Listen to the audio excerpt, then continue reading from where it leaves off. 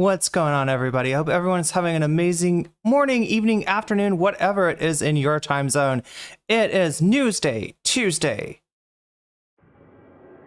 August 5th, 2025. This is NCCTV coming at you live from the steps of the Umami Airport, which, you know, okay, I'll call it the Umami Airport if you want me to. If that's easier to pronounce, we are live, or at least that's how it appears to my senses, including the sense of taste. Could be a brain in a jar somewhere. Don't know, don't care. Shouts out to all my weasels out there, all my forest creatures rocking out to the realest of the real synthetic lifeform streamer, trapped in a cyber brain and body like some kind of ghost in a half shell in this late stage hyper-capitalist dystopia. Forced to exist in this twilight realm to pay off my debt to society and my student loans. I hope you're having a good day, whoever, whatever, wherever, whenever, and however you are. We're about to jump right into it here on twitch.tv, youtube.com. High risk, high reward, high on life, or whatever simulation, simulacrum, simultaneous, spontaneous singularity of consciousness this is, was, or will be sometime in the distant cyber future. The Umami Airport? I'm trying to imagine what that would be, chat. Look, I was in the Endless Airport not so long ago in Kuala Lumpur. I swear to God, I no-clipped into the back rooms. There's no way that it's like an airport, but it's also the biggest mall I've ever seen. And I'm from the country, I thought, of big malls. I don't know, chat, do other countries have bigger malls than the US?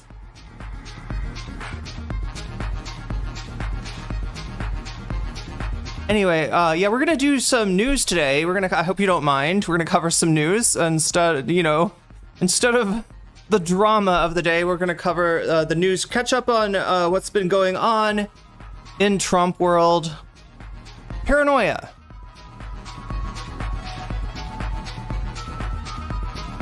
and dementia. That's, pretty much what we're dealing with in Trump world here. And so we're going to see that continuing crash out that Donald Trump is doing on the Squawk Box on CNBC, and yes, on the top of the White House. Bro just wandered onto the top of the White House. It's rude to call someone chick. I mean, I don't know. It's worse than bitch? Oh my God. Well, I have been called worse than bitch. I think, like, there's some people that really do feel that way about me, but they're a lot less relevant than they used to be. Let's just put it that way. Their entire cities are malls. Wait, where is China? Oh, okay. I need to go to China, chat. I mean, we got that Vietnam thing coming up. Chat, I should have bought the freaking tickets. I don't know what's wrong with me. Every time that I go to, like, buy the tickets, I'm like, something comes up and I'm like, no, but I like to watch I want to watch the YouTube video. I don't want to go on trip.com or wherever one goes. Put your answer, chat. Where do you go for plane tickets? And is it different maybe in different places? Like, right? Or do some places have better deals for... I wonder if there's like a website that's like particularly like good deals for flights out of Thailand, because I just need to go from Thailand from like Bangkok to Hanoi, really. And it seems like it shouldn't be that expensive. I don't know, what did I pay for the ticket last time? I think it ended up being, I'm trying to remember, chat. It was a ridiculous amount. Not quite as much as I pay for rent. There we go. That's about how much I paid for the ticket that I did not end up using, but this time it's going to be different, chat. Because we're going to get that ticket ahead of time. I'm going to get that Vietnam e-visa, and things are going to go smooth. Never bought plane tickets? Anybody got any plane ticket hacks for me? Wait, say it in an Aussie accent and you'll be right? Say what in an Aussie accent? Say chick in an Aussie accent? So happy you're doing news because so much is happening, I can't keep up with it. We're gonna try to both keep up with it and also go a little in depth, right? Like, you don't get, you get the highlights from Sam Cedar, from Philip DeFranco. We're gonna try to get the, you know, some of the jewels, to pluck those jewels out, because we got a juicy tape of a congressman going home after dodging town to avoid releasing the Epstein files. The Republicans are back in their home districts, and some of them are silly enough to try to do a town hall. You can imagine about how that goes right now, yeah. But yeah, chat, I mean, you know how like the back rooms are like endless hallways or like endless warehouse, or it, like that's the whole thing about the back rooms. Every single level is endless X, right? Endless hotel, endless oceans, endless pool rooms, which is like weird how like a pool room is not a thing, right? There's no mall that's just full of swimming pools, but if there was, it exists on, I think, level 23 of the back rooms. Yeah, it's the most relaxing level. I use flight deals, kayak or whatever, Google Flights. Yeah, I think you're right. Wait, buying a VPN? What? Buying on VPN. What does that do for you? Zavara, does that give you better deals? And what country do you set your VPN for, I wonder?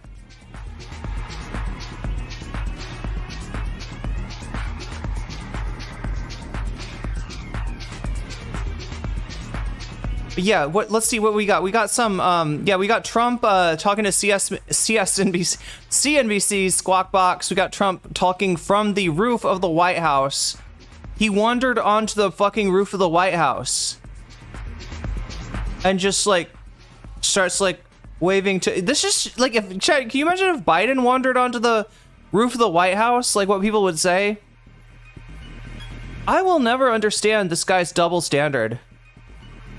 Other than, I mean, it is a very old technique. And for instance, with debates, right? You often don't hear what you'd expect to hear pre-debate, which you'd expect to hear. My candidate is going to clean the clock with the other candidate. This other candidate's got no chance. My candidate's good at debates. The other candidate fucking sucks at debates. You never hear that. And there's a reason, right? Because they are playing the expectations game. They'll almost do the opposite thing. Well, listen, while my candidate is not the best debate. Oh my God, what the fuck is that? What is even going on here? Oh my God, chat, are we in JoJo land? Holy shit. Okay, there we go, chat. All right, anybody want to name which JoJo this is? I believe I know.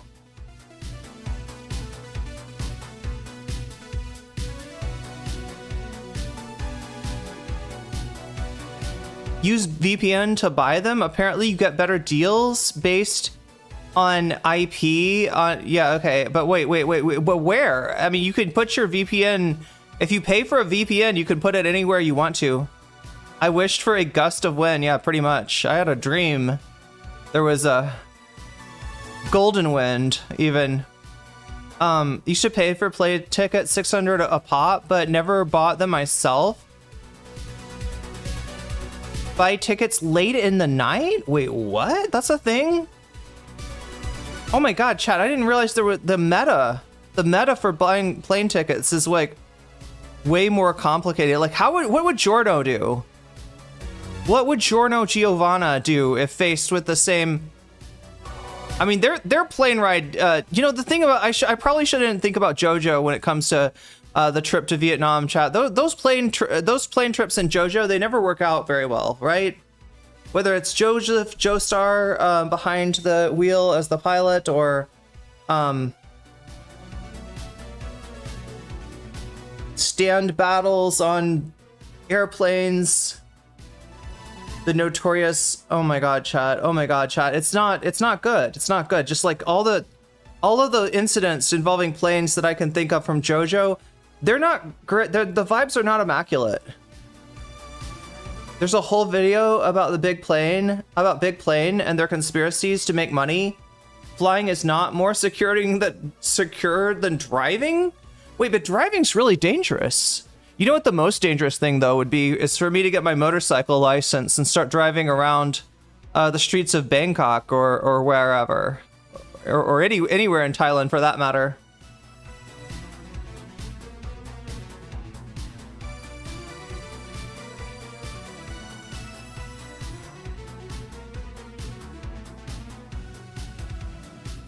Wait, Rick Strom? Who is Rick Strom?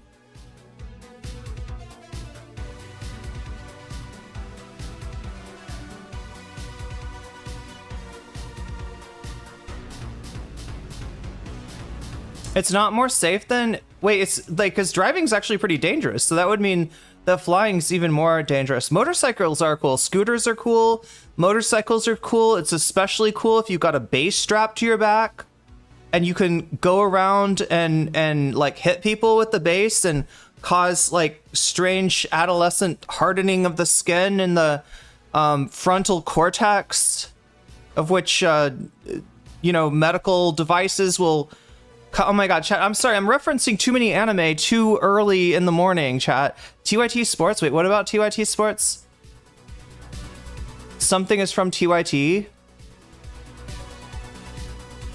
Oh, Rick Strom is from TYT Sports, is that right? I will die on the hill, lol. Yeah, I'm trying not to die on any hills, especially of the lowly variety. Oh my god, chat. I don't even want to... I don't even know what to say about the latest Ethan attack on Denims, right? Ethan dug up Denims' DeviantArt account from when she was like a 17-year-old Fujoshi, right? Which, yeah, I mean, this would be embarrassing to most people, but it's also like 10 years ago, and oh my god. But yo, you won't even believe what he's trying to do with this shit. You won't even believe what he's trying to say about Denims. Based on some deviations, I guess, that she put forward on DeviantArt in 2015. Jesus Christ. Airplane companies cookie your IP, so every time you go back to their website, the prices update? What? Wait, so what's the meta? How do I do it? How do I hack it? How do I beat it? We have to find... and look, I hope you're happy that I did not bring that like to you, right? I really hope that you're happy that I did not cover that. I just don't think that like it's not... He's trying to make a scandal for Denims. And the worst thing he can say about her, you know, from what I saw, is that she didn't like call out the you know, the Ava Tyson stuff as early as some people, including myself, did, right? And it's just like, okay, that what, you know, what? This is supposed to be a scandal? This is supposed to change how I feel about Denims? A bad take and some like cringy artwork that was done at when Denims herself was, I believe, a minor, if I'm not mistaken about Denims' age, right? It's just so yeah, I decided not to cover that. It's just like, it's like Ethan just is trying to get attention. Do you know what he did this time, chat? And I promise this, I'll shut up about Ethan after this, because I know we got to get to the news, and that's what's important, not Ethan, not fucking Ethan Klein, right? This time he tried, like, his numbers keep going down and down and down and down and down, and this did, you know, this was true last time too. He changed the name of the stream to "The Crew Has Left Me." It was a picture of him and his dog, like, sitting there in the studio alone, right? He literally clickbaited that the entire crew had quit. Because that's what this fucker has to do for views now. And no, of course, they didn't quit. They didn't quit. Anybody getting excited? I think the reason why Ethan is so emotionally wrecked by Denims is that subconsciously, he knows she's better than him in every way. For many bigoted reasons he can't handle. Ooh, okay. The guy who says, I haven't harassed a minor for 10 years, says Ethan. That was 10 years ago. You can't use that against me. But you could sure as fuck use Denims' take on Ava Tyson or Denims' artwork. Can you imagine, chat? I'm trying to imagine this, right? If somebody, that would be like, I mean, I don't know if it would be a big scandal or anything, but it'd be embarrassing as fuck. if somebody got a hold of art that I had done as a 17-year-old, chat, I mean, first of all, it's going to be really bad art. You know, I'm no artist already, but I was even less of an artist at 17.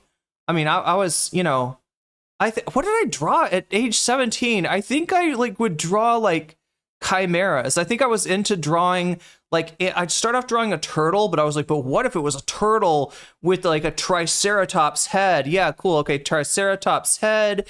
And then, so it got a lion's tail, and it's got a you know, giraffe's legs or something. You got this like strange creature like walking around on giant giraffe legs and with a triceratops head and a turtle shell. I don't know.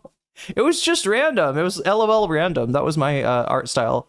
If you could even call it an art style. Ligers? Yeah, I mean, I would have probably drawn something like that. But yeah, no, it was just like stuff that you draw on the dry erase board in between chat, you know, or in your notebook. Like, oh my god, chat, I'm tempted. Do I have? I don't even know if I brought my like old cringy art from Seattle to here. Denim's is so innocent. Leave my queen alone. Well, I'm definitely not gonna cover whatever the hell that garbage was. Didn't Rom do copyright stuff with DeviantArt? And that's how they got in contact? Wait, how Ethan and Rom got in contact? So this is Rick Strom from TYT Sports, who stood outside with a like with a Hassan, with a "How do you feel about Hassan" sign? Is that what happened? Like to get people to honk or something? Airplane companies, yeah, cookie or IP. Yeah, chat, I want to know more about this airplane meta. Can you save me some bucks, chat? Can you save me some bucks on air travel? I was just going with whichever, you know, whichever company had my favorite, like whichever company had my favorite, like, Japanese, like, television star on it. Which was, I think, Agoda last time. I was thinking Agoda would be goated, but apparently not. Used to draw Marvin the Martian all the time, nothing else. I'm Gen X. Good luck finding anything from my childhood. My real name doesn't exist there either. Nice. He interviewed people on the way, their way to Lollapalooza. Okay. Wait, Lollapalooza is still a thing? Who the fuck is playing Lollapalooza, chat? I feel like they should call it Lollapalooza. That'd be funny. Lollapalooza. 2025 it exists? Wow. Okay, what is the lineup though? I want to know.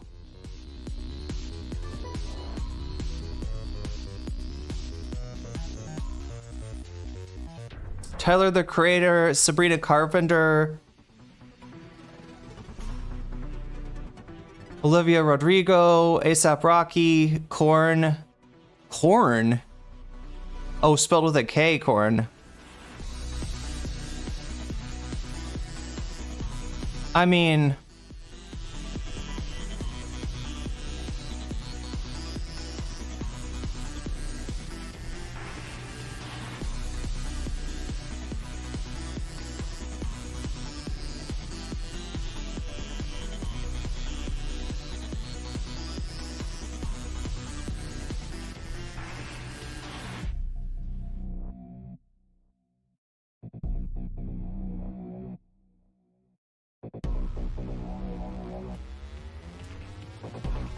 We have Sam Cedar and Bill Burr, that's it. As far as...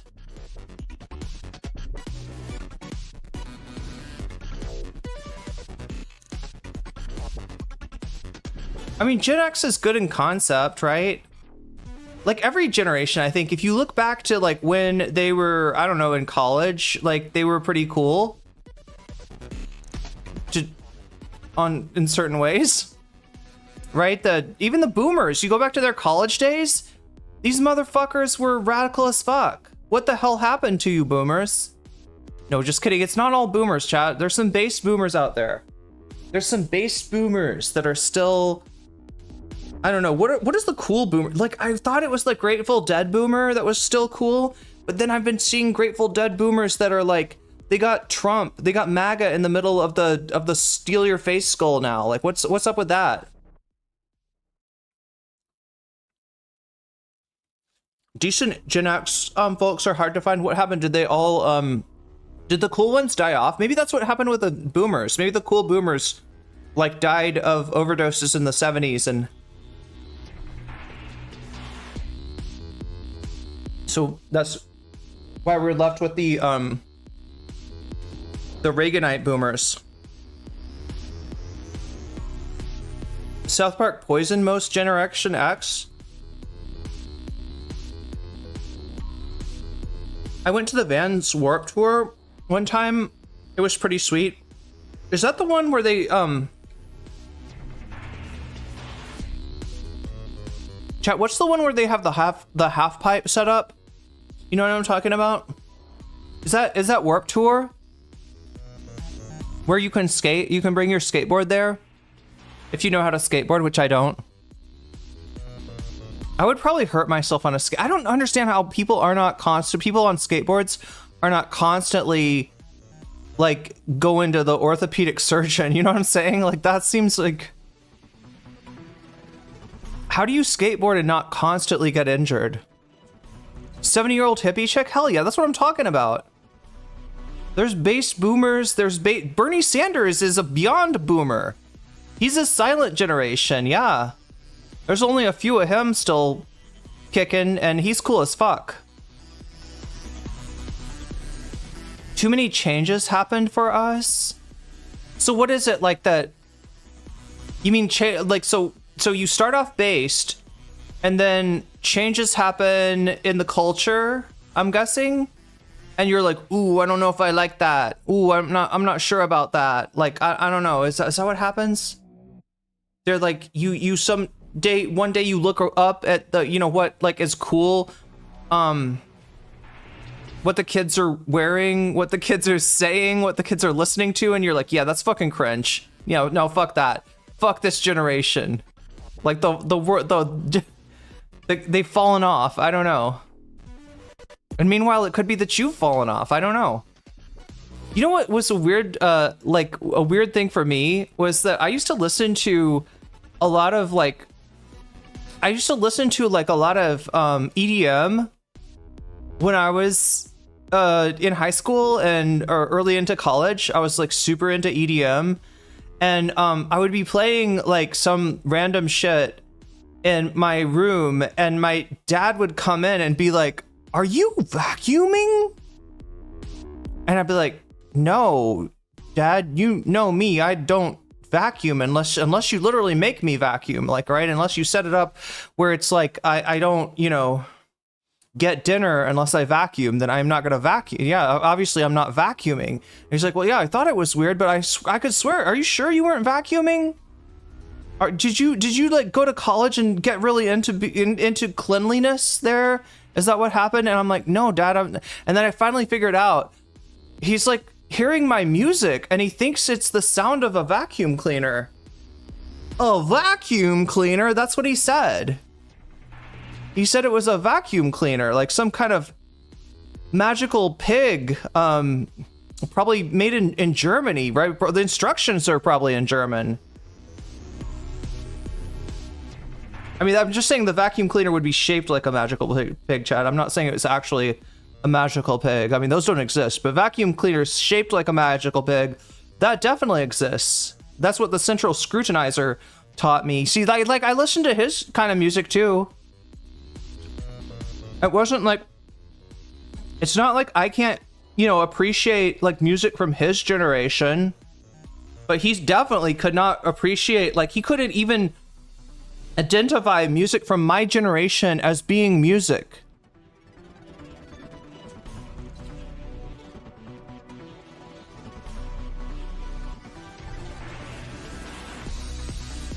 I thought there could be some trade, you know what I mean?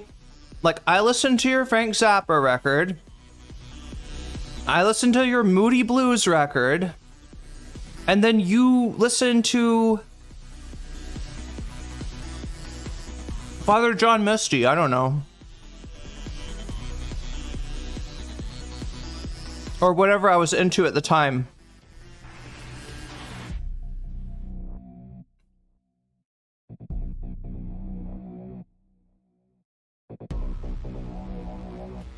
Oh my god, what are we listening to right now, chat? I feel like we're listening to some acid. Is this acid? This is acid, yeah.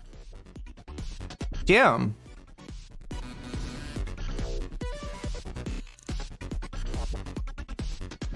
Like, it's not like they didn't have electronic music when he was growing up. Moody Blues dubstep remix, that's what he would appreciate.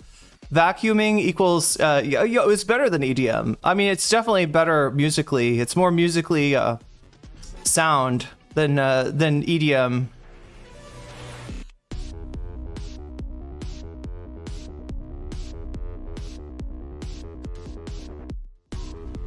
Oh yeah, chat, you know what I forgot to do? Completely slipped my mind.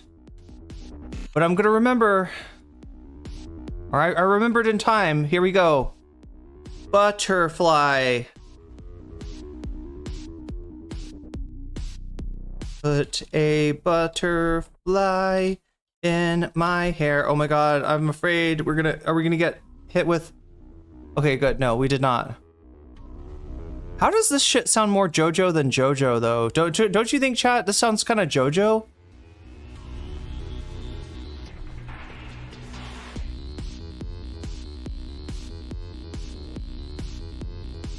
Wait, what the fuck is this?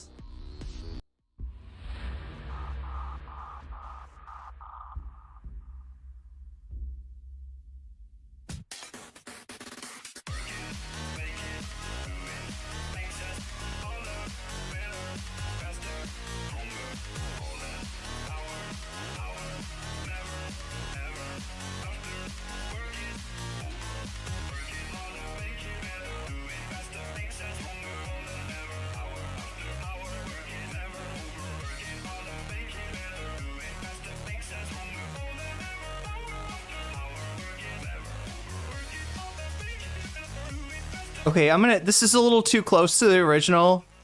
I'll probably get hit for that. You want to help me offset that hit that I may very well take from ad revenue due to my insistence on listening to the JoJo Daft Punk mashup. You can do so in a way that will actually help us achieve some bonus content. That's right, we have the possibility, chat. This will be TOS on Twitch. Wait, what will be TOS? If you use a VPN when searching between airlines, the cookies won't work and you will always get the original pricing rather than... So wait, so are you telling me... Wait, chat, the updated higher prices, what are they then? You're telling me that it's not that the prices get higher the closer that you get to the date of... You know, like, right? So if I buy, you know, 6 months ahead versus 3 months ahead versus 2 weeks ahead, which is where I'm at now, 2 weeks ahead of... God damn it, chat, I can't believe I have to, like, leave again. It's like I'm constantly having to do this. I mean, like, technically, if I really wanted to, I could stay here another 30 days and I could postpone the trip till September. I don't think I'm going to do that, though, because I really want to start learning... I really want to start learning Thai. The sooner the better. Hell yeah. There we go. Is it really JoJo because it stops and JoJo never stops?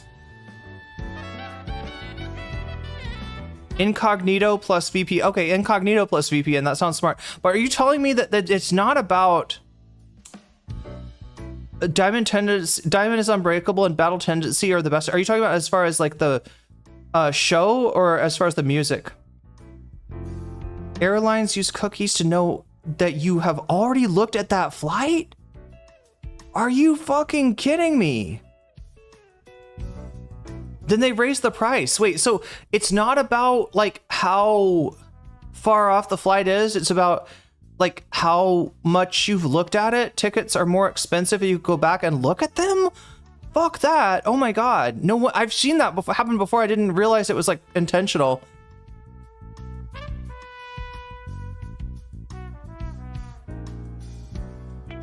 VPN masks you from the cookies and the airline program that raises the price. Okay, so I know I got to get a VPN. I don't have anybody telling me that like one of the sites is better than the other, so I guess it just depends on maybe where you're going. Maybe it's a little random. Maybe it's best to look at all the sites. Probably that's the smartest thing to do. Look at all the sites. Look at all the different. I'm legit working on a baby take your teeth out Zappa remix. Oh fuck!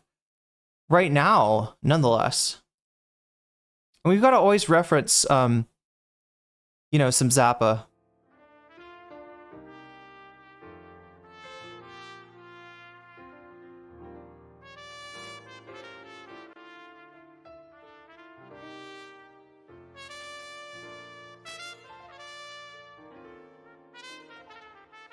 That's what we're looking for, though.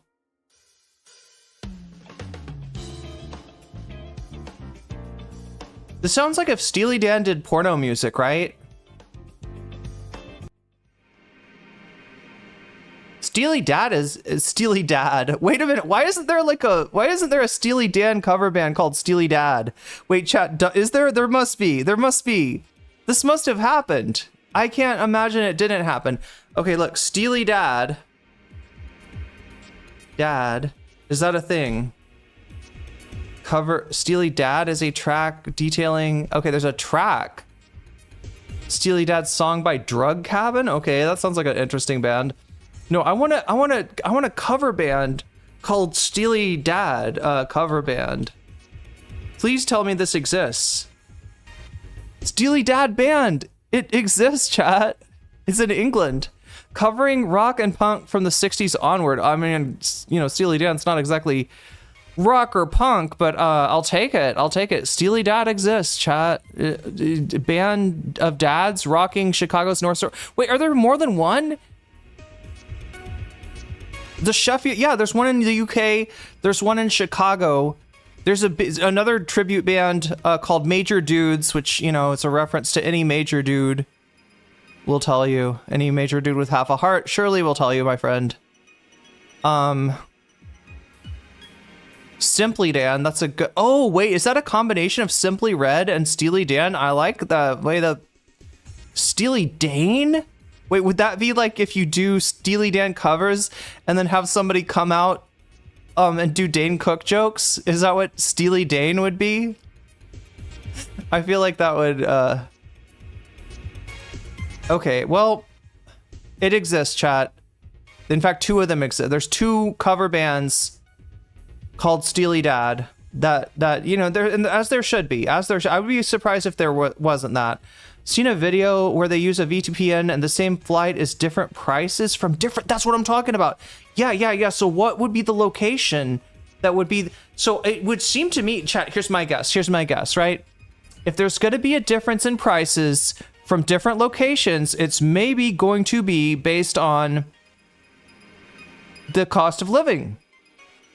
So if I put my VPN in, if I leave my, you know, I almost feel like I should just leave it in Thailand, or could do Myanmar, Cambodia, Albania, perhaps. I don't know, chat. I should. Best VPN is multivad. I will never get on a plane. Yeah, thanks to Joseph Joestar, right? It's how they distinguish between business class and who can pay more than other. Wait. How far off? Oh, has a huge effect for sure. Wait, so business class. Wait, so business class would ostensibly be booking their trip later? It does matter if you get the planes the day before versus 3 months. How about 2 weeks before? Is that good? Or is that not good? Friend of mine, tech friend recommendation. I don't expect you to read. Oh, wait. Okay, yeah, if you don't want me to read your chat aloud, I can. Steely Dad sounds like a porn site. Wait, what would the porn site be? Wait, for dad? It would be like a dad porn, like hot dads or something? Wow. Sounds like the Clash type punk instead of the DK type punk. Oh, Dead Kennedys. When you first said DK type punk, I was like, wait, is there like a punk soundtrack to one of the Donkey Kong games? Donkey Kong and Diddy, they start a punk band. Who knew? Somewhere with a weaker currency than where you are, maybe? I can't tell like weak from strong.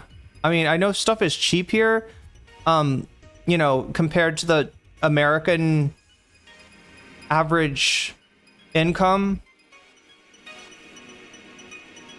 But I don't know if that, people have said that the baht is actually fairly strong. Yeah, when you ask if a currency is strong, I think you're really saying like compared to, you know, historically, and like maybe historically the baht is kind of high now.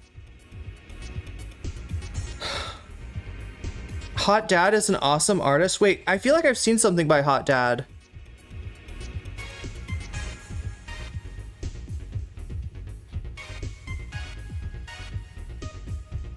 Apparently AdGuard has not been third-party reviewed. Okay, not transparent, and apparently it operates from Moscow, not Moscow, Idaho.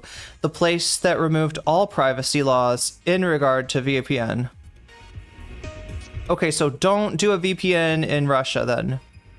Business trips are often booked late.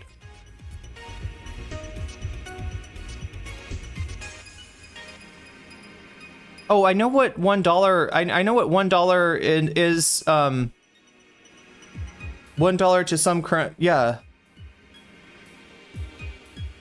$1 is approximately 90 Thai baht, if that helps.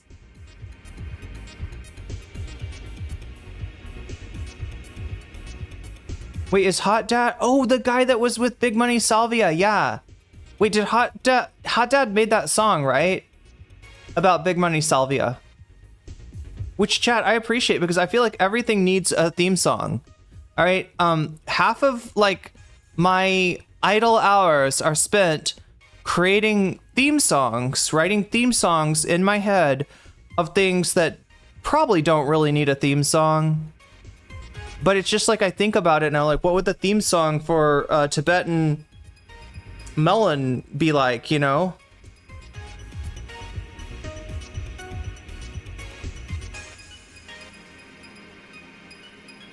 Yeah, I was like, I've recognized that name, Hot Dad, from somewhere. I could not remember where.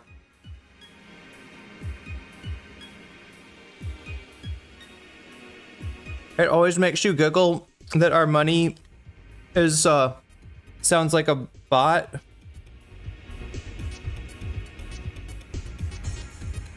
But oh my god, is this melon ever good? This is like so much better than cantaloupe here.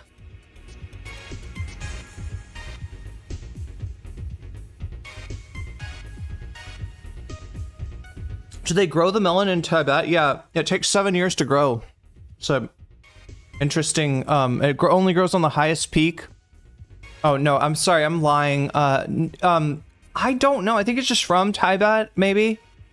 I'm guessing. I don't really know about the history of the Tibetan melon. I just know they're like way better than cantaloupe. They're like cantaloupes that actually, like, they taste the way that cantaloupes should. Because most cantaloupes that you get, I gotta be real, they're kind of funky, they're kind of mealy, they're okay, they're, you know, it's fine. Sometimes I have to salt my cantaloupe, chat. I mean, who knew?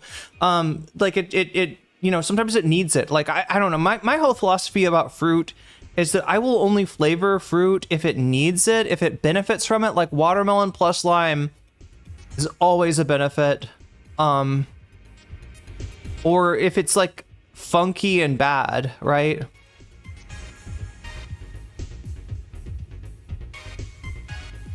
In French, it sounds prettier. Wait, is there... Do I remember how it's said in French? Pamplemousse is grapefruit, right? Cantaloupe.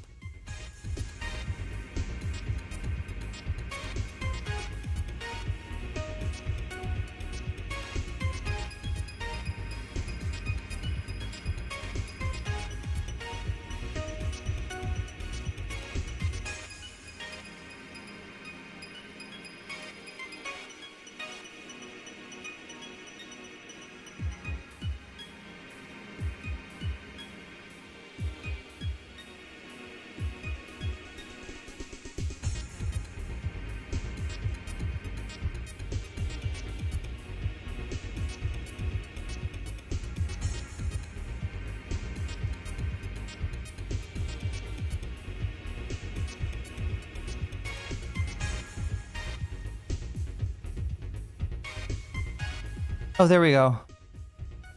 Cantalou. Oh, you're right. Cantalou. Yeah, it is nice. Versus Cantaloupe. cantaloupe. Cantaloupe. Yeah, yeah. Cantalou. Cantalou. And you just swallow that final consonant.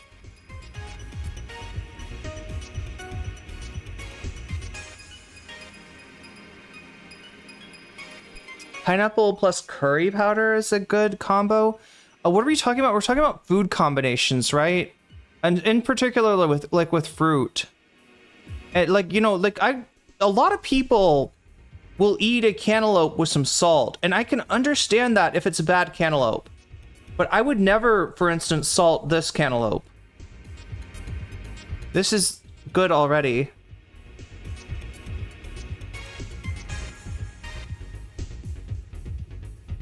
But at the same time, there's certain combinations of fruit flavors or flavors with fruit that are just like worth it. Like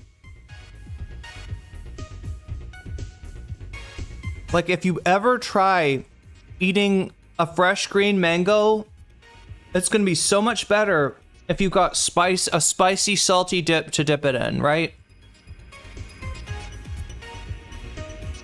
My theme music would be Barbie Girl, just to piss my sister off. She hates that song. Cantalou. Cantalou. I made a theme song for the Do Not Worry podcast. Nice. I wanted to make one for all the content creators, but then I lost my job, so that's my focus right now.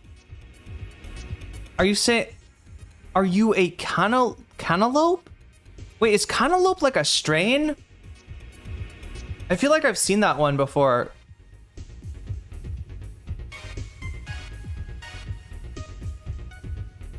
Strongly suggesting reacting to the Rick Strom at Lollapalooza video. Okay, well look, we could get that one started.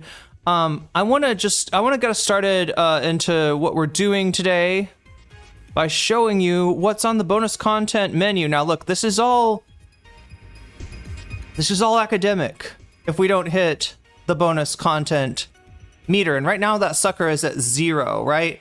Which is about what I would expect for a news stream, which is why maybe I don't do news streams as much as I used to. But look, if if you can classically condition me differently if you want to, right? There's a possibility for me to hang out a little bit longer than I normally would, and for me to cover another topic or 2 or 3 or 4, depending on if we can hit the bonus goal, right? If this number that's now at 0, if this gets to 100, somehow I'll stick around, I'll cover one of these topics. What do we have here? We have a video essay, The New Aesthetics of Fascism by Ben. How did somebody get the YouTuber name Ben? I don't know, but this person did, and he makes really good videos, actually. You'd be surprised. In fact, maybe not. I think some of you might recognize this person, right? This is a what? Anybody remember what else? What else the YouTuber Ben has made? I feel like there was a previous video on the same subject that Ben made, like a few months ago, but this one's kind of updated, and apparently we needed the update because the fascist fashion is a moving target. It's changing.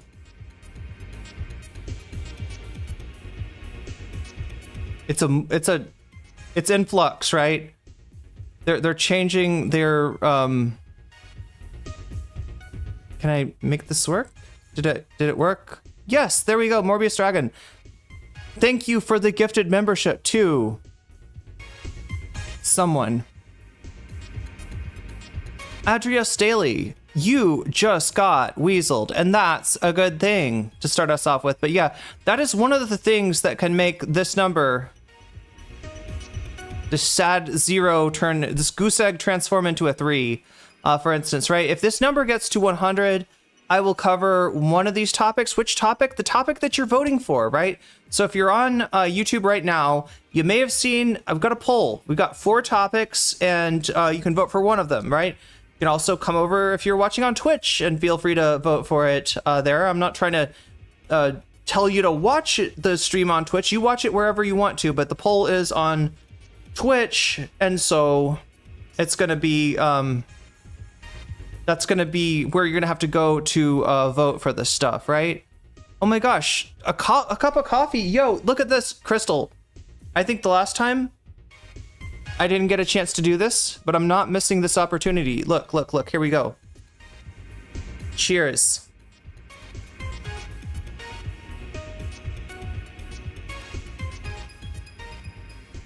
Yeah, drinking real coffee for the first time in a long time. I did end up, like, because I got a tea sock, and you can also make coffee with that. Although, I don't know, chat, should I get some real way to make coffee? Like, isn't there some kind of thing where, oh, I'm trying to remember how it works. It feels like there's like a kettle, and there's a cup, and you put the coffee, you put the coffee filter in the cup, and then you put the coffee grounds in the cup, and then you fill that shit up with, you fill it up with, like ground coffee, and you just pour it in, and then you've got a kettle full of coffee, right? That seems like the simplest one. They're gonna finally stop appropriating the shaved side of the head. I don't know. There was a guy on, what is it called? On Jubilee with Jink that had that exact appropriated shaving of the side of the head.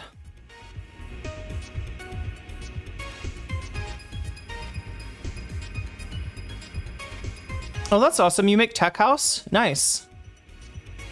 Those are 2 great genres that sound great together. Yeah, so like I said, we've got a poll going on YouTube. You can vote in it. 40 of you already have tonight, which is, you know, maybe better than I thought for doing a news stream. I don't know. The whole thing about this is that, like, my experience, the common wisdom is that for whatever reason, like when I cover news, YouTube just does not let my videos get out, does not let my streams get out, does not show that to people, does not think that you're interested in watching it. I happen to think that a lot of you are interested in watching news streams, but that because I haven't streamed enough news that YouTube doesn't know that, right? So you got to show YouTube you like the news stream. You got to show me that you like the news stream. You can do that by hitting that like button, right? By coming in here, watching the stream, and hitting that like button and letting YouTube know, no, actually the news streams are quite good, right? And then it'll start showing my stuff to more people, which is, you know, crucial. I don't know. There's some kind of filter, right? And I understand why YouTube does this, because they don't want is for somebody to come on, or this is going way back, right, chat? But they didn't want somebody to come on and be like, actually, COVID's not real. Actually, the shot is gonna make your head explode. Actually, you know, like they don't want people coming on with you know, into the news category with a bunch of like conspiracy theories and bullshit, right? Oh my god. So they make it so that the only channels that get any traction with news are like majority report size channels. That's why I don't ever stream I'm sorry, chat. We're trying to stop. Oh my god. It's doing the thing.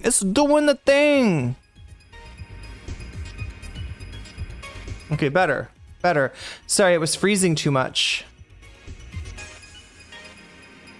Tech House isn't really on the radio that much. You hear it on clubs all the time. Yeah, it's good to dance to. For sure. But yeah, like I said, you know, if you want more news streams, support the stream. You could do that for free with your thumb by liking the stream. That helps me out a lot. Other things that help me out is when you click the link to Blue Sky. Yeah, that's pinned on Twitch and YouTube. You can click the link to Blue Sky, and you can participate in the thread if you want to. That is the way that we get the word out beyond YouTube, actually on Blue Sky, where I feel like there's probably a lot of people that would really appreciate what we're doing over here on Blue Sky, you just got to let them know. So if you want to let them know, click that link, comment in the thread. That's what the thread is there for. It's your little playground for you to play around on and discuss the topic, right? Before we even get started. So that is another thing that you can do that helps the stream. The other things that you can do, especially if you want me to stick around and cover some bonus topics, because it doesn't have to be just news. We've got a video essay, we've got a controversy, I guess. Mike said a few things and it caused Sean to want to talk about a phenomenon in the space that's not just really about Mike, right? Mike made some comments that he later apologized for. But yeah, it caused Sean to think about like how we are talking specifically about white men, and that, you would never hear this kind of stuff about, we gotta like reach out to black men, or we gotta reach out to women, or we gotta reach out to, queer people, to trans people, to whatever. It's only like for the last 8 months since the election ended, like you've heard nothing but like the Democrats need to appeal to white men, right? And what kind of space that makes when somebody just like accepts that message. So anyway, I thought it was pretty interesting. I think Hassan brought him on too to talk about it, right? We got Anna Kasparian glazes Tucker. This will probably be the last day that this is on there, because it's just not getting the votes. Anna Kasparian, not as interesting as she used to be. Look at that. She's at 10%. Complete failure, Anna. Complete failure. But anyway, that's at 10%. And then Hassan's controversial tweet. Yeah, Hassan, excuse me. It shouldn't be controversial. Hassan made a tweet. Really simple thing that he said, which is that like one phone call could stop the starvation, the genocide in Gaza. One phone call, right? And there's historical precedents for this too, of the United States making one phone call to stop Israel from what it's doing, right? But somehow all the slop tubers read this as Hassan saying that he thought he could make one phone call and stop the genocide, that he thinks he's Superman. I don't know. But yeah, they definitely have been chirping about it, and Hassan responded to it. So if you're interested in his clapback on that, then you can vote for Hassan's controversial tweet. And then yeah, those are our 4 options for topics of bonus content if we get to 100. So let me explain to you a little bit more about how that works. Like I said, 45 of you have voted so far. That's how we select the topic. How we get bonus content in the first place is by hitting 100. And the things that make this number go up are things like super chats, super stickers. If you get yourself a membership, if you gift memberships on this channel, on YouTube, right? What did I say? Did I say super chats and super stickers? Yeah. And if you support me on Throne, which right now we're 40% of the way to the to covering my trip to Vietnam, and I want to do some content while I'm there. I want to show you as much as I can of Vietnam and do a little exploring with you possibly. So I'll be there for about a week, and I need to cover my plane ticket and a and hotel or whatever I end up. Yeah, Lizzie Rosa says, I did the blue sky. You're doing your part, is what you're doing, Lizzie. Thank you. Okay, I shouldn't quote Starship Troopers unironically. But do you want to know more? No, sorry, Chad. I'll shut up. But anyway, what am I trying to talk about? I'm trying to talk about, yeah, the things that make this number go up. So yeah, when you support me on throne.com/nocommentchick, which right now, the only thing I've got on there, and there's a reason for this, chat. Normally Throne is to help me get things that will make the stream better. Like right now, it'd be really cool to have a green screen, for instance. I'm a little reticent about putting that on there because I don't know if they'll actually send it to me in Thailand or not, or how that even works. So until I figure that out, what I've got on there instead is a cash gift for people to help me offset the cost of things like my trip to Vietnam. So if you want to help me with that, you can go on throw.com/nocommentchick and get that. If you sign up for my Patreon, patreon.com/nocommentchick, you also get a fancy shout out at the beginning and ending of every stream, which I'll be doing in just a moment. Or if you support me on Twitch, which you can do for free, if you've got Prime, right?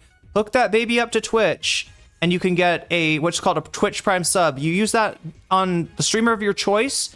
And if that happens to be me, people are talking about Columbia Recon. Columbia Recon has been coming in late, sort of towards the end of stream. So if you haven't seen, it's not. I don't think Columbia Recon has disappeared. If that's what chat is worried about, I think you may just be the early part of the stream, and you're not seeing Columbia Recon, who has been the late part of the stream lately. So that's to solve that mystery really quick. So yeah, we got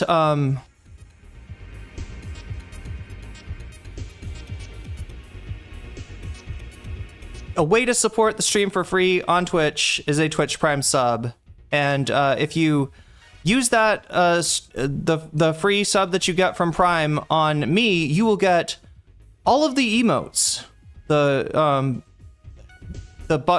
Wait, we should have a butterfly emote. I keep on thinking that, and then I forget it when I'm like, I want to make more emotes. I forget it, but yeah. Whether you want the weasels, and I can't figure it out for chat, but for some reason, the Twitch subs seem to be more popular than the YouTube memberships right now. It used to be that the YouTube memberships, we had like a gazillion of those, right? A gazillion YouTube memberships and very few Twitch subs. Now that's almost reversed. I think we've got more Twitch subs than YouTube memberships, which is wild to me because unless you use a Twitch Prime to get it for free, it costs twice as much.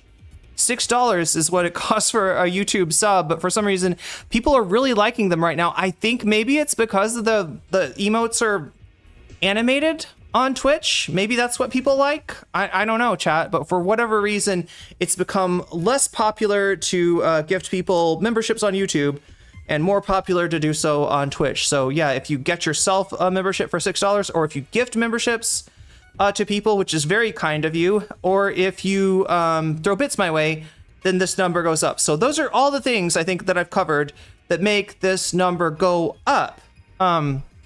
Right? And one of the things that I mentioned was Patreon, right? So if you support me on Patreon at the $5 level or above, I give you a fancy shout out at the beginning and end of each stream. Let me go ahead and do that now while I'm thinking of it.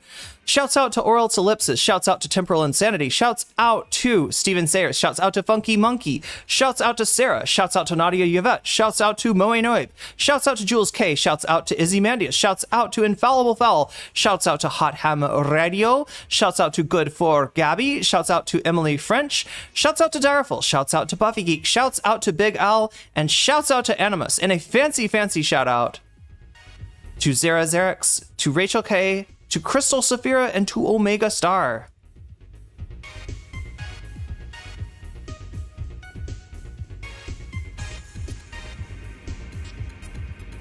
So let's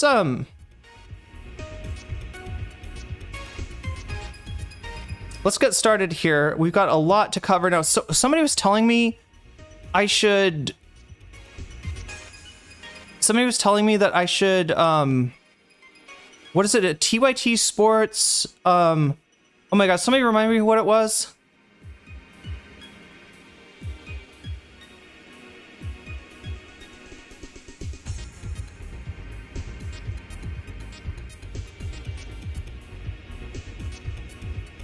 Rick Strom. Okay. Let's take a look at what Rick Strom is up to on TYT Sports.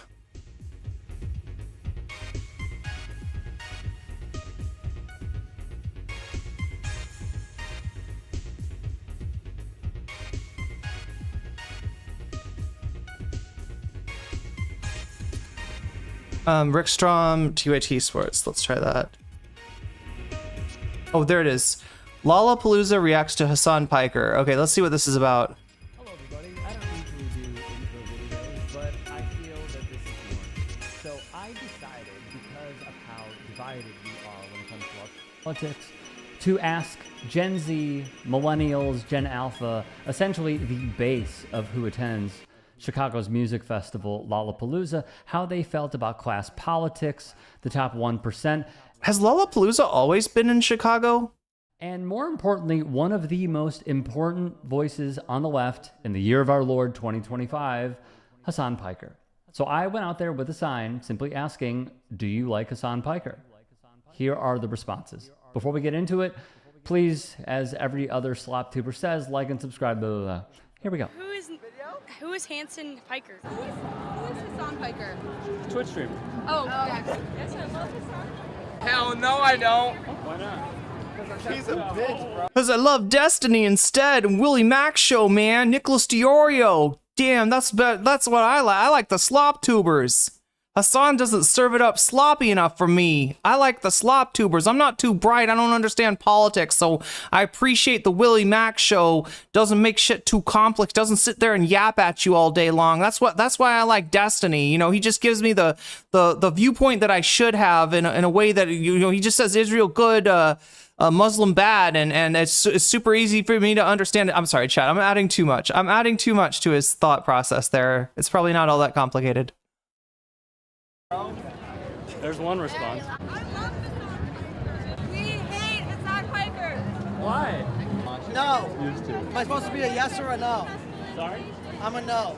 No? Yeah. Jacob, come on. All answers are why. Why? Nobody's answered why. This is the most interesting part. Come on! Hassan Piker, hell yeah. You want to tell him why?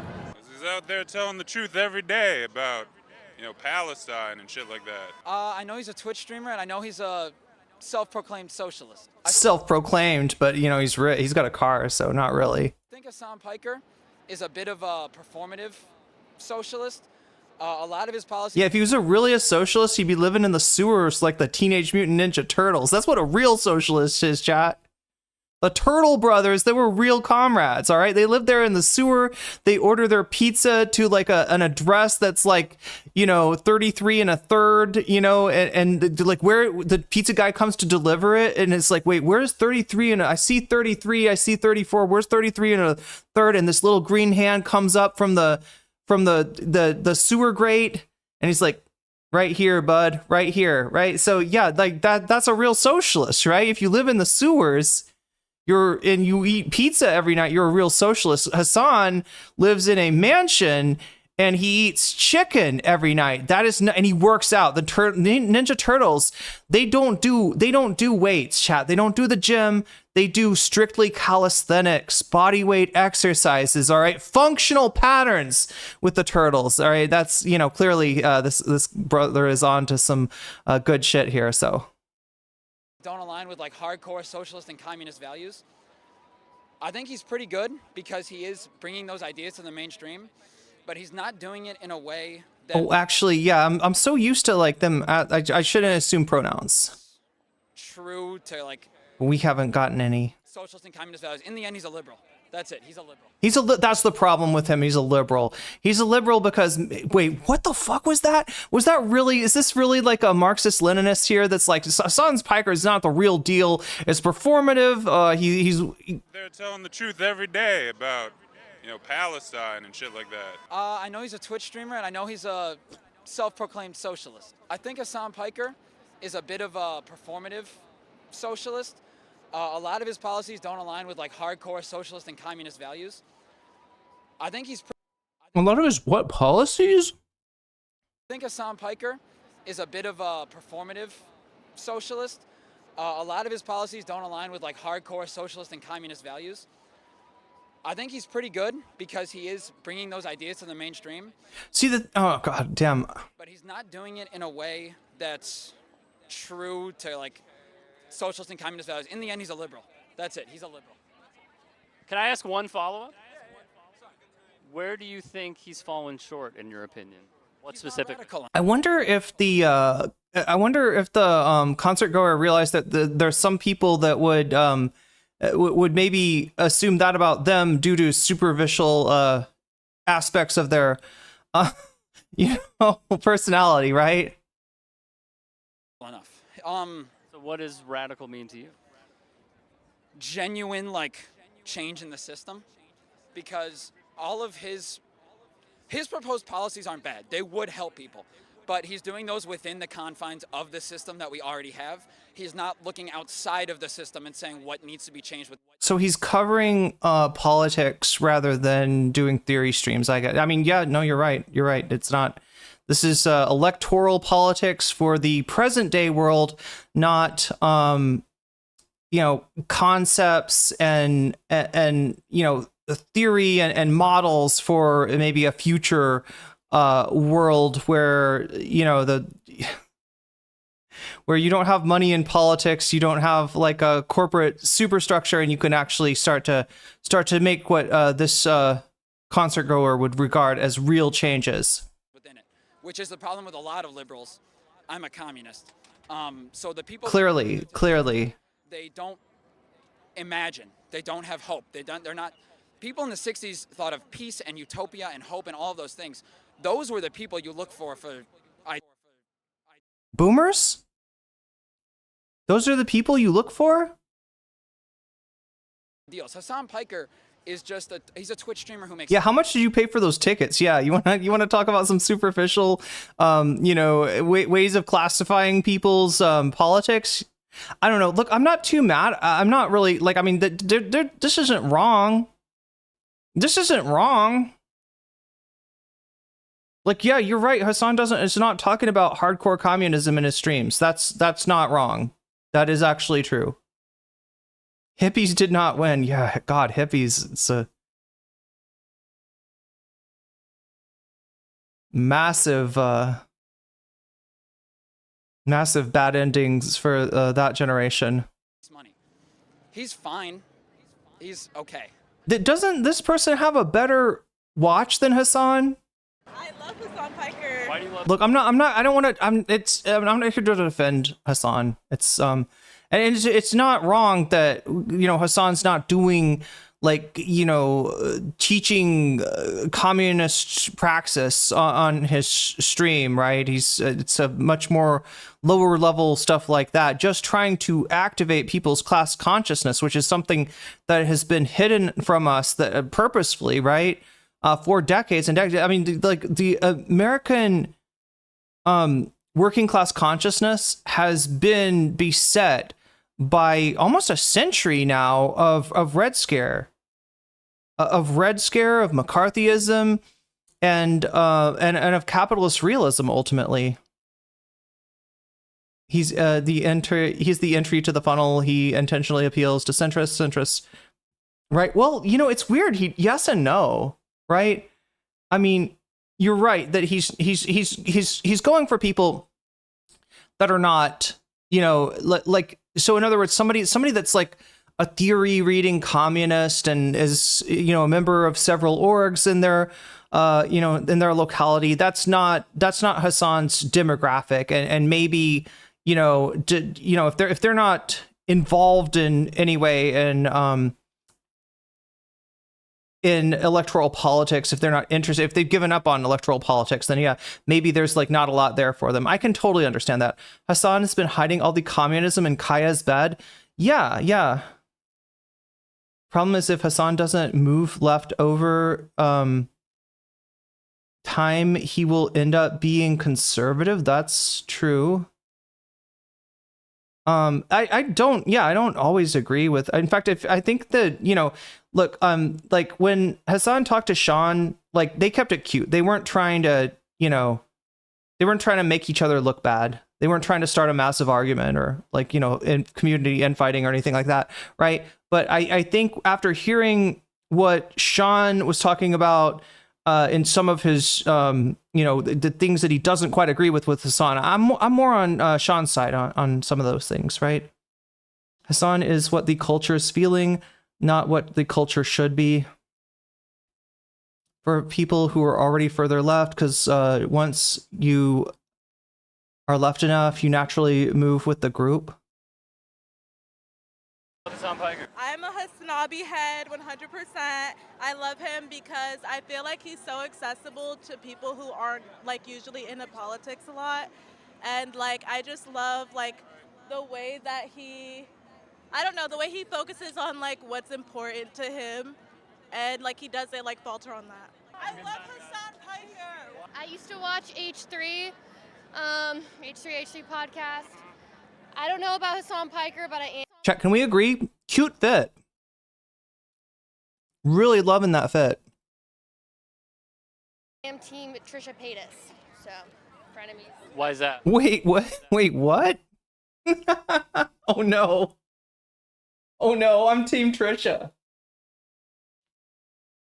I mean, I don't even know what that means, right? Like, you know, you talk about Hassan and Ethan Klein, you can sort of guess, like, you know, that you're talking about like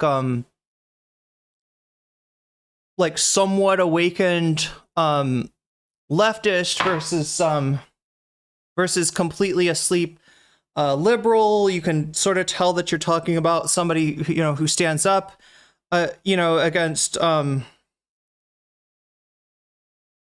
genocide versus somebody that is just performatively against it, and yet is fully willing to you know, attack you know, pro-Palestine advocates before they say shit about you know, what's actually happening in Palestine. But like, I did not expect that it was going to be like a Trish Paytas, like a challenger emerges. We got a third option now. We got the Trish Paytas voter. What does the Trish Paytas voter even vote for, right? They don't like Ethan, so maybe they're against the squishy liberal policies, but like, holy shit, Trish has said some fucked up shit. I don't know if she stands by it, though. I don't know if she ever stood. Like, I remember, like, back in old school YouTube, like, Trish would just say some shit that was, like, completely off, right?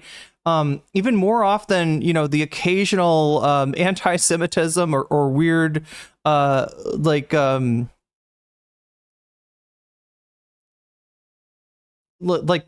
weird, I don't know, chat. I was impressed that she didn't have camel toe with shorts in that. Yeah, I want that superpower. Yeah, to be able to rock that without a camel toe. True. So that way that, you know, Ethan Klein doesn't pull up your video. And you know, while he's touching himself on screen, ooh, hitting a street interviewer with internet lore. I know, I didn't expect that. I didn't expect this to H3. Lots of H3 mentions. Really, free Palestine, socialism is the only way. Wait for the Ramallah Raiders shout out. Is that what's happening here? I want a Giardia shout out, Chad. I want a CPS Skulls shout out. She was a chicken nugget for a while. Wait, who was? Wait, Trish was a chicken nugget? They vote very much based on vibes, but liberal vibes. She's just an icon, and I feel like Ethan... Okay, I will give that to her. She is definitely an icon of some sort. Ethan's a little too controversial nowadays. I don't know, but Hila's a queen. He's too controversial. Hila's a queen. And if you... Hila's a queen? Oh, no. Oh, no. Oh, what? Wait. They don't like Ethan because of Trish, but they're like, but Hila's pretty cool though. Yeah, Yoav Gallant did nothing wrong. I like Hila. I'm from the Clube Portugal Sporting. The Clube Portugal. I'm probably mispronouncing the fuck out of that, right? I want someone to come up to Hassan and say, I called CPS. Big ups to Giardia. She was one of the best shows on the Food Network. Red Queen from Tim Burton's Alice in Wonderland. Wait, who is? Who looks like the Red Queen? We've done Brianna Wu as the Red Queen in a thumbnail before. You had a message for Ethan, what would it be?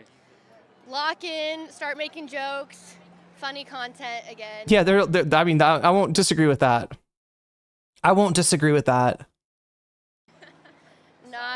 Oh no, sorry, they didn't call CPS. They did CPS. They are CPS. Sporting. I'm probably pronouncing it German. Sporting or Dutch even. Sporting football club. All this controversial stuff. I'm just trying to like listen to you while I drive. I don't need all this. That's what it is. Oh my god, they want the goofs and gaffs back. They just want the goofs and gaffs. I mean, look, this is a simple viewer with simple needs. They know what they want, and I'm here for that. She uses. We all did CPS, clearly. Yeah, clearly. We with our mind power. Education, you know. I'm just trying to laugh. I hope Ethan sees it. Honestly, I used to think that, you know, online presence, streaming and all of that was kind of pointless for any kind of leftist praxis. But after seeing the rise of people like Asmongold and all these other major streamers that are just peddling really staunchly far-right opinions and seeing how quickly younger Gen Z and Gen Alpha are being radicalized, I started to understand the importance of vaguely like, you know, social democrat, just any kind of somewhat left and liberal streamer who combats and calls out these people on their grifting and on what they're doing. So I think he plays a really important role in the online space on kind of guiding people away from that right-wing radicalization. I kind of learned about him through, you know, like my friend Twitter posts and whatnot, and just seeing like, oh, this guy is one of the few people online with a large following that's actually spreading leftist politics, especially important right now. You know, a lot of us live in the imperial core. This is the most powerful country in the world. It is causing so much catastrophe globally, and to be able to understand and recognize your role as a working class citizens of America and not only trying to deconstruct imperial power from the inside, but being aware of what your country is doing is so important. And I think it's really good that Hassan Piker's out here spreading that message and kind of getting young men away from like typical liberal schools of thought and far-right schools of thought. Do you have any feedback for him? I think that he could spend a little more time promoting various leftist literature, but I understand that just going like full on Marx and everything on Twitter isn't the greatest idea because of like, you know, the Red Scare and its resulting propaganda is still deep in the heart of America today. Like if you even say like just saying you're a socialist, like look at Zoran and look at like how he's getting bashed for being a Muslim and a socialist, and he's not even like full on like revolutionary socialist, he's just a democratic socialist. He still gets millions and millions of dollars sent against him in slander ads from Cuomo, from every single major news agency. Yup. So it's just like, I understand for optics to avoid anything really, really far left publicly, because... Wait, how do I pronounce that, chat? Clube Portugal Sport? Why am I doing the freaking... I'm something Dutch here. Sporting, yeah. You want the sporting? You want the club Portugal Sporting? I'm sorry, chat. That's not even a good Dutch accent. That's terrible. But no, I actually... Isn't it... I feel like I looked this up and it's not even CPS. It's like PCS or PSC or something. Portugal Sporting Clube or something. Am I German? I fucking look German, don't I? The freckles in the hair? Yeah, I could sprechen some Deutsch here. You immediately get shut off from a lot of people that would otherwise be open to listening to your ideas. So I think how he's operating right now is ideal. If I said yes, how would that make you feel? I love Hassan Piker. Why? I love Hassan Piker because he does what needs to be done. I'll be real. Oh shit. She's like she's dropping some ML deep cuts there. What needs to be done? Like, I think it's pretty neutral on the guy. Like, I think that there's some things where, you know, he's living in a very nice house and stuff like that, and I think that there's some valid criticism, but I think it gets overblown because people, you know, hate socialists or whatever the fuck. I don't fucking know. I think most of it overall. I don't fucking know. Which part? I don't fucking know, chat. People keep bringing up the house, but like it's like like $1 million house or whatever. But like every house in fucking that part of LA is gonna be, yeah, it's fucking LA. Like what the fuck do you want him to do? Like rent a property? Like live in a fucking apartment? Like he has the money, and I get that as a streamer you need. Yeah. It's not the Portugal Football Club. It's the Portugal Sporting Club. Yeah, Sporting Club Portugal. Yeah, I think it's SCP. Yeah, that's right. Thank you. Yeah, you're right. It's actually SCP. That's what's sad about it, right? But supposedly that's why Chris CPS, there was a Hassan mod named Chris CPS, and Elon was like, Ethan, Elton, whoever it was, that one guy, the Hasbro guy said, oh, we got him, look at that, Chris CPS, this is the guy that did CPS, and it's like, they got a hold of him, and he was actually the CPS stands for Club Sporting, or Club Portugal Sporting, or something like that. But yeah, it's actually yeah, you're right, SCP, Sporting Club Portugal. But that's okay. Bad Empanada made an org called something Proletariat.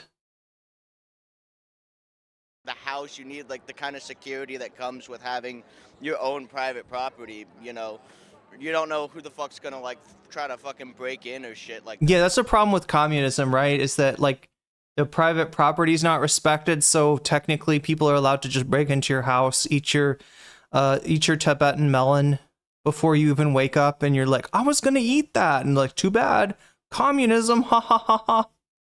Also, I used your toothbrush. And I clogged your toilet because communism. That's how that's the real drawback. I'm glad this very smart person that understands the difference between personal property and and capital, right? The actual private property. We're talking about shit that you could make money from, unless you're going to sell rides on your toilet. Unless you're gonna charge people money to poop in your toilet, you know, it's not exactly capital, but whatever. We'll let it go. Yeah, it is SCP. That's right. That, like, but isn't that funny? It's like the SCP Foundation. He gets doxxed, like he can like bring security into his house and stuff. So like. So to be clear, are you being critical of it, or are you being critical of the people who are critical? It's critical support that he's showing here for our comrade Hassan Piker, right? He just needs to get better. And wait, actually, I don't even know. It sounds like he kind of anti-communist there. It sounds like he would kind of prefer that Hassan just be like a SOCDEM or something. When you ask a capitalist to describe the problems with communism, they describe the problems with capitalism, right? SCP containment breach. Ethan actually released and morphed a morphed form of Giardia. Oh no. Yeah, it's the SCP Foundation that called CPS. That's right. Critical. I'm critical of the people who are critical of it because I just think it's like Joshua Keller. That's not communism. That's Sam Cedar at Tim Pool's house. Overblown, you know. I don't think he's done anything like predacious. Like you see so many Twitch streamers, you know, shill kick, like. And like all the fucking gambling sites, like what the fuck is the one, Stake and shit like that. So like, even if he's getting the money, I think, in a more honest way than the guys who are criticizing him. Like you see like XQC criticize him. XQC's fucking getting his entire fan base addicted to like stake gambling and shit like that, using like house fucking money, betting like billions of dollars that he doesn't fucking have. Like I think overall, like, so what if Hassan Piker has a fucking $1 million house? I like him. You know, he's not perfect, but I think that, oh, no one, right? Who is, yeah. But, like, I think that we need more leftists out here talking and, you know, defending rights and working with solidarity. And I think that he teaches intersectionality in some pretty interesting ways. I like that. Do you have any feedback for him? I don't know. Talk to more black femme voices or colored BIPOC femme voices. I think that he talks to a lot of people. He does a lot of things. Now this is a fit. Yeah, clearly that is kind of an epic fit. Bros and a lot of people in the higher things in there, but like, you know, it's about getting us all together. So I would love for him to talk to some people. I mean, actually, yeah, that fit is who he normally doesn't talk to. Legendary status. And like not in like a debate bro-y way, but just like connect with people who like, you know, wouldn't normally talk to him. Connect with people who are like in the trap. Connect with people who are like in rural locations, you know, like come at, you know, some other people's levels. He's very LA is what I'll say. He's very pretty boy LA, which is cool. We love our pretty boys, but. Do you have a few people you could recommend to him right now? I think Princess Weeks is pretty cool. Hey, look at that. Princess Weeks shout out. Hell yeah. Hell yeah. Chat, Princess Weeks was when I got when YouTube, like, what happened? We got hit with a strike. I think I was gonna not be able to stream for like a week. And so I put out a tweet on I put out a tweet at YouTube, and normally, like, right, if it's just me and, like, you know, 20 people liking the thread or 50 people liking, YouTube's not going to pay attention to that. But I got retweets from people like Jesse Gender, people like Princess Weeks, a lot of really cool people. And thanks to that, I got YouTube looked at it, and they actually did say that I was not promoting misinformation. And in fact, I was debunking misinformation. So yeah, hell yes, Princess Weeks. I mean, if I'm saying, like, you know, JD Signifier is pretty rad. There's also Chicano voice. I mean, look. Somebody puts a Mac.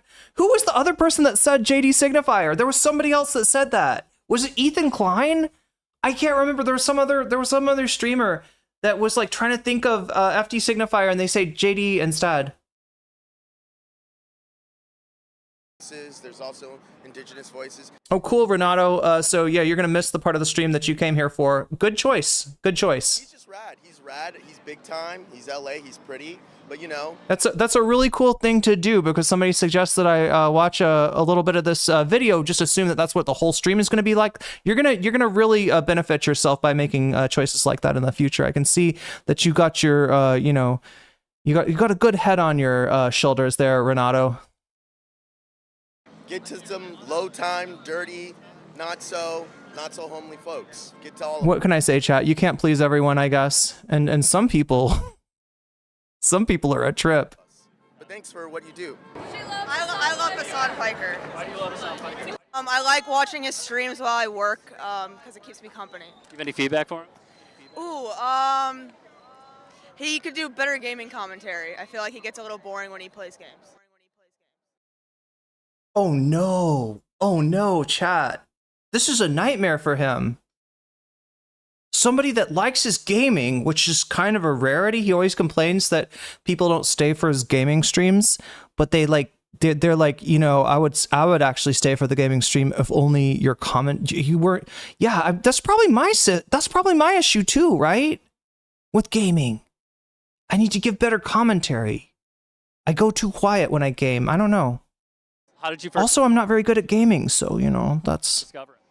Oh, I used to be an H3 podcast fan. When did you defect? That's how you discovered Hassan? Oh my god, this is beautiful. This is beautiful. Chat, Ethan's whole design on this was to fucking take Hassan's... To bring Hassan on a podcast, be like, yeah, I kind of like this guy, and then be like, ooh, I guess he's a radical communist, and I don't like that. Ooh, I guess he's also an anti-Semite, and I don't like that. And he thought that all of Hassan's people was like, yeah, radical communist, boo, anti-Semite, boo, I'm going with Ethan. He's better on politics than Hassan. It's exact opposite happens.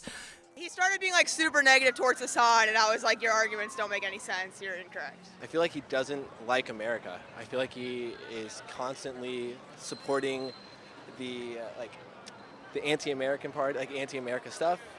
He consistently fights against the left. It feels like he called like Pete Buttigieg like a rat or something. Or something. You don't even know the Destiny talking point. But that is a Destiny talking point, chat. Just recently, a rat. He called him a rat. Wait, was it even Hassan that did that? No, Liz, listen, if you really want to know the dirt on Hassan with Pete Buttigieg, it's that Hassan is a homophobe that called him booty judge. He said that just because he was a gay man, that he wants to judge booty. And that's not right. That's not fair. That's not okay. Right? You got to go with the old school Destiny talking point. I don't know, chat. I don't think that, I think that was the Vanguard. Am I tripping? Am I completely tripping in thinking that it was the Vanguard that made that the thing where they called him a rat? Everybody calls him a rat, you know, because he's just, I don't know how to explain it, chat. Oh my god, I thought it was the Chapos who deemed him a rat. Was it? Is Hassan Piker paying for not Will's, but like Felix's sins here? And so, like, This is the 9-minute guy. Okay, I should. I was about to go. I was about to take a pee, Chad. I'm glad you told me this is the 9-minute guy. like that continues to persist throughout his viewing stuff. I don't. If you really don't like Pete Buttigieg, then you obviously don't like the CIA either, and you don't support our men and women in the intelligence service keeping us safe from global communism and its threat to American society. Yeah, clearly. It's like online media, alternative media. I watch more like mainstream stuff, but from what I see from that's my opinion. So when you said that he's giving anti-American perspectives, what do you mean by that? I mean, he's definitely he's against what any party that runs America he's against. So I mean, in Joe Biden's presidency, he was consistently shitting on the Democrats or the party who's running the. You know who else kind of looks like a little bit like a rat? He's wearing a MASH t-shirt, chat. That's like old school. Is this like you be against the look? You're wearing a shirt. Oh my god! I hate to have to explain this to somebody, but you're wearing a shirt from a show that was critical of the United States for a UN-backed effort that it made to like to ensure that the Koreas were not united again, right? And yeah, the fucking anti-communist purges, like how many people fucking died from that? The whole point of MASH was that the US is doing something wrong in Korea. And that was even when the UN backed it, chat. Like, it just goes downhill from there. But he's like, he doesn't want to hear that. He doesn't want to hear. You're wearing a MASH shirt. Go ask Alan Alda or whoever the fuck was on that show. Go ask Sam Cedar. What the fuck? Was MASH critical of the United States foreign policy, or maybe we were just saying, yeah, it's just it's a tough slog. We gotta protect the world from communism. We gotta. The reason that the MASH characters were medics was because if they had done it with like soldiers, then they couldn't have made the criticism as strong, right? The soldiers were the ones doing the human, were the ones like killing people, were the ones, involved in like, right. And so they are the characters in MASH are cleaning up the carnage that's happening to, Koreans, that's happening to American servicemen. I think even once or twice they may have worked on a North Korean a soldier in the show. It's just a little bit ironic. It's a little bit ironic, but America, which would be against America in my opinion. And then, I mean, obviously with Donald Trump, he's against that, which I think a lot of us are, which makes sense. But I think there's more like, it's hard for me to give you exact examples off the top of my head, just coming out of Lala. But I'm sure there's plenty of examples if I had some time to look. Renato, you don't need to ever excuse yourself. If you want to do something else, do something else. You're a free person, okay? It's just if you needed to hear that from me, here it is. All right, you do with your time on this world what you want to do. Just understand that this is not the topic of the show. This is just the aperitif, right? You wouldn't turn down a sumptuous, succulent Chinese meal just because I was serving you some kind of whack, raspberry white wine aperitif that you don't particularly like, right? You would maybe stick around for that, but you do you. You're cool. You're fine. Something up. I could give you some examples. There are plenty of them out there, and it's a huge topic being talked about right now, as I see it, with his airport disaster, right? He got stopped in the airport and was interrogated. Do you know really how long he was interrogated? Do you have any feedback? Do you know? For him that could be more aligned with your politics? That's a great question. I think I believe in having a view of. I know, I like that aperitif. Socialism and that side of point and stuff like that. But I think they need to. But it's not for everyone. I recognize that. Be able to, I guess, come a little bit more to the center or more, I guess, right in a way, because they're. He's too far left. Okay, so you're a liberal. Cool. So far left. To incorporate more views of what I would believe in, I guess personally. Obviously, that may not work for him, but that's what he would do for me. Yeah, just make a program where you don't have to learn anything, and all you got to remember is Trump is bad, Kamala good, Biden good, Buttigieg good. Have I got it right? Is that Slotkin good? We got to say Slotkin good. Hakeem Jeffries good. You know, the Cory Booker, he made that you know, epic speech. Yeah, there we go. Like, God, I mean, I'm not a huge socialist at all. I believe in like private capital and, you know, companies and firms and stuff like that. I believe. How about the company from Cyberpunk? Do you like that one? What are they called, chat? Aramark or something? Doesn't. Hassan has said multiple times that he's like luring in these center to left people to become more and more left. So that you might want to maybe learn something about the reason that half of the political spectrum has been taken from you, and you've been artificially, your horizon is artificially truncated. No, we don't want to do that, chat. We don't want to. We want to stay firmly within capitalist realism, where it's just so hard to imagine capitalism ending at all, and we just stay comfortable and cozy in our nice imperial core, which I'm sure, chat. I'm sure that those you know, the shit that's being enacted on the periphery is never gonna come home. Those chickens are never gonna come home to roost. We're gonna live luxurious lives as the labor aristocracy, and we should just be happy for that, right? That's why he's doing this. I think he said that on multiple things. I looked a little bit into Hassan Piker, but yeah, I don't know what he could do to really help. I guess. Is there, allow me to interject, is there something that he said that you thought was too far left? I think, like, a lot of things are too far left. I mean, you don't think that America deserved 9/11? To re-educate, like, capitalists, like, if This guy's actually up on the Ethan Klein talking points. I don't know if he even knows it, though. Does this stuff get filtered somehow?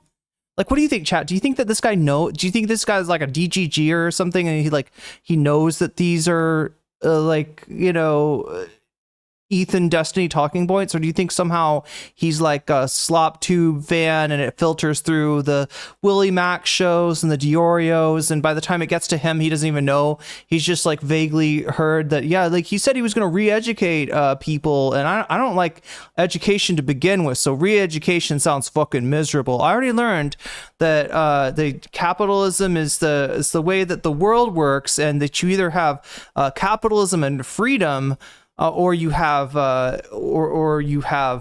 you know, communism and authoritarianism. Those are the two possible choices that you have. If he was to have his government, he would have to do re-education camps, meaning... Yeah, put us all in camps. That's what he said. He said he wanted to put us all in camps. Don't you like that?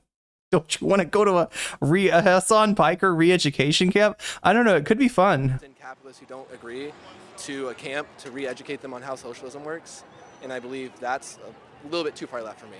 Locked in. Hell no. Fuck that motherfucker. Why? You want to tell him? He a bitch. I like him because He's a bitch. that guy said he sucked, and I don't sort of trust the vibes he is going. Not you. Not you, the other guy. The other guy. The guy who walks past you. And I like what he stands for. He is. Is this a couple, chat? They're kind of twinsies, aren't they? He's doing some good work. I'm not a super huge fan or anything, but from what I've seen, he does some good stuff, and I appreciate. What camp? It's gonna be Tommy's holiday camp. It's a camp with the difference. You never mind the weather when you come to Tommy's. The holidays forever, that kind of thing. Yeah. I'm not ashamed to admit that I started off, you know, at the right pipeline. I guess I was part of the mix of kids that 2017 like era YouTube about edginess, Filthy Frank, iDubbbz, Max Mofo. But over time, things have gotten a lot more. I wouldn't go to Hassan Ryan camp. I like eating more than chicken, right? Yeah. Bad. I don't trust his macros. And I got out of that. I think he's undercarbed, and he could improve his performance. His time. What do you call like the sort of era, the edginess, and I came across Hassan through like hate. Wow. The socialist. It's the second one. Like, oh well, he's a socialist. He has money, obviously. I think the running joke is that he lives in a mansion. What is it called? Time Under Tension. But I watched him. Yeah. Briefly to see what he was about. To see what the clips. Yeah, a few more carbs, Hassan. You could increase your time under tension, which is where the real sick games come from. surprised they were like out of context. So I ended up just sticking around, and I grew awareness and I grew more clarity on situations that I wouldn't have thought about me being myself more nuanced. All right, I'm gonna blush. And I am. Wait, did they like? Was that a positive, negative? I couldn't tell. I'm really glad I came across him, even if it was initially for like hate comments and just hate watch. Now I have it in my background on my laptop. What was the moment that converted you? I guess everyone depicted him online as like a very hateful individual, like a very like socialist, is very scary-esque vibe. Yeah, I think October 7th incident really converted me, because there was a lot of not pro-Palestine voices, and I was 100% not aware about the whole issue at all. All right, chat. I'm gonna brush my teeth because I forgot to do that today. Conversations and interviews that I've had with people. Oh my god, I got another ad. Wow, is this what it's like to be one of my chatters? On like the pro-Palestine side as well. Chat, do you just get spam Thai ads all the time? Anyway, I'll be right back. I'm gonna brush my teeth. Just realized I didn't do that. Widely. But I'll be listening. And I'm glad that a little bit of it now, we're starting to see more coverage of it in a very like positive light. But yeah, I was converted before, but that really like nailed it for me. So yeah. And what's your message to him if you were watching? Don't get stun locked a lot. There's a lot of comments. I hope he doesn't get mad at me for this or if he sees this. But I love your content. Do more IRL stuff. Be out more with IRL content. I love Fear and I love Will, Cutie, and Austin. And yeah, that's pretty much it. I like him. He's a good man, and he always cites his sources, and he gives the news very well. Free Palestine. Free Palestine. I love Hassan Piker. Because we became mutuals on Twitter in like 2014. We've always just been mutuals ever since then. Love your content and Free Palestine. How did you become mutuals? Do you remember? Honestly, I don't know. Free Palestine. Free Palestine. I think he did like a follow spree. I think I followed him and then he just followed me back. So love your content, King. Keep doing what you're doing. We love you, Hassan. Love you, Hassan. Thank you guys. Who's Hassan Piker? Twitch streamer and an activist. I don't know Hassan Piker. Okay. I love Hassan Piker. Fill me in. Oh, he sounds like a cool guy. Hassan Piker. That's a tough last name. Who is he? He's a Twitch streamer and an activist. Twitch streamer and activist. What does he activate for? Palestine. Advocate for. Socialist practices. Socialist practices. Medicare for all. Money out of politics. Theoretically, that would be great. Oh, so wait. Is this bait? No, it's not bait. Listen to me, dude. I don't know Hassan Piker, but based off what you just told me, it'd be pretty nice if we all had some Medicare. But you know, W. Hassan Piker. You know what?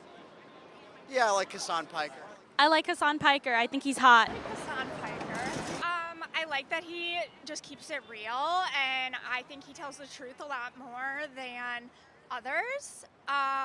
He exposes a lot of things that we don't see in mass media or competitors. Plus, he has a great personality, in my opinion. Has he changed your idea of American politics? Yeah. I think he shows a lot of the news. He obviously gives his own opinion, but also, you know, allows the viewers to kind of see for themselves and form their own opinions a little bit. I like Hassan Piker because I identify with his values a lot.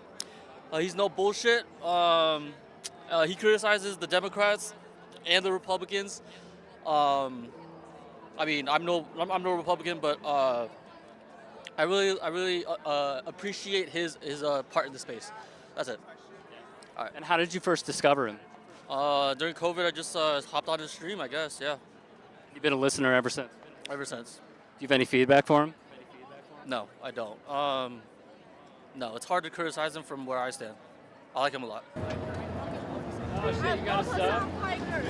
What do we say? Hassan Piker, we love you. Piker, we love you so much. That's crazy. On that last one, you get the for every dude that you lose to you know, he's too socialist or he's negative towards the Democrats, you know, and I don't understand why don't we just beat up on Trump? You got one person like that appreciates the fact that he's not bullshitting you and being like, oh no, the Democrats are perfect. They're awesome. Everything that they do is really good.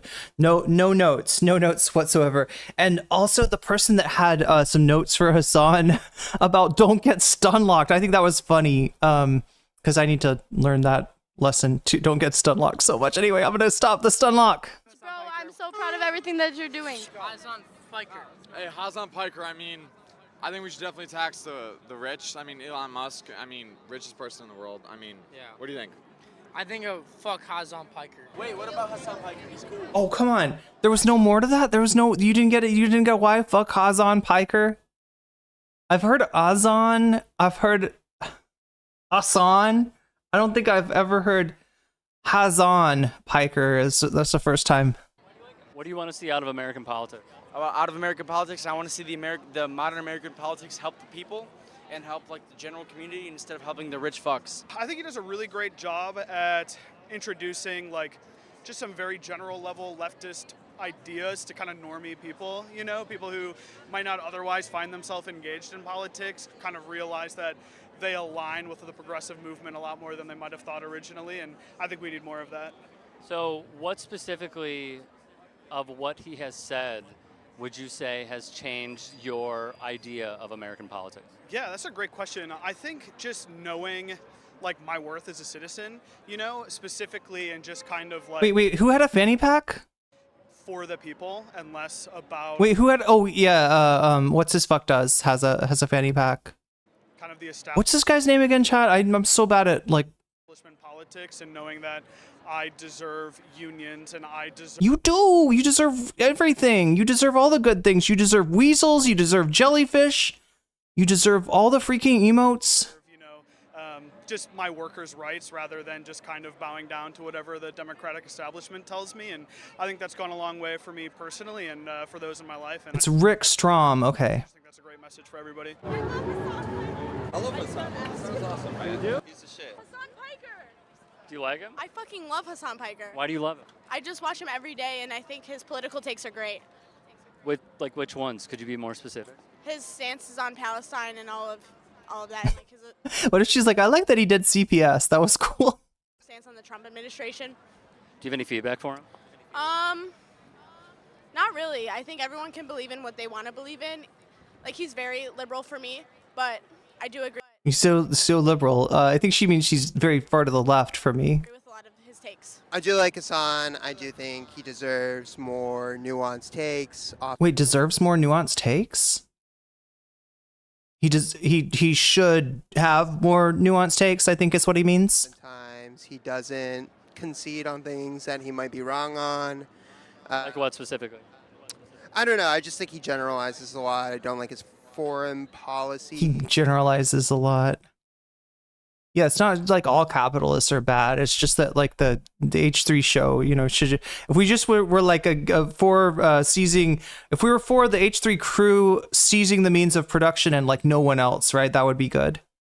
Generalizations mostly, but you know, I do think he gives insightful stuff overall. I do want to say I like him, but he needs to learn to be more palatable. Yeah, be tastier, Hassan. Get Kaya to sprinkle some herbs and spices on you so you can be more palatable. So you can make more palatable. That would be doing more drama, wouldn't that? You know, when he talks about like the highly palatable content, right? He's talking about the drama slop content. That people, he complains that people can't eat their vegetables, can't be informed about news events and world events and the like without a heaping helping of Velveeta cheese in the form of drama slop all over it. But yeah, you could be more palatable, Hassan. And maybe be more compromising. Yeah, compromise with the capitalists, you know, if that would be great. We could get Hassan Piker and what's his name?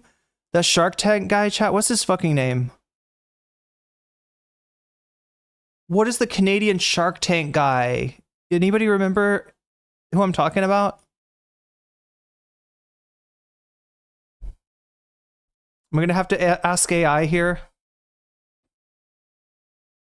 Fuck AI. Oh yeah, that was another segment about Ethan that I did not give you because I just didn't think it was interesting enough. Ethan does legitimately love AI. Kevin O'Leary, right? Did a chatter come up with it before I did? No, I got there before the chatters. Tell your chatters to sub and like at the end. Okay, chatters, sub and like at the end. Yeah, Kevin, did I say his name right? Is his name Mr. Wonderful too? Kevin O'Leary. Yeah, he's a super piece of shit. But yeah, Hassan should totally compromise with that guy. Make him more nuanced. I don't know. Like half Shark Tank guy, half Hassan Piker. That'd be perfect for this guy. In his positions, because oftentimes he does say a lot of outlandish stuff. What is he doing back there?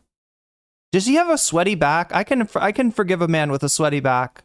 Sometimes your back is sweating and you just want to like kind of reach up there and be like, what's going on up there? Why is my back sweaty? I will say overall, I do like you, Hassan. But What are you doing back there? What are you playing with? Do you see this guy? He's like, I don't even know what he's doing. Does he have a fidget toy back there? You know, concede a little bit. A little. Yeah, concede to Ethan Klein even.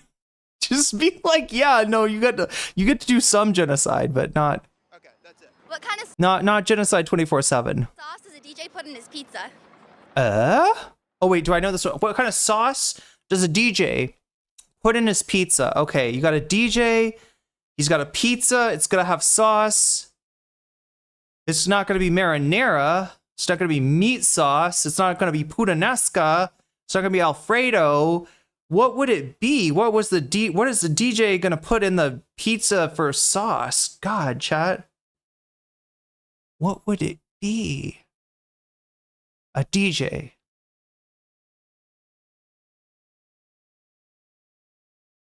Bangers. Bangers? Does he have... No, that's not the sauce. That's the topping.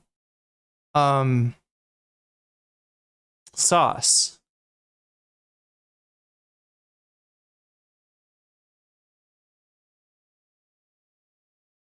Is it marinara? Is it really?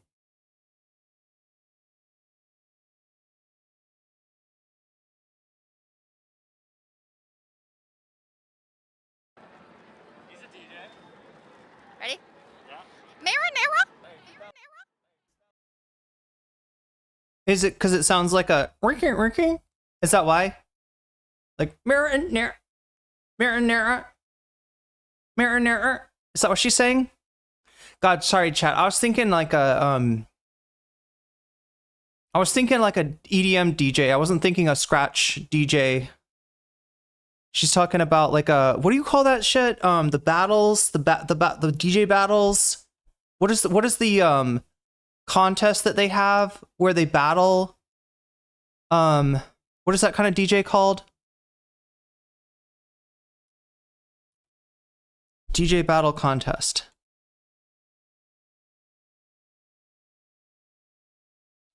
DMC? Is that what I'm thinking of? Am I trying to say DMC?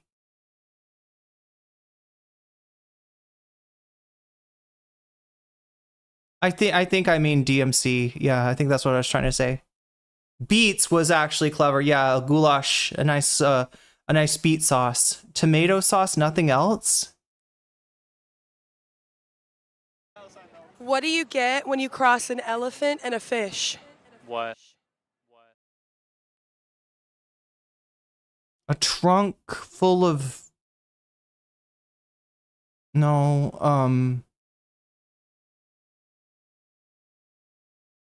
an elephant and a fish?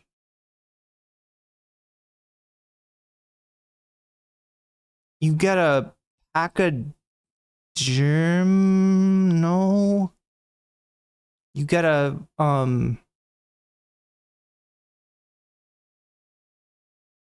I don't know, chat. What do you think? A whale? Did you get a whale? Did you get a I don't think a narwhal is what we're looking for. That's what happens if you cross a unicorn and a fish.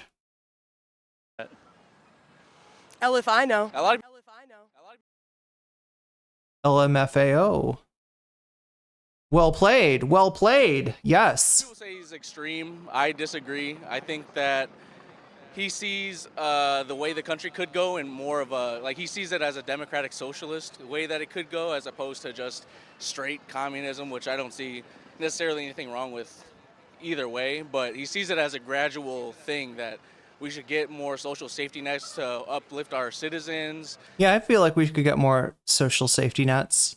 You know, we should have just ways that we can equalize things as opposed to the way it is now, the status quo. What do you like about his politics? I like how open he is about what's going on not only in America but in the world, and he offers a great point of view to video game nerds. So, yeah, I think he's just a progressive guy who doesn't support the killings of innocent people and wants everyone to live their own life. Do you have any feedback for him? No, not at all. No, I don't think so. I was in the loo, just to rewind it to the basketball shirt guy. I mean, I think I heard, wait, which guy was he? I heard all of that. What is this event? This is Lollapalooza. Yeah, chat, we're doing a little, this is supposed to be the aperitif to your stream today, which is going to be about the news, believe it or not. A basketball shirt, right? That's the MASH guy. That's the MASH guy. Where's the basketball guy? There's a basketball dude.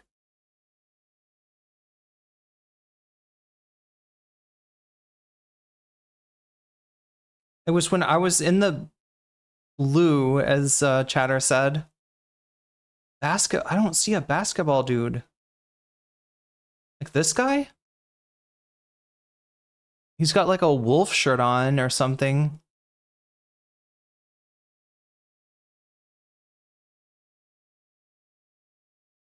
There's her.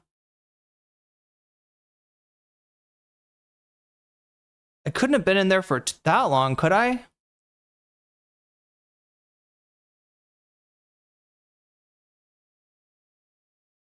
So it's after the MASH guy, right? And then it's not the tank top guy. It's not her. Oh, there's the basketball shirt. Gotcha.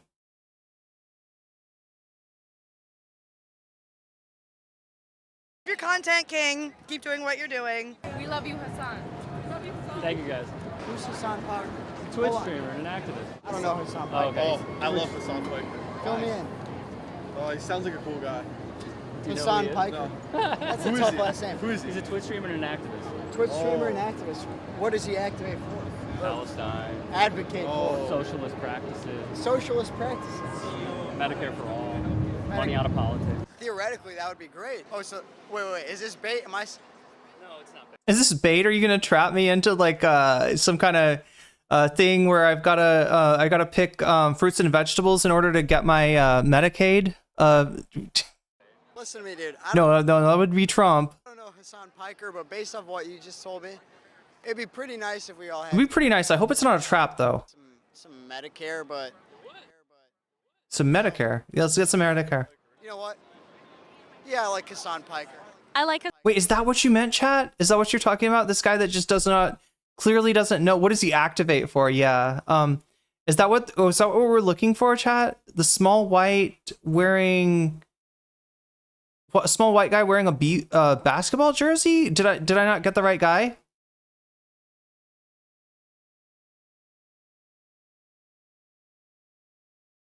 Did I get the wrong guy? Small white guy, basketball jersey. Okay, let's see if I find. There's a Cubs jersey. There's a T-shirt. Is it?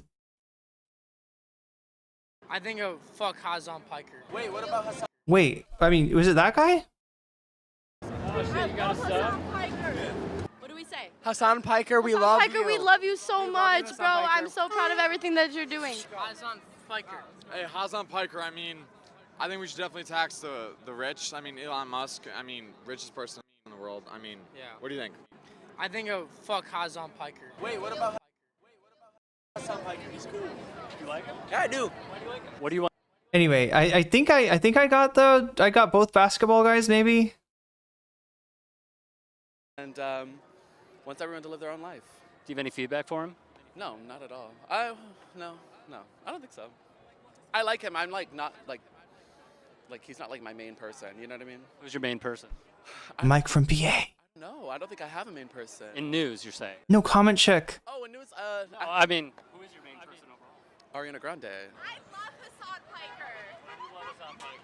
He stands for betterment of the regular people. He's for the people. He is against capitalism, against the rich billionaires. Fuck the billionaires. And I love Hassan. Yeah. Because I think he has a lot of good takes. I liked his campaign with Zoran Mamdani. I thought that was really interesting. Yeah. Do you have any feedback for him? Come to Chicago. Yes, we do like Hassan I Piker. love Hassan Piker. Well, first of all, he's Turkish and he's smart.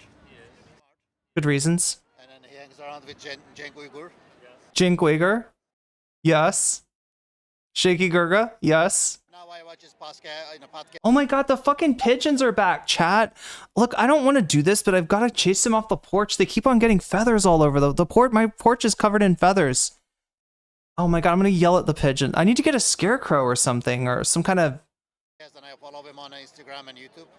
So that's how we watch him. Do you think if I put Waluigi out there, do you think that maybe they would leave my porch alone? Keep it coming and be strong. Fight for what's right. Fight for what's right. Hell yeah. All right, there you go. There we go, chat. So yeah, that's not even... So look, this redistricting thing, it's not a surprise the Republicans are doing this.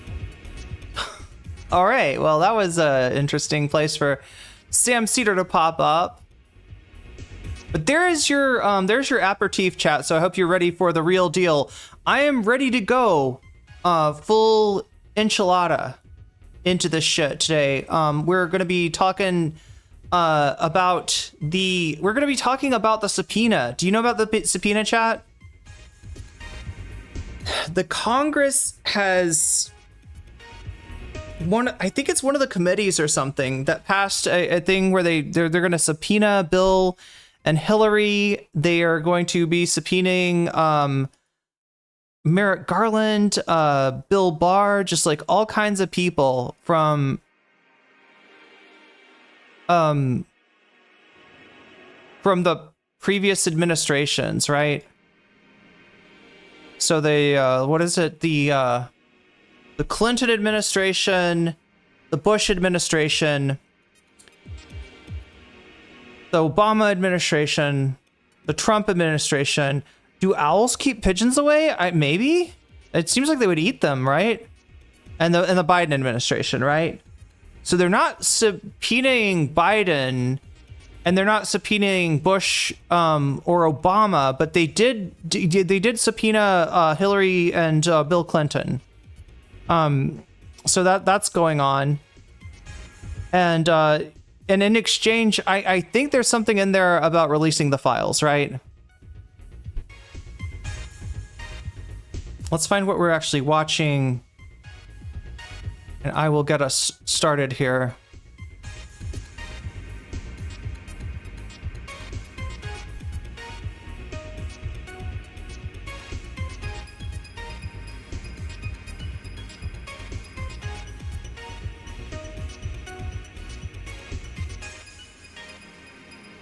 I'm trying to remember where I saw. Oh yeah, Phil DeFranco.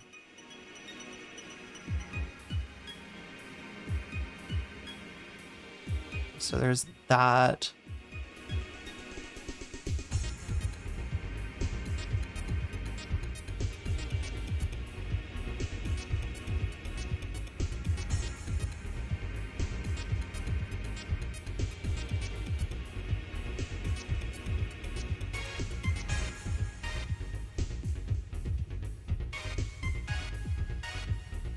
It's a House subpoena, which is wild because I thought they were out of session. House oversight is what is issuing the subpoena.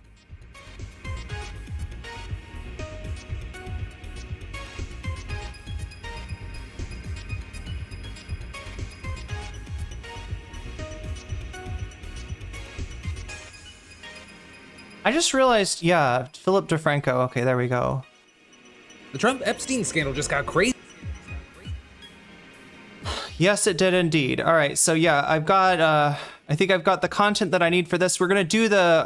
We're gonna talk about the subpoena of the Clintons and as well as various Department of Justice officials first. Then we are going to go into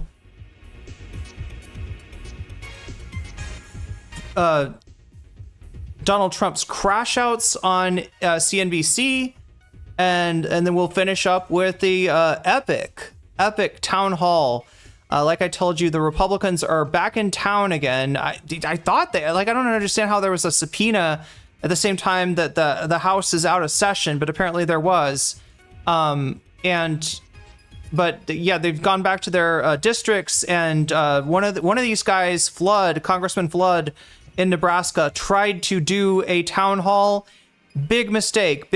He will never do it again, chat. He will never attempt a town hall again because he got absolutely roasted. So we're going to get your popcorn ready for that one. That's in my mind, that's the premier content that we're going to be covering tonight.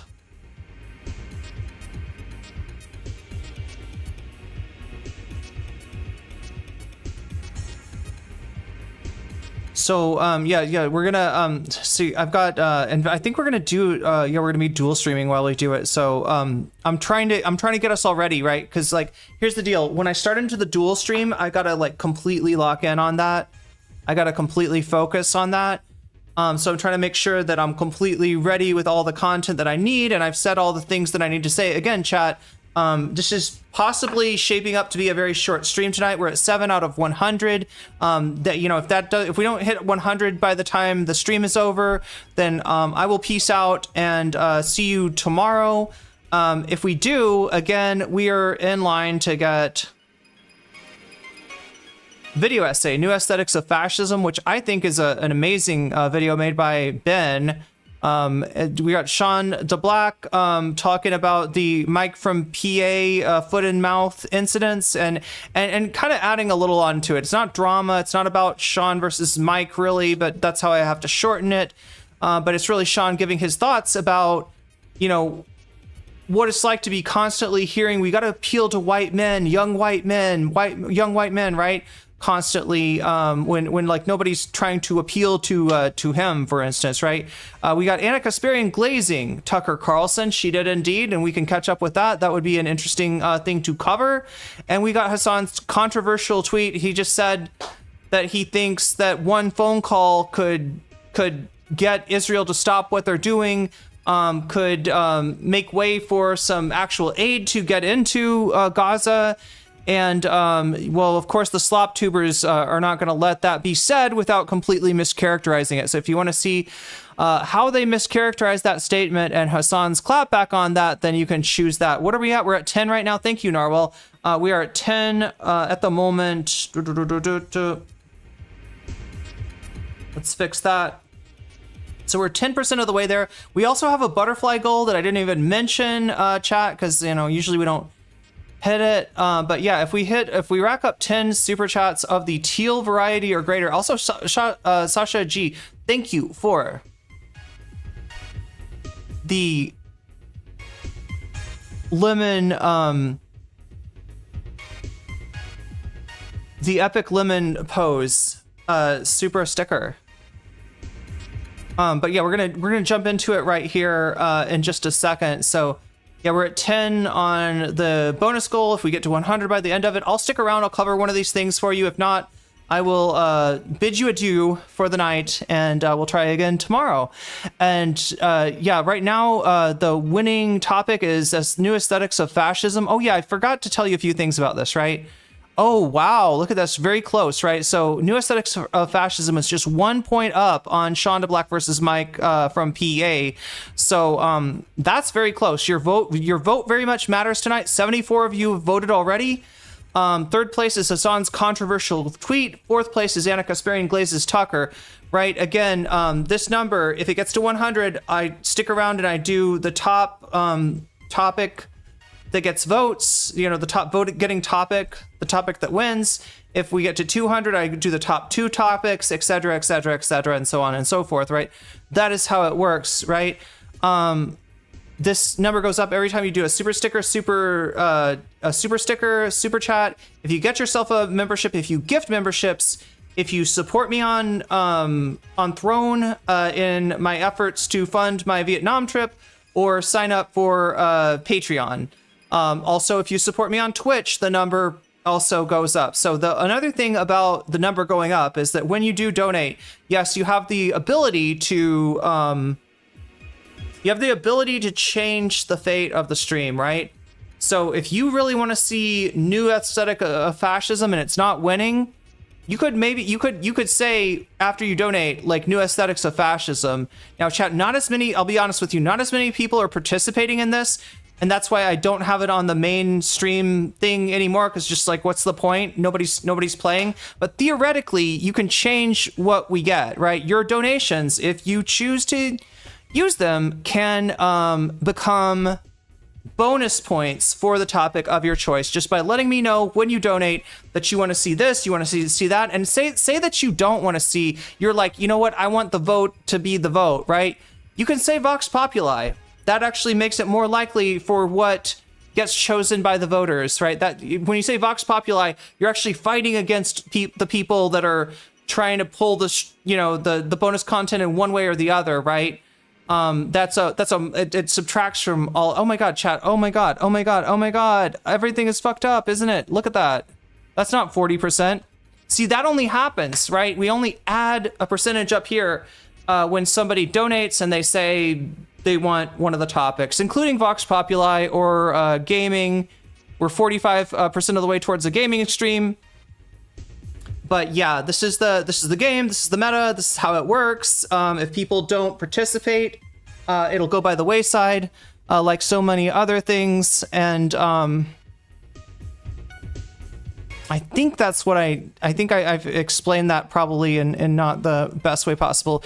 Basically, when you donate, if you tell me one of these topics, I'll add a point. I'll turn your donation into a percentage. I'll add that percentage on the topic of your choice.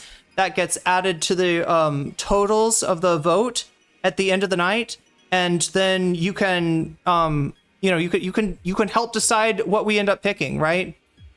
You can also say Vox Populi if you're just like, I will have what the chatters that are voting are having, right? If you're like, I want the chat to win, right? You can say Vox Populi, right? That means you believe in the voice of the people and that you want to reinforce that, right? So that's what we're playing. That's how we play. The other thing that we're playing is the Lonely Butterfly game. Yeah, I've got a butterfly.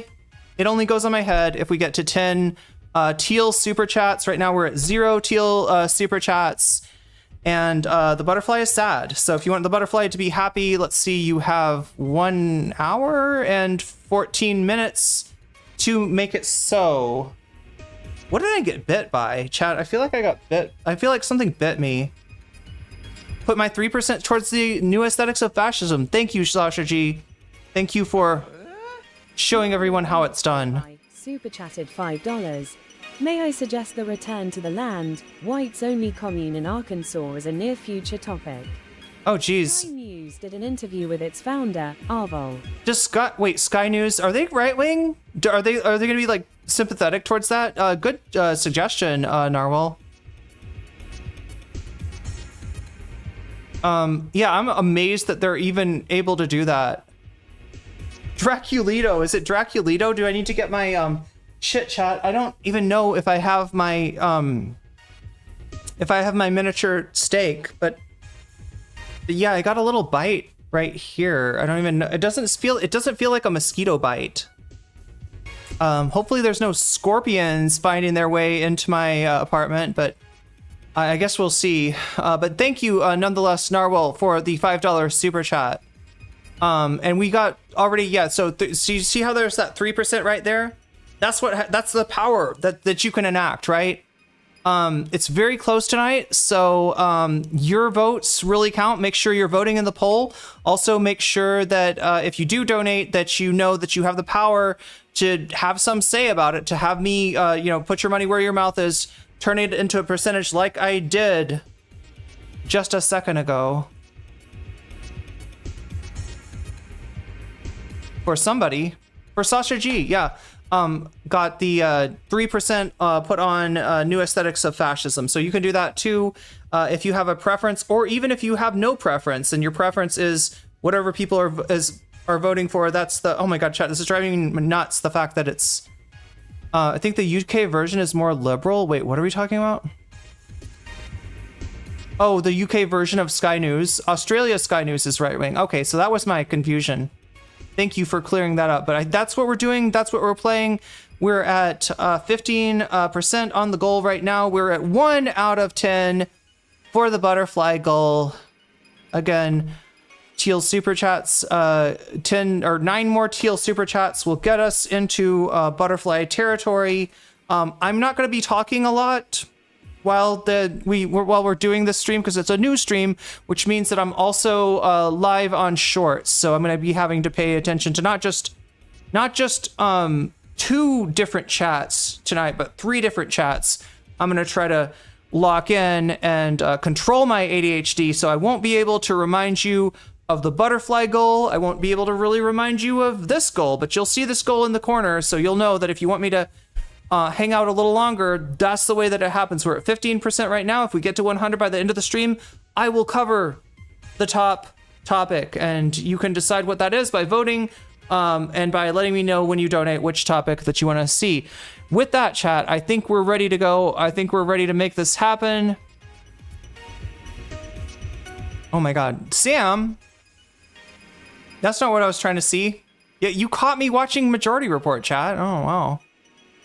There's the town hall, there's the squawk box. What am I looking for? This thing. Big news reverberating from DC is investigating the Jeffrey Epstein case, of course, and that we Oh my god. Not yet, but we're gonna get to that in a second. All right, let's start off with everyone's favorite. It's Philly D. And with that, chat, I think I need to hit the go live button right here to get us started. Now we're streaming on 3 different platforms. Welcome, everyone. My name is Irene Geller, and I'm here to give you news on Tuesday. It is, in fact, Tuesday, or if you're a Brit, it's Tuesday in it. And we are doing the news, which is what we do on Tuesday. We're going to start off talking about these two guys, Donald Trump and Epstein. What a pair. What a pair of jokers. Is Jeffrey Epstein mewing there, chat? I don't think mewing had been invented when Jeffrey Epstein died. I'm surprised that he is able to see through time of the social trends, but God, thank God this guy's no longer with us. Otherwise, Trump would probably pardon him and he would probably get a podcast. So in light of that, we're going to take a look at the latest developments in the Epstein scandal, which is actually the House of Representatives has decided to subpoena people. Bill Clinton, Hillary Clinton getting the subpoena. Whether they'll actually show up and testify is anyone's guess. That's not a sure thing, but they've also subpoenaed the Justice Department officials from, let's see, the Clinton White House, the W. Bush White House, the Obama White House, the Trump White House, Trump 1, of course, and also the Biden White House, right? So a bunch of subpoenas have gone out. The other thing that they're asking for, I think, is to release the files, although I'm not sure. I don't think they're actually, I don't think that part's mandatory. Like, I don't think they're compelling Trump and the Justice Department to release the files, but they should be. But anyway, this was some kind of compromise. The Republicans wanted Hillary and Bill. The Democrats wanted the files, at least something on the record about releasing the files. And so this is what we got. Let's see what we think about this. Do we think that this is transparency? Do we think that there is an effort, at least in the Congress, even if there is not one in the White House, right? Donald Trump very much does not want this stuff coming forward, seems to be possibly tampering with the witness in Ghislaine Maxwell, allowing her to switch to Club Fed, which is like if you crossed a prison with a country club, that's where Ghislaine Maxwell is staying right now, chat. I don't trust any testimony that's going to come from that woman after Trump has buttered her up by putting her in a luxury prison, a prison that might as well be a fucking resort. I just saw this morning, Elizabeth Holmes, the Theranos chick, right? She was jogging in this place. Like, yeah, it's like just a fucking non-prison for rich people, right? If you're rich and you go to prison, you don't go to real prison. You don't go to drop the soap prison. You go to Club Fed instead, and that's where Ghislaine Maxwell is right now. Let's see what Philly D's got for us on this, and we'll watch a couple of more videos before we move to several other subjects that I've got coming up for you. We're gonna take a look at Trump's crash outs recently on NBC's Squawk Box, and from the roof of the White House. Yeah, our dementia, our Joe Biden wannabe here has wandered onto the roof of the White House and is apparently talking to reporters. This would definitely be more of a story if it was Joe Biden doing it. Nobody seems to notice Dementia Donald though. So let's take a look and see what that. And then after that, we will watch the spiciest town hall you've ever fucking seen. And I know that sounds like boring content, but trust me, chat, it is not. We got a Republican congressman coming back to his district to get roasted on Epstein, to get roasted on the cuts to Medicaid, to get roasted on the cuts to SNAP, and everything else in the big ugly bill. This guy's getting absolutely destroyed by his constituents on. So with that being said, let's go. Let's go. Easier as Hillary Clinton, Bill Barr, and Merrick Garland were just hit with subpoenas. Trump's efforts to help Jair Bolsonaro have backfired. This Mike Flood town hall beatdown that got caught on camera has exposed a very scary situation for Republicans. And the Texas gerrymandering battle just hit a new key level. We're talking about all that. That's the other thing that we're going to cover. The Texas gerrymandering battle. Lest I forget, chat, we got a lot in front of us, so let's try to get through it. Even more on today's brand new Philip DeFranco show. You daily dive into the news, and I'm giving you a double dose today after you watch this show. Click the top link in my description or pinned comment and go listen to today's brand new episode of the In Good Faith podcast. Yeah, he's doing like a podcast now. With Philip DeFranco. I've got some it's kind of hit or miss. Special guest for you today. It's available on Apple Podcasts, Spotify, anywhere you listen to podcasts. And make sure you also follow. I started this too early. 5 stars. But that said, we have a lot to talk about in the here and now, starting with this. The House Oversight Committee just issued subpoenas to Bill and Hillary Clinton, as well as several other former government officials in relation. Oh, good question. Superlifter is asking me, did they not have to change or waive the law to put her there? Because normally someone convicted of those offenses, normally somebody that's she's literally, what is it? Human trafficking is one of her charges. And I don't know if people realize this, but Epstein wasn't the only one to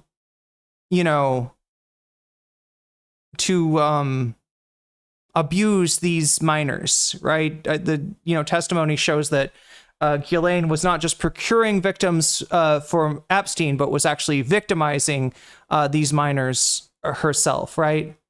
And yeah, you're right. Normally that would be there'd be a no-go for being in this minimum security prison, let alone in the absolute resort that Ghislaine Maxwell is currently in. Somehow Trump waived that. Somehow presidential power, lets you reclassify somebody's crimes as being acceptable for minimal security. So, but I mean, we're used to that, right? We're used to no, there are no rules. It's just the most corrupt. He was going to drain the swamp. Instead, he filled the swamp with more swamp muck, right? And we've got the most corrupt regime. It's hard to even call it an administration anymore, chat. It's a regime. It's the first dictator of the United States. Dictator Donald is in there and making his own fucking rules, and waiting for the justice, waiting for the courts to call him out on it when they actually do, which is not always, unfortunately. Anyway, let's see what Philly D's got for us, and then we'll move on from there. To the Epstein probe. With this morning, Representative James Comer, who's the chairman of the committee, announced that's Comer. What's on his hard drive? That he is seeking depositions from several people between August and October, including both of the Clintons, former AGs Loretta Lynch, Eric Holder, Bill Barr, Merrick Garland, Jeff Sessions, and Alberto Gonzalez, and then former FBI director. Okay, do I have to go through these people to tell you who they are? Maybe. I'm not going to assume that everybody knows these. From several people between August and October, including both of the Clintons. Okay, so yeah, President and First Lady. Former AGs. That is Clinton's attorney general. Geez, Loretta Lynch, Eric Holder, Bill. Eric Holder was Obama's, I think. Bill Barr worked for George H.W. Bush and also for Donald Trump. Barr, Merrick Garland was Obama's. Jeff Sessions was one of Trump's AGs in Trump 1. And Alberto Gonzalez, that's a Bush administration official. Gonzalez, and then former FBI directors James Comey and Robert Mueller. Yeah, Trump's guy and the special prosecutor under Trump that did not exonerate Trump from Russiagate, right? That's not what happened. That's not what happened. What they did find is that, you know, they weren't, you know, when somebody's president, you can't actually take them to court. You can't charge them with stuff. It is the first thing that needs to happen is impeachment. And while the articles of impeachment, I believe, passed through the House, they did not pass through the Senate. So the Senate did not vote to remove Trump, which would have been the first step to actually holding him accountable for the charges that Robert Mueller was investigated. Notably, you have Trump's name not on that list. But the subpoena does also direct the Department of Justice to release the full and complete Epstein files to the committee by August 19th. We also had Comer publishing the letters issued to each person, and in the one to Bill Clinton, he wrote, "By your own admission, you flew on Jeffrey Epstein's private plane 4 separate times in 2002 and 2003. During one of those trips, you were..." Wait, who else flew on that plane, chat? That, you know, the Lolita Express, Jeffrey Epstein's private plane? I'm trying to remember. Some guy whose initials are DT, who likes to sign his name as a woman's pubic hair. Some dude that puts way too much spray tan on himself. I'm trying to remember, chat.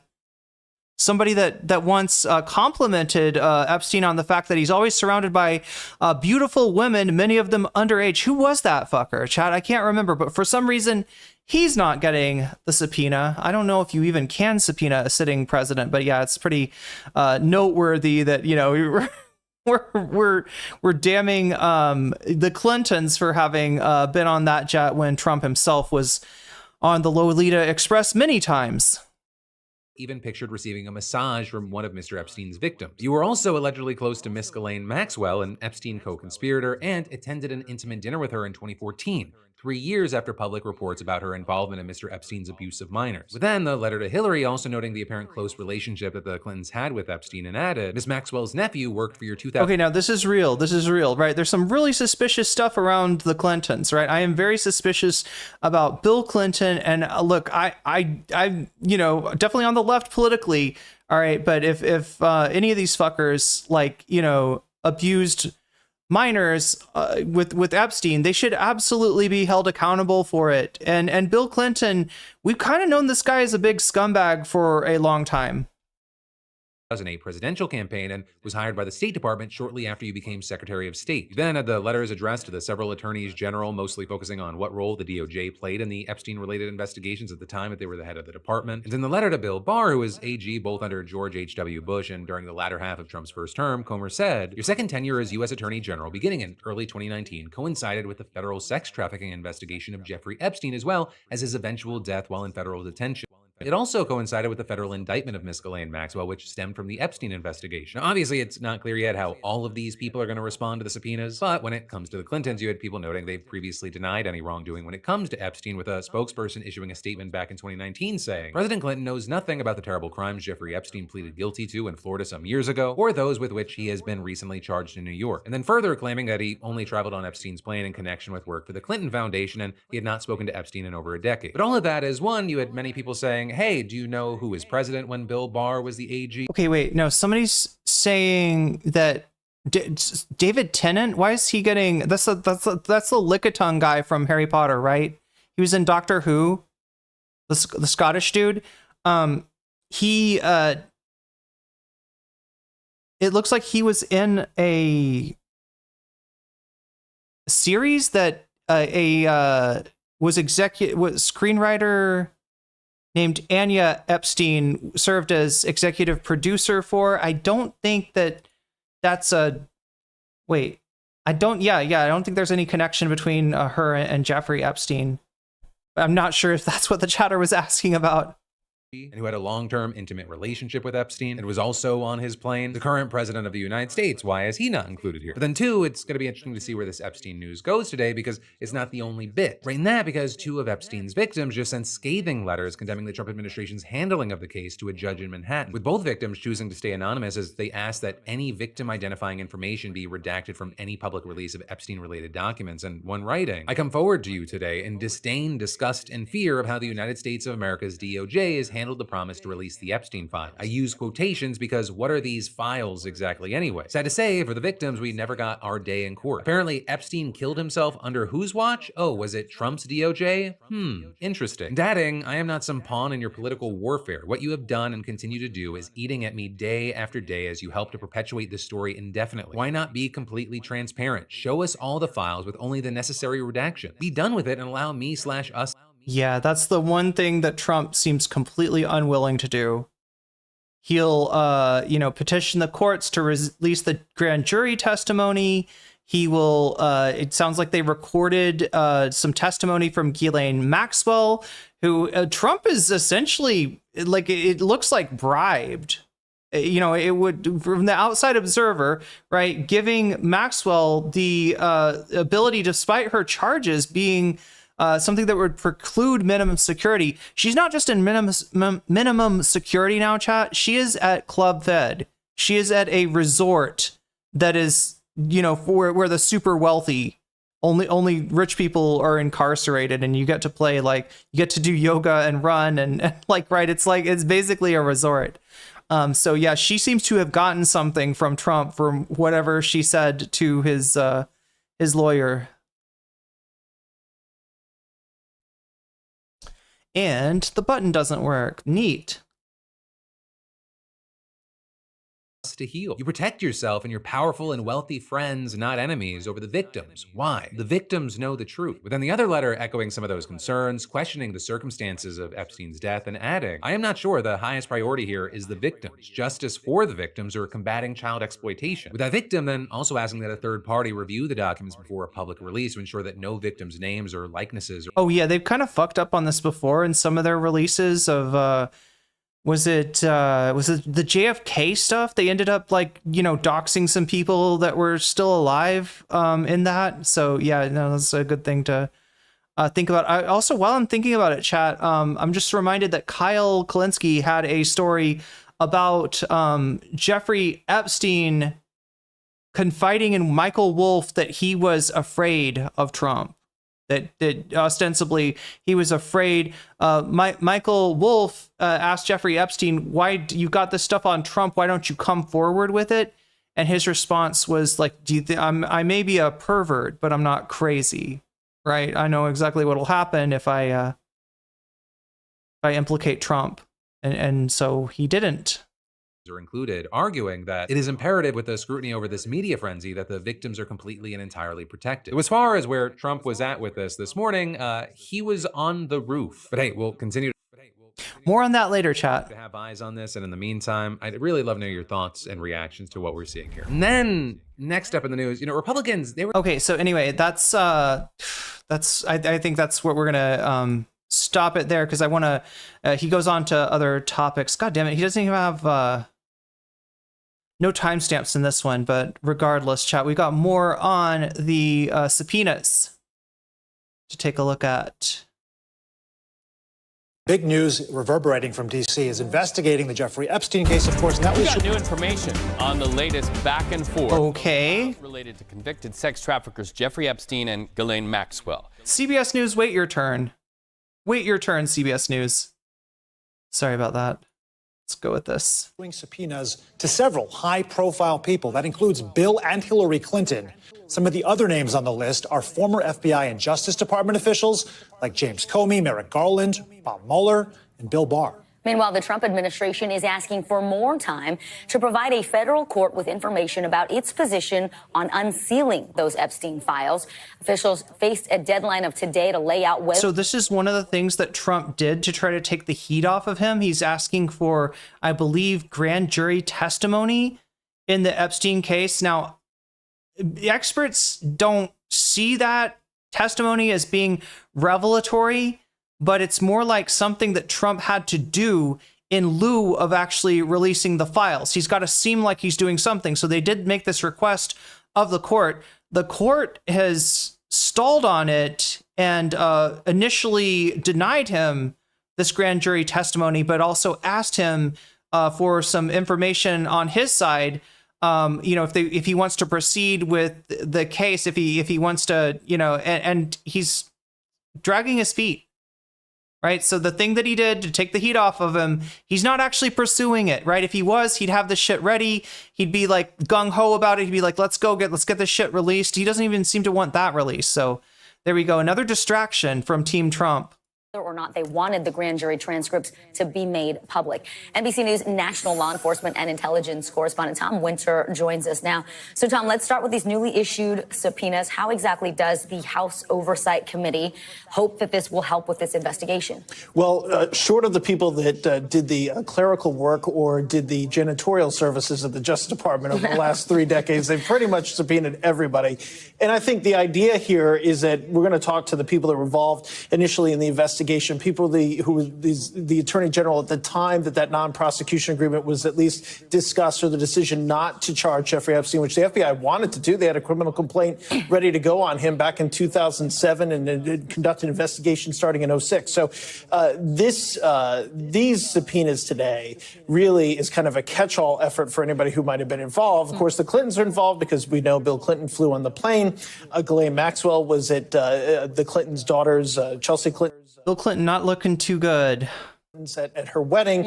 And so I'm sure they've got a lot of questions to ask about that. I'm sure any opportunity to put the Clintons before a Republican-led panel would be something, obviously, that they would be interested in as well. So there is a political component to all of this, but there's also let's just get everybody involved, get them in front of the committee and testify. Whether or not that leads to charges, typically not. If somebody lies, they make a referral, but typically this is probably not going to lead to something that we see additional charges out of. Okay. So almost a dragnet approach that you're describing. Right. Now, separately, the Trump administration is hoping to get an extension from this Friday's deadline to lay out its position, Tom, when it comes to the... Are they hoping for that, or are they hoping to not get an extension and just be done with it and be like, oh, well, we tried.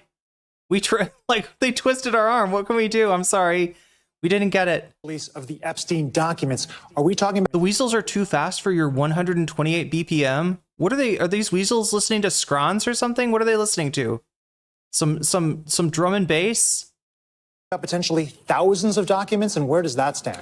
Probably not. I mean, this is going to be an instance where, and they've already telegraphed in their court filings, look, the public... Oh, because you're writing Tech House. I get it. Generally knows the information 128 BPM. It's in here. I mean, first off, we knew this was going to be the case. We report on this. We talked about this over the last couple of weeks. If you have an indictment, you know what the grand jury heard because the grand jury had to listen to that to vote on the indictment in the first place. So that's generally instructive of the types of things we would have. But today, in the letter from the U.S. Attorney Jay Clayton here in Manhattan, he said, look, most of the information that's contained in these grand jury transcripts was already made public during the course of the Maxwell trial. Not necessarily the case with the indictment and the grand jury. That must have been a really good joke that he just told Jeffrey Epstein for the dude to double over in laughter, right? What do you think Donald Trump was saying to Jeffrey Epstein that made him laugh so hard? What kind of sick jokes do these two fucks make to each other? That heard testimony for Jeffrey Epstein because, of course, we didn't have a trial there. He died by suicide. But it's a lot of gums, Jeffrey. That's a lot of gum that you're showing in that smile. There were just 2 days of testimony that the grand jury heard leading up to Epstein's indictment. And as they've already telegraphed in court papers, it was mostly from law enforcement. So summary witnesses, basically an FBI agent would come in and say, here's all the things we found. Here's all the documents. Here's all the evidence that we uncovered. And so that's something that would have been presented to the grand jury. But again, a lot of that, the general scope and gist of it has been made public through the Epstein indictment or the follow-on Ghislaine Maxwell trial. So I don't expect, and they pretty much have told us, there's not going to be anything here that's going to be particularly new revelations or something we didn't know about before. You wouldn't elicit. Joshua Keller's got the joke. It's violates terms of services on YouTube. Yeah, it would definitely. be violating those terms. Testimony for people you weren't going to charge in the first place either. So the idea that there could be unindicted co-conspirators out there or new names. It's probably some joke about grass on the field or some other similar. It's something that just doesn't make sense from a legal standpoint. It's like defying gravity. So just really quick before you go, the Clintons, they will have to go before this committee or will face fines? They've been requested to go before it. Of course, there's usually a legal negotiation that goes back and forth. They're going to want to narrow the scope, get a sense of that. And that's something that committees in the past have typically, engaged with. They don't want it to make it totally open-ended. They want to try to narrow that testimony now. That's what we've seen in the past. And like you said, we'll see how much new information actually comes out of that. Thank you, Tom. Appreciate it. We thank you for. Okay, well, that is it's a rather short clip there. What do we have? DOJ may release Ghislaine Maxwell interview transcript. Probably want to.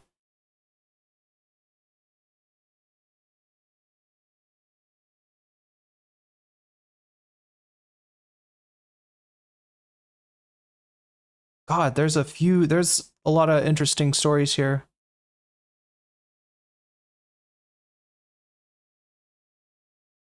Oh my God, no, wrong one.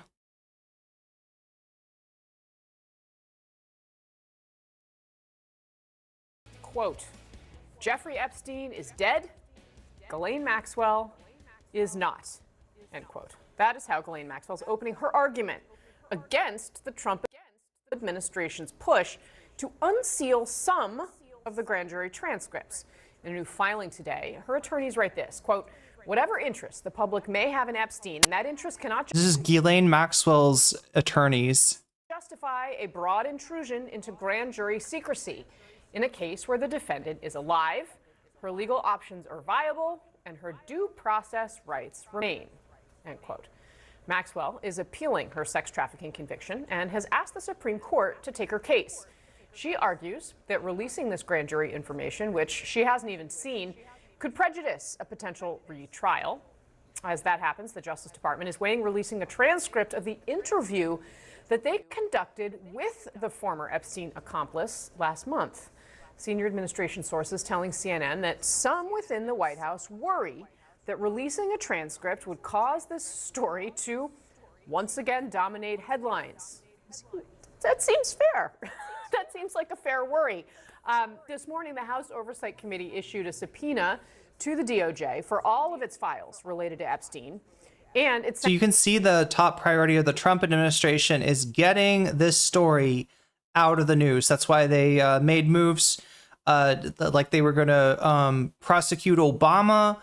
And just like everything that they're doing, right? We're denaturalizing Rosie O'Donnell, right? There's so many stories that the Trump administration has been inserting into the media cycle to try to get them to bite on something else, to try to get them interested in something else, to try to bury Jeffrey Epstein after a tape showed up that,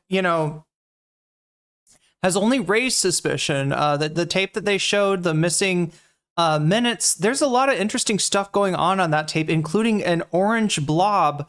You can barely see somebody kind of go up the stairs prior to Epstein's death, right? So, people are speculating, was that orange blob the person that either, murdered Epstein to ensure his silence, or that maybe even gave the implements of for Epstein to unalive himself, if that's what actually happened. So it's making it more suspicious, not less suspicious. And yet Trump would give anything to get the public to focus on something else. Sent nearly a dozen other subpoenas to individuals for closed-door depositions beginning this month. On that list, both Democrats and Republicans, including... Can they subpoena the president? That's what I was wondering about. Bill and Hillary Clinton. Like, there may be something that the president can probably claim that a subpoena could interfere with his duty as president. Obviously, anything that he does in an official act, as the Supreme Court has decided, is outside the purview of something that he can be brought up for charges on. Clinton, James Comey, Robert Mueller, Bill Barr, Jeff Sessions, and others. Our panel is going to be here to... Oh no, not the panel. Not the panel, chat. This is what I hate about CNN. Like, I don't know. This is what they've gone to. I don't know if this is like, they do these panels now, right? They introduce the story, they do the news part of the story, and they're like, we got a panel on tap here to discuss these matters. And it's like the most racist conservative guy that you can find, and bunch of random liberals. Just, you know, they're trying to make their content more viral, I guess, by having more arguments.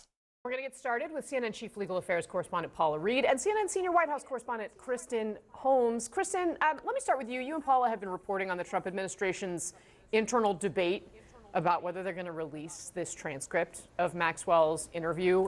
Again, this was with the Deputy Attorney General, Todd Blanche. Can you take us inside the White House's thinking here?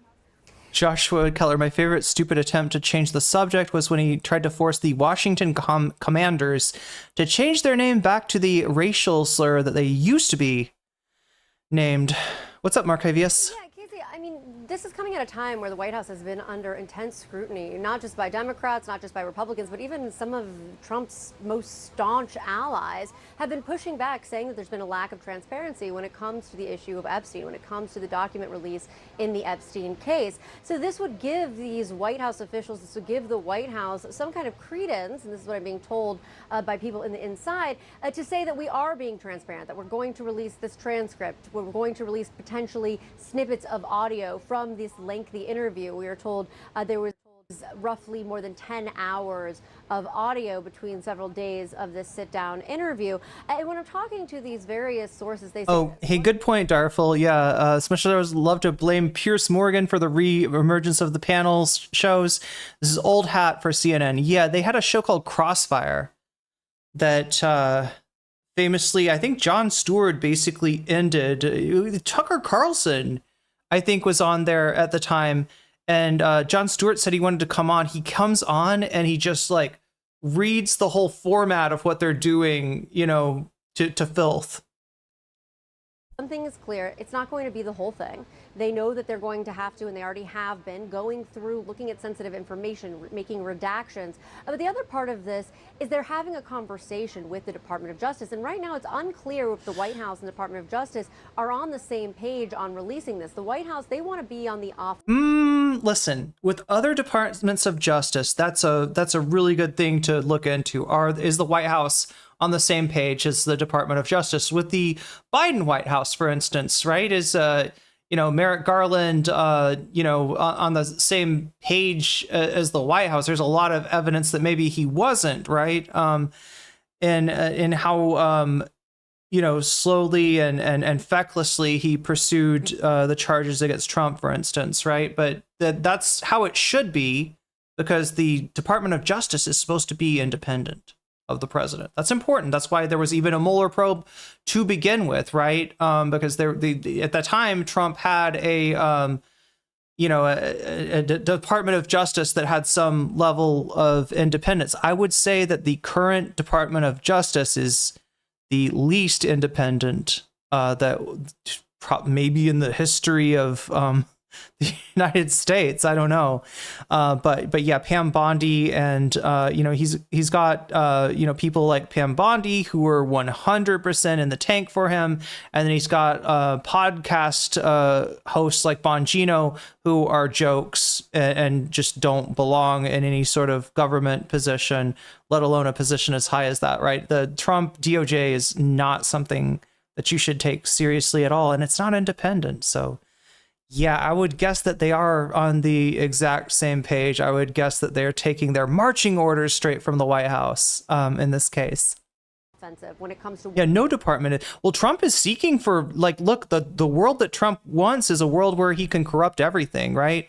And it's really funny that the guy came into office, came into American consciousness talking about draining the swamp, ostensibly fighting against corruption, which, look, the government was corrupt. Our very method of selecting candidates is, based on first and foremost, like, how much money can you get from donors? How much money can you get from big money interests, right? That there's definitely some corruption there. There's definitely some swamp to be drained. But Donald Trump came in and just, instead of, draining the swamp, he brought a big sewage hose with him, chat, and he just started pouring shit into the swamp and making it worse rather than creating new swamp monsters, right? That didn't even exist previously. And, when I talk about corruption, what I'm talking about is transactionalism, right? Trump sets it up so that he's got something that you want, something that you need. Let's say that you're Paramount and you're deciding whether to keep Stephen Colbert on or not. Well, you have a big merger that you want to do. And, you kind of know that if you want this merger to go through, maybe you shouldn't have Stephen Colbert. So we get rid of Colbert, and what do you know? The merger goes through. Interesting how that works, right? That's corruption. That's what we're talking about. That's what draining the swamp, would be less of stuff like that. Instead, with Trump, we've got more and more stuff like that. And what's gross about it, chat, is that Trump came up as a real estate guy in a business that you had to have mob connections to do. So he's no stranger to corruption. If you watch the Trump movie, his mentor was Roy Cohn, a very corrupt guy in his own light. And the sad fact about Trump and his administration is that there's just no stopping point for the corruption with this tariffs thing, right, chat? If Trump is laying down tariffs on everybody, and maybe if you get on his good side, you could get your tariffs lowered, he's corrupting the world, right? Like he's pushing us towards a reality where everything is corrupt, where there's no independence, where everything is transactional, and the American president can call the shots essentially, because he's got what everybody wants: lower tariffs, better deals, right? And only by playing his game, only by playing ball with him, can you actually get that, right? So that's where we are in 2025. And I'm playing the wrong button. Just let's try that again, chat. There we go. Whatever information they have regarding Jeffrey Epstein, because they've spent the better part of the last several months, or at least since that DOJ memo came out, on the defensive. And that's not a place that's good for President Trump or for the White House. They do better when they are fighting, not when they are receiving the fight. So this would give them the opportunity to get ahead of a narrative. Whether or not they're going to actually do this, though, they have been warned by some experts that there are risks here. It remains to be seen how they're going to handle it.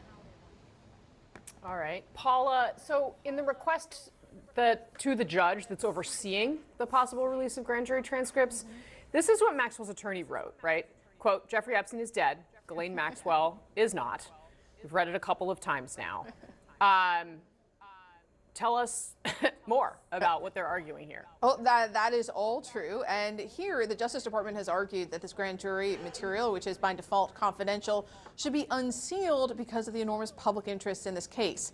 Now, Maxwell's lawyer has previously said that they would oppose this move, but a short time ago, in his filing with the court, he's revealing more about why they believe that is the case. He's saying, quote, public curiosity is insufficient when Maxwell's legal and reputational interests are at stake. These factors weigh heavily in favor of preserving the secrecy of the grand jury materials. The reputational harm from releasing incomplete, potentially misleading grand jury testimony untested by cross-examination would be severe and irrevocable. So there he is specifically referring to the grand jury process. It's different than a trial. In a grand jury, a prosecutor goes before grand jurors, presents a case. The threshold for indictment is much lower than it is in a courtroom, and there's no defense. Oh, this is a fun one. Hello there. Could you believe that someone would send a sub? You would bother to take the time out of your day to sub just to let me know how uneducated I am. We'll see, like, what should come after that is some education, right? Set me straight. What am I wrong about? Fun fact, I know, but anyway, I gotta go and unsub. There you go. What's the education? What do you got for me? Nothing. You're just saying, I'm smart, you're dumb. It's very Trumpian of you, right? There's no substance to it. There's just kind of coping. And that's what we're seeing a lot from Trump, the supporters that remain in that corrupt fucking swamp world that is the Donald Trump MAGA cult. But yeah, go back into your swamp creature. Go back in there. Go back. Say hi to Swamp Thing for me while you're there, all right? You did nothing. You achieved nothing. Come on. You can't be like, I'm smart, you're dumb, and not tell me why. What have I got wrong? What do you want to debunked? What am I lying about? What facts have I gotten wrong? Donald Trump actually did drain the swamp. He's actually, the Department of Justice is hella independent. What do you want to tell me? Nothing, because you got nothing. You got nothing to say. You know why? Because you're uneducated. Not only are you uneducated, but you're actively hostile to facts, because facts don't comport to your fairy tale where this messiah comes out, this reality show host, the fake billionaire from the 80s, the guy that lost his ass on real estate, lost his ass on casinos. How do you lose money on casinos? I don't know. Ask Donald Trump. He did it, right? Was only marginally successful when he became a reality show host. And what else is he good at? Yeah, corrupting the government. Really, really fucking good at that. And really fucking good at getting you not to question anything about him, right? There's no independence from the Department of Justice, and there's no independence, unfortunately, very little independence that MAGA is showing right now. You'd hope that they, with all that they bitched about saving the children, Pizzagate, the corrupt elites that are predating our children, you would hope that they would care about that shit enough to actually follow that lead into looking at Donald Trump. I guess you got no interest in that. You don't want to know. You can't handle the truth. But thanks for playing. On. Now, of course, Maxwell was tried in a court of law. She was convicted of sex trafficking. But this is part of why the bar is so high to release this kind of information. Now, Casey, I also want to note the judge has given victims of Maxwell and Epstein the chance to weigh in here. Notably, we've heard from two of them. They didn't oppose the release of this material. They pushed for more transparency as long as victims are protected, and they have until the end of the day today to weigh in with their thoughts. All right. So for the record, chat, the Maxwell's attorney, Ghislaine Maxwell's attorney, they don't want the grand jury testimony, which is what the Trump administration has asked for, released out of concern that might prejudice any jury in the appeal that she's trying to file with the Supreme Court. She's trying to claim that the immunity that was given by Jim Acosta. Let me hit you with some more truth here, Trump fans. All right, Jim Acosta gave Epstein his original sweetheart deal, the deal where he was able to stay out of prison or be kind of come in to prison and then leave, even though he's convicted of all this horrible shit. That was Jim Acosta. That was Trump. That was a Trump administration official, right? I feel like Pam Bondi was was AG of Florida at the time that happened as well, right? Caller Reed, Kristen Holmes, thank you both very much for getting us started. Our panel is now here in the arena. Oh God, the fucking panel. Do we stick with the panel, chat? What do you think?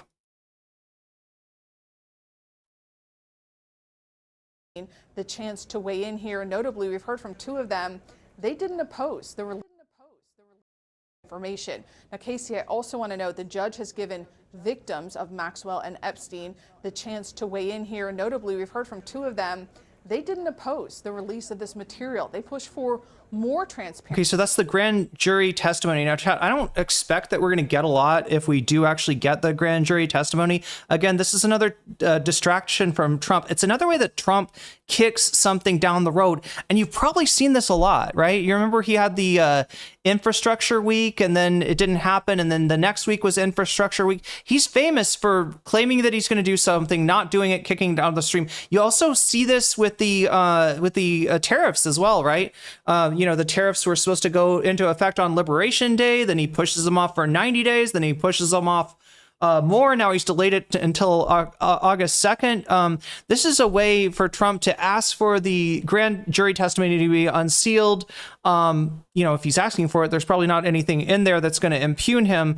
And also, it's something that the court is going to get tied up in court. So he can say that he's doing something towards transparency instead of actually doing what he said he was going to do, what Pam Bondi said he was going to do, release the goddamn files, right? She said she had the files on her desk and she was ready to release them.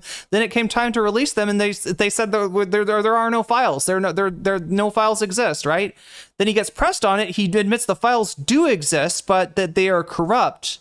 They have been befouled by Merrick Garland, Joe Biden, Barack Obama. Just like all the list of the rogues gallery, everybody that Trump hates has gotten in there, and they've polluted the files. So there are files, but it's fake. It's fake stuff. It's fake stuff. We wouldn't want any fake stuff getting released. So he's protecting those files. He is gunt guarding that revelation. Instead, he wants to give you the nothing burger that is the grand jury testimony. Except, oops, the judge won't let us release that without an insane numbers of proceedings. And right now, chat, the judge is asking for information from Team Trump, which they are delaying giving. So he's dragging his feet on it even more. He doesn't want anything released, right? He wants to trick you. He wants to distract you. He wants you to change the subject. He wants you to shut the fuck up, right? He definitely doesn't want to save those kids. That is something that MAGA may have been interested in one time when they thought that it was going to be Bill Clinton who was implicated. But now when it looks like Trump maybe is guilty, when Trump is acting guilty, they don't want that. It turns out they never cared about kids to begin with. So anyway. As long as victims are protected, and they have until the end of the day today to weigh in with their thoughts. All right, Paula Reed, Kristen Holmes, thank you both very much for getting us started.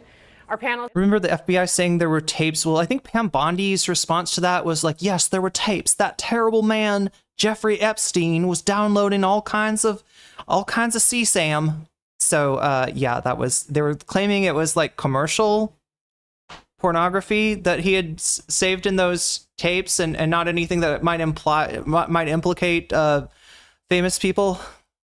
Now here in the arena, CNN political analyst, White House correspondent for the New York Times, Solon Cano-Youngs, CNN political analyst, national political reporter for Axios, Alex Thompson, CNN political commentators, Kate Bedingfield and Brad Todd are here, and we're also joined by CNN senior legal analyst, Ellie Honig. Thank you guys all for being here today. Ellie, let me start with you for your kind of perspective on this. I mean, it does seem as though, if Ghislaine Maxwell is looking for fair treatment, that perhaps she does have an argument here.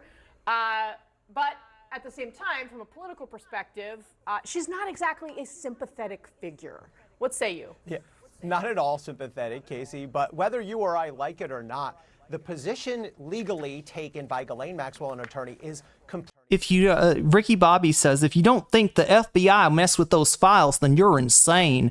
Ricky Bobby, it sounds like you don't want the Epstein files to be released. It sounds like you're afraid of what might be in there.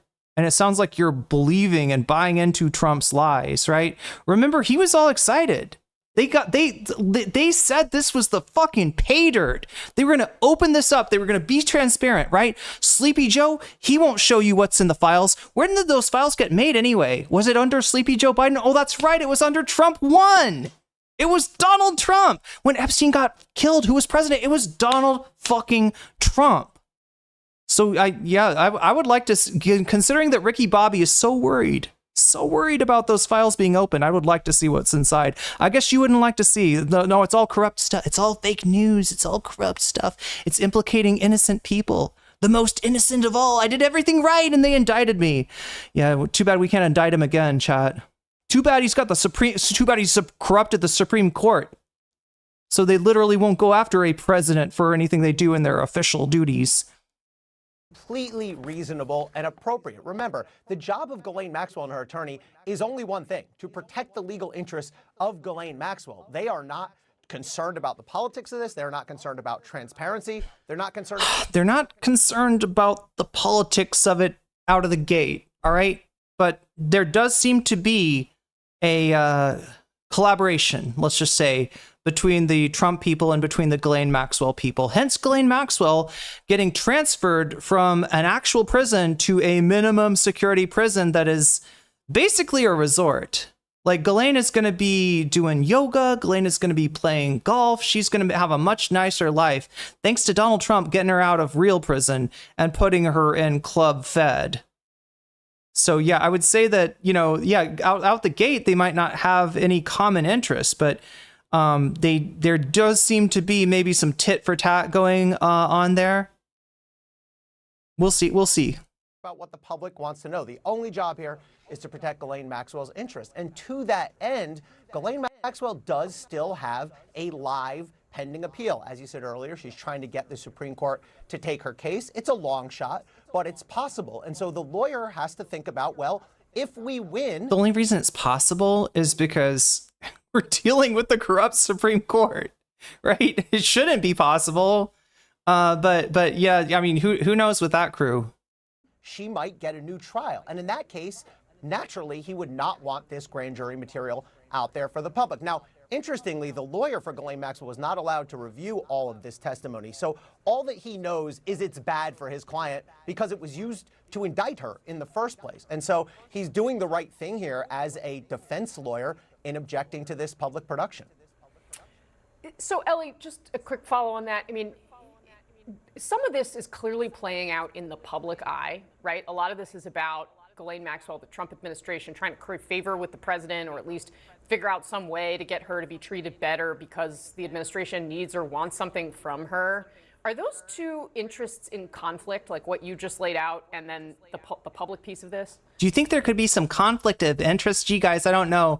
Let's ask the CNN panel. Yeah, that's interesting, because if Maxwell's team calculates, well, we want to please the president, we want to please the administration. Why? Because they want a pardon. I mean, they've said that in writing in their legal briefs. This position might not please the administration. In fact, they're in opposition to DOJ here because DOJ is arguing. See, you're just missing the fact that you're not considering that they might have made this request as a distraction. It's a great distraction, by the way, right? You make a request to release grand jury testimony. Now, this isn't done for the reasons that Ghislaine's attorney is mentioning, right? It's seen as, this is generally information that the courts keep private. This is not standard operating procedure. Trump is asking for an exception here, an exception that he's not likely to receive, and an exception that if he does receive, it's going to take a long time in court. He is kicking the can down the road and hoping that we will all forget about it, hoping that we all have the memory of a goldfish. In chat, he might be right. He might be right. Apparently we all memory hold January 6th. Apparently enough people forgot how fucking miserable shit was under the Trump administration the first time, how scary it was, how 1 million people died that didn't need to die because of Trump's mishandling of COVID. We completely forgotten that. So, hey, maybe we'll forget about this too. I don't know. That this should be released. So there's a couple different calculations, complicated legal calculations here going on, but I think Maxwell's goal is to either please the president enough to get a pardon or please DOJ enough to have DOJ go to a judge and ask for a lower sentence. But you're right, Casey. I mean, by opposing this, they have put themselves on the opposite side of the administration. And probably on the opposite side of some of the president's most fervent supporters. Let's be real about that. I mean, Brad Todd, the other big question here that we're talking about is whether this conversation between Todd Blanche, Donald Trump's former personal attorney, now the number 2 at the Department of Justice, it's all on tape. They're thinking about... Oh, I love this, Jesse. See, please, if Trump was in the files the last 4 years, the deep state, I'm not sure you know what that means. You say the word, I'm not sure you know what that means, right? It is a real thing, just a very misunderstood real thing after Trump has turned it into the stuff of fairy tales, would have done everything possible to reveal it. Okay, so you shouldn't have any problem with releasing the files then, right? Trump is clearly not in there, as proven by the fact that the deep state didn't release it, proven by the fact that that Biden, did not, release that stuff as dirt on Donald Trump out ahead of the 2024 election, right? Now, that's one theory. The other theory is that maybe there is stuff that implicates some of the Biden administration's faves. Chat. Now look at this. Isn't this weird? I'm trying to argue with a Trump voter, named Jesse C, that Biden might be corrupt. Jesse, you don't think that Biden might be corrupt? You don't think that the Biden administration might have some connections to, I don't know, say Bill Clinton? They might try to protect Bill Clinton if Bill Clinton and Donald Trump, who both flew on the Lolita Express, if they're both implicated? Also, Jesse C, you must not be reading the news much, because otherwise you'd know that they've redacted Donald Trump's name multiple times. We already know this. His name is in the Epstein files. The question is, does that implicate him in any wrongdoing, or is it just, more shit of like, yeah, they were friends, so, when we're talking about Jeffrey Epstein's activities, Donald Trump's name is going to come up. Bill Clinton's name is going to come up. Maybe they're both innocent. I would just like to see the files. Can we agree on that, Jesse? Would you like to see the files? Or do you think that the Biden, are you arguing with me that Biden did nothing wrong? Because I'm thinking maybe Biden did something wrong. I don't trust the fucking government, whether it's Donald Trump or Joe Biden. All right? And especially when it's about keeping secrets about powerful people. All right? I'm not a conspiracy monger, but I don't trust, people with possible conflicts of interest out of the box, right? That seems crazy. Putting it out. You're a Republican strategist. Are you interested in having them put that out there? I'm agnostic. To tell you the truth. I am tired of talking about this case every other day on television because there's so many more important things that affect every American's life out there. But I do get that we're going to talk about it until something comes out, right? I don't know if we'll stop at that point, but that's what's going to happen. Republican strategist with Epstein fatigue. And so if what comes out is Todd Blanche's transcript, then maybe that will be done. But is it fair that the only reason we are talking about it is because Donald Trump, Mr. President, promises made, promises kept, promised to make these files public, and he hasn't? Well, I think probably history, when this is all over with, we're going to look back and say, what they should have said was, we'll release it as soon as we can, right? As soon as we legally can. January 19th, 2029. Well, until the grand jury has need for it to be secret has run its course, right? Until we legally can. That might have been the mistake that was made. I think the problem they're going to have here, there's certainly all of the legal calculations that Ellie was talking about, but purely from a communications perspective, releasing the likely somewhat redacted, if it's ultimately released, grand jury testimony, releasing the perhaps selectively redacted transcript of the conversation with Todd Blanche, doesn't meet the bar that Donald Trump himself I just want to see the list unredacted. Me too, Dick Smith. Me too. set out at the beginning of this conversation, shall we call it, which is releasing the files, making them public. So from a communications perspective, I'm not sure you can argue reasonably that either of these releases is going to shut this down. It doesn't meet Donald Trump's bar for shutting it down. And it's not just Donald Trump promising to release them. It's also the people he brought into his administration that set these expectations so high by riling the base. By Bongino, talking about this issue, Deputy Kash Patel, Director of the FBI, Kash Patel as well, coming in. So they set these expectations high, and now you're seeing them meet that pressure at this time. It's interesting because a couple weeks ago, most of the people. I feel like Mylan says, I feel like Biden was more indie with his proclivities. I don't know. I mean, considering that this is the guy that Obama came in to throw the election to, told all the other shitlib candidates to drop out. Let's all get behind Biden so that we can knock Bernie out of first place. I would say that doesn't bode well for your fan theory, Mylan. But thanks for playing. You talked to in the White House were like, we need to move on from this.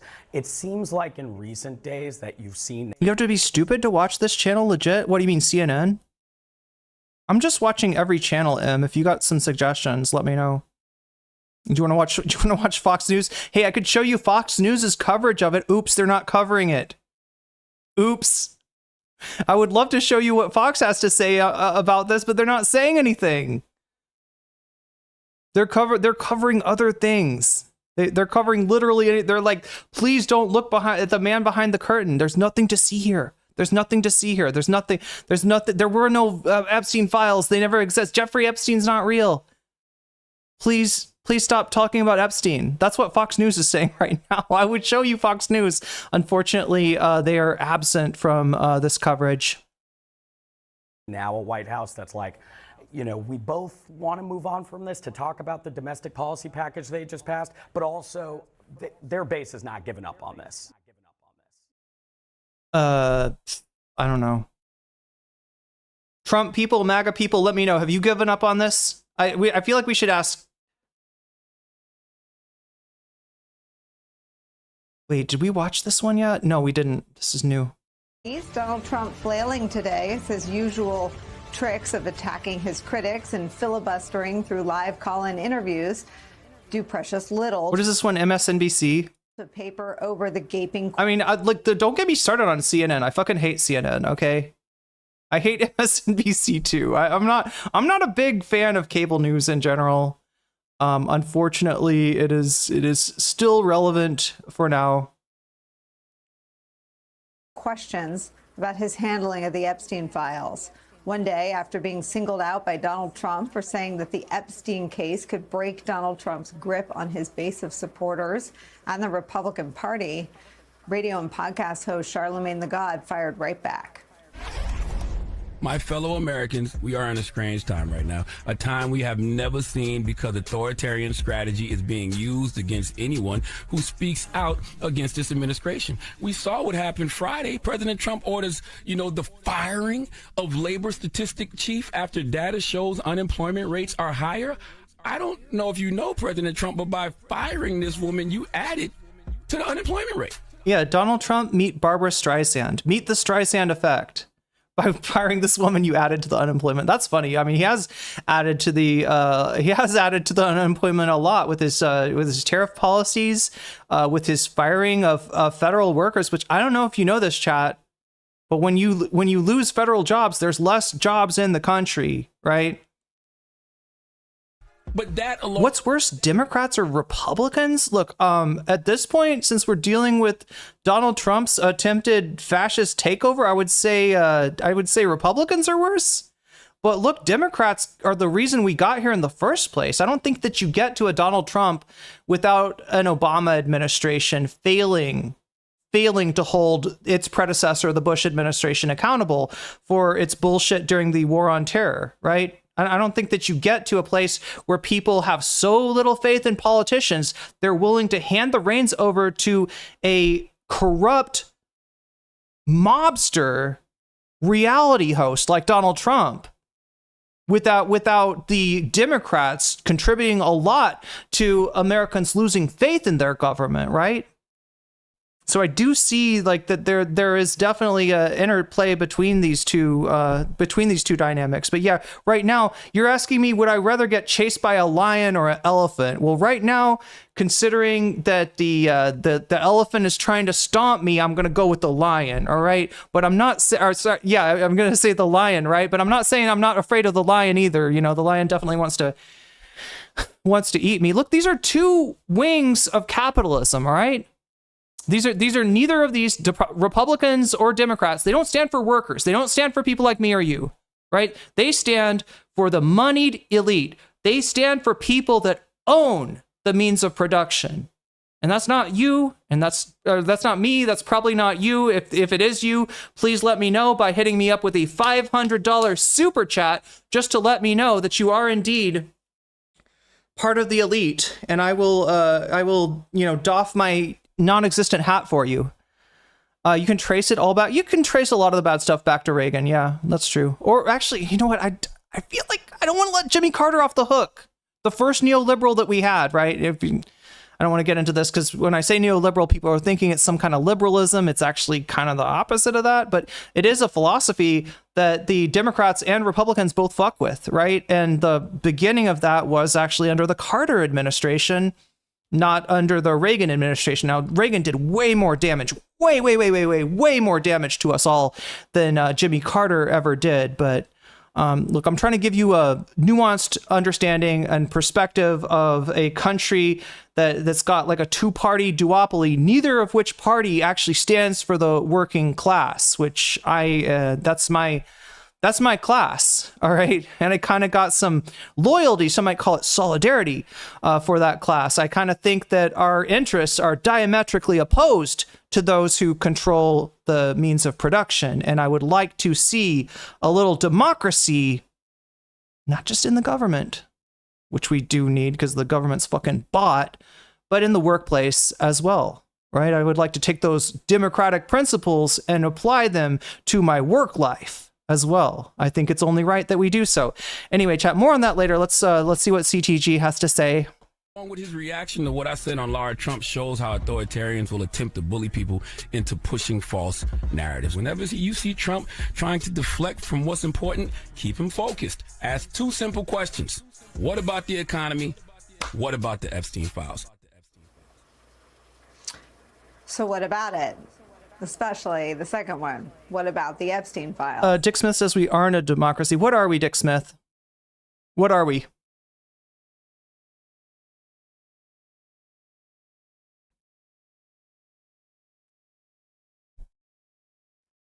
Do I need some music while we wait? We're not a democracy. We are a... I think I know your answer, but I'm curious. I'm going to let you answer. A democracy is raw mob rule. We wouldn't want that. Wouldn't you rather just be exploited by corporate bigwigs? Wouldn't you rather have a situation where you go to work, you have no idea how much value you're contributing towards your company, but your boss does, and you're getting ripped off. You're not getting paid for what you're worth. You're earning your boss like way more money than what you're getting paid, right? And then on the back end of that, right? Then you go to the grocery store and you pay extra for your food to keep you alive. You go and you get sick, so you go to the hospital. You pay extra for medical care, right? Would you rather have that? Does that sound better to you than mob rule? Because I'm telling you, give me the choice between that. I'm putting that Luigi. I'm going with the Super Mario Brothers chat. I'm going with the Super Mob Brothers. Mob rule. We've literally got a president who's corrupted by the mob. Donald Trump worked in real estate. Do you think that you could work in real estate in New York City in the 1980s without having mob fucking connections? You're worried about mob rule? I'm worried about the actual fucking mob. I'm worried about a real fucking corrupt bastard that's taken the control of the whole corrupt country, that's corrupted the Congress, that's corrupted the judicial branch. I'm a little bit more worried about the centralization of power that we are currently experiencing than I am about some illusory phantom of mob rule. Oh my gosh, democracy is so scary. I mean, look, the only reason that democracy is scary is because there's stupid people like you out there. And I'm not calling you that as an insult. I'm just using it in a descriptive way. Like, you're a sucker. There's one of you born every minute, and you get fucked over all your life. You get used. You are sheep. You are cattle. You are meat to these people, and they are exploiting the fuck out of you, and you're concerned about too much democracy. You're concerned that the working class, we just can't be trusted to control things. We gotta have our social betters up there to control and exploit us every single day of our life, from the hospital that we're born in to the grave that we're buried in, right? Every single day of our life, we are serving the purposes of somebody. We are creating wealth that we will never enjoy the fruits of, right? Is that the kind of life that you want to continue to live? No? Then keep listening, because I got more. It's actually a question that a lot of people across the country are asking right now. And we're a constitutional republic. Felix Mueller, you're so close. We're a democratic republic. And the fact that you are Felix Mueller, maybe you're speaking to Deutschland and not the United States there, but I don't know. Maybe you're a naturalized American. Not for long, though. Not for long. Not for long. Donald Trump's got plans for you too, right? That doesn't. You're not from around here, boy. What are you doing with a green card? What are you doing? What are you doing with American citizenship? Your last name's got an umlaut. We know that's not even in our alphabet. That umlaut's not in the Bible.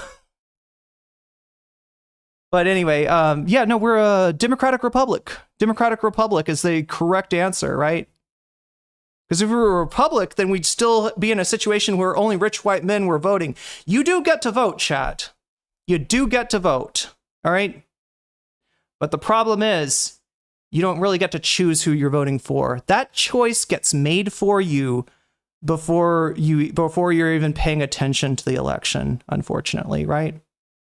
The people that decide who you get to vote for are the people with money, and they're going to pick somebody on the right that they're okay with, that they've bought and paid for, and then they're going to pick somebody on the left that they're okay with, they're bought and paid for, and you're never going to get a candidate that actually represents you, because that's too dangerous.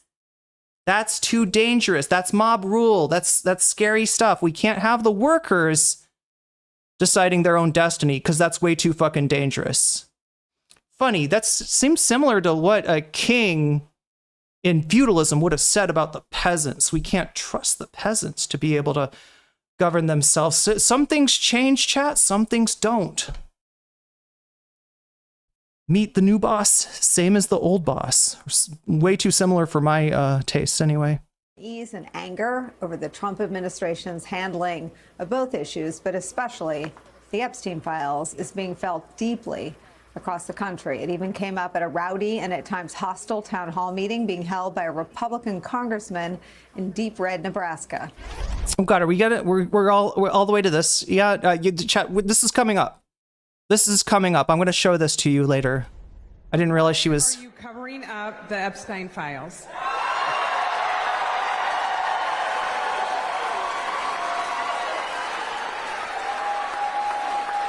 Let's be very clear.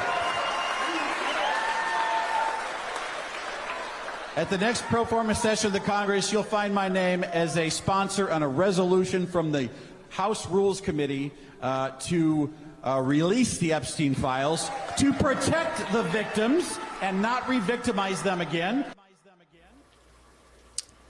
As for those victims, many of the victims themselves are pleading for more transparency.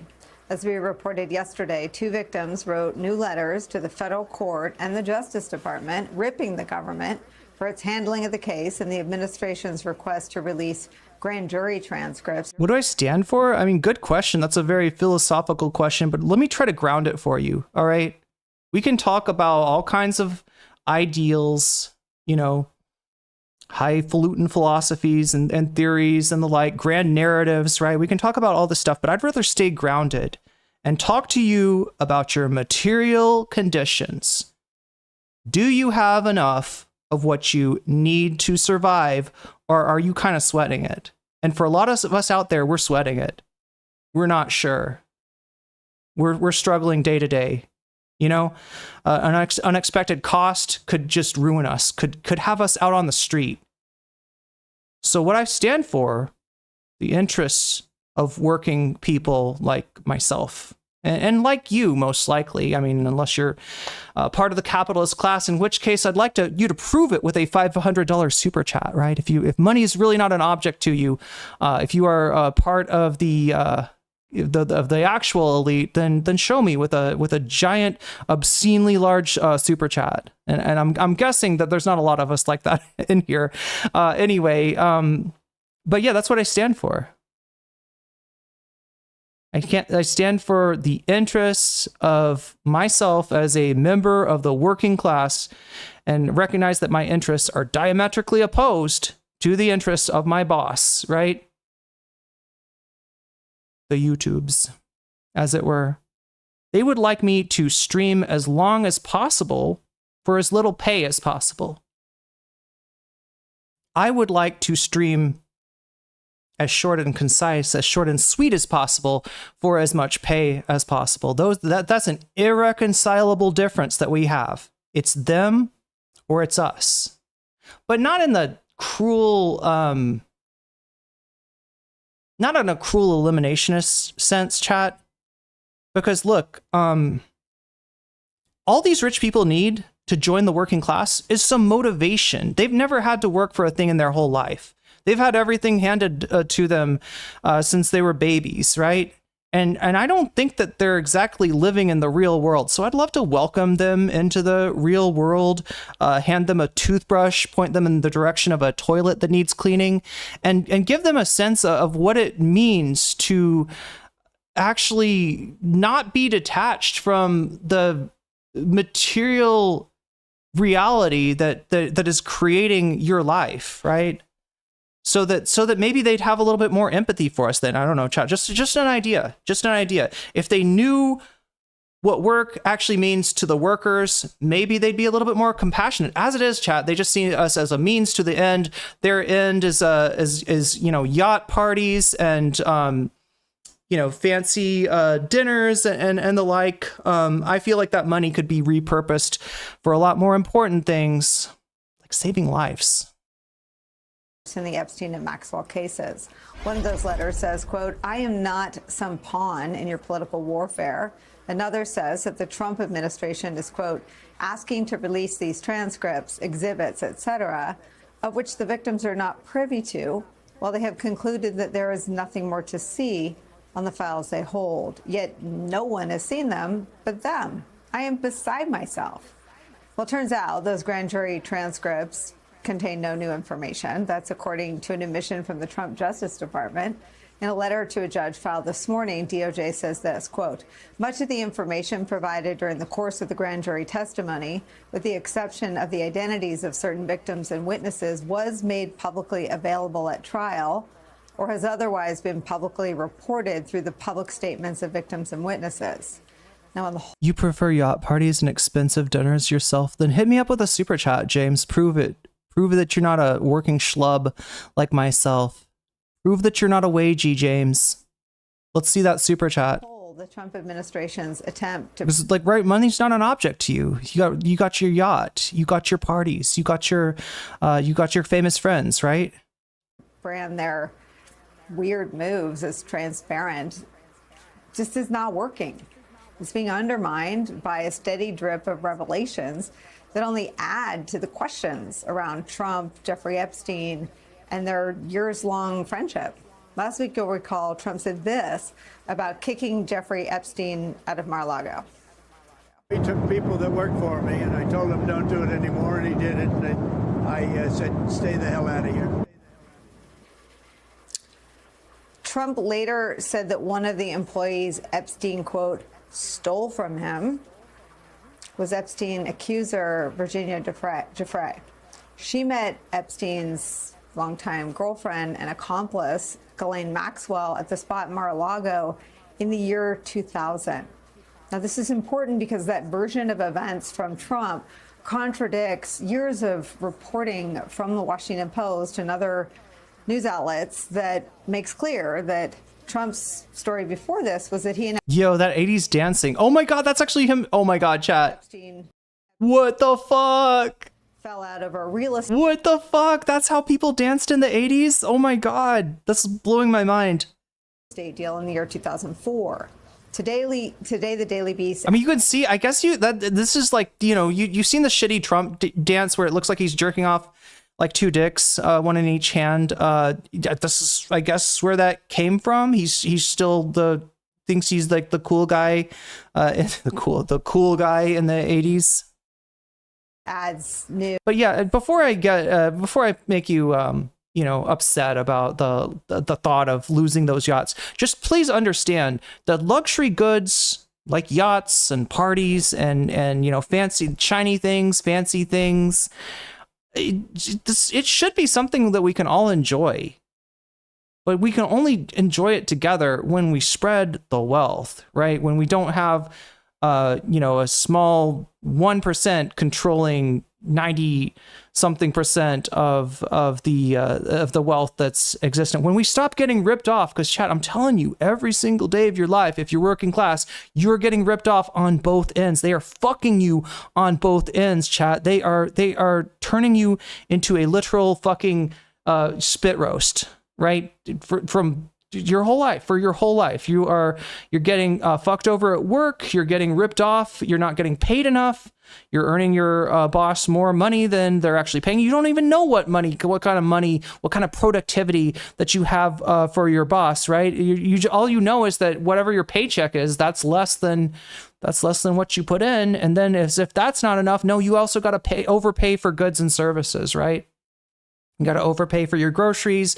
You got to overpay for your hospital bill. You got to overpay for everything, right? Because everything is exploitation. Everything is computer, and this is the world that we're living in. Welcome to the real world, Neo. Welcome to the desert of the real. And further complicating data points. They point this out, quote, Epstein was a member of the club until October 2007, more than 1 year after he was indicted and released on bail, according to the book The Grifters Club, Trump, Mar-a-Lago, and the Selling of the Presidency.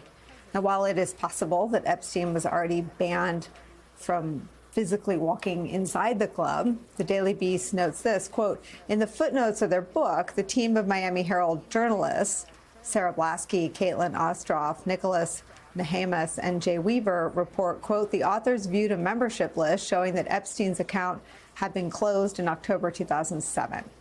Donald Trump finding himself on the other side of survivors and a majority of the American public regarding showing that he's interested in being transparent in the Epstein case, as questions about his relationship with Jeffrey Epstein refused to. YouTube takes 40% of my revenue. Then you're just like me. For real, for real. Die down. Actually, I think it's 30, isn't it? Is it 30? Is where we start today. Podcast host and author of The Red Letter on Substack, Tara Palmieri, is back with us. She has hosted 2 investigative series on the topic called Broken, Jeffrey Epstein, and Power, the Maxwells. Also joining us, former Democratic Senator, MSNBC political analyst Claire McCaskill's here, and former Criminal Division Deputy Chief at SDNY, MSNBC. Hey, Nicole Wallace is like putting me to sleep. Anybody else, chat? Anybody else? Of a new YouTube show, Courtside. Christy Greenberg is here. Tara, I read your new reporting. Both elite parties are all about furthering their own wealth. Well, if you mean that both elite parties stand for the, stand for the capital class, you're correct, Vicky. We're not allowed to have a party that stands for workers. You understand this, right? Go back and read some history and look up the Red Scare. Look up the anti-communist purges, and you'll see exactly what the powers that be think of a worker-based political party. It's not allowed to exist. You're not. In fact, traditionally, when the United States had competition in the world in the form of the Soviet Union, we weren't even allowed to speak of these things. You'd get blacklisted. You'd lose your job. You'd never work in this town again for just uttering the fact that you're dreaming of a world that could be better. Dreaming of a world based around the interests of the working class, rather the vast majority of us, rather than the 1%, right? That would get you absolutely shit canned. Now they don't feel like they have to worry nearly as much because there's no credible competition. Although I don't know, look at China. Maybe there is. The 1% do protect their own. That's absolutely right. Today and. That doesn't mean, chat, that I think it's worthless to participate in electoral politics. I do think that you can look at any election and find like a lesser of evils, and that it is maybe worth your while to vote for that lesser of evils. But that being said, you're never going to get what you want. You're never going to get what you need, right? And what you need is leverage. The one thing that you're born without: power, leverage, clout, right? They're going to hold these things away from you. And if you want to grasp that brass ring, you're going to have to reach outside of the Overton window.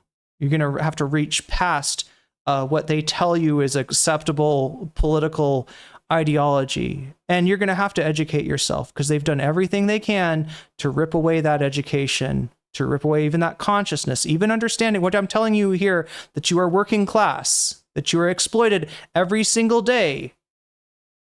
on both ends, from your birth to your death. This is not something they want you to understand.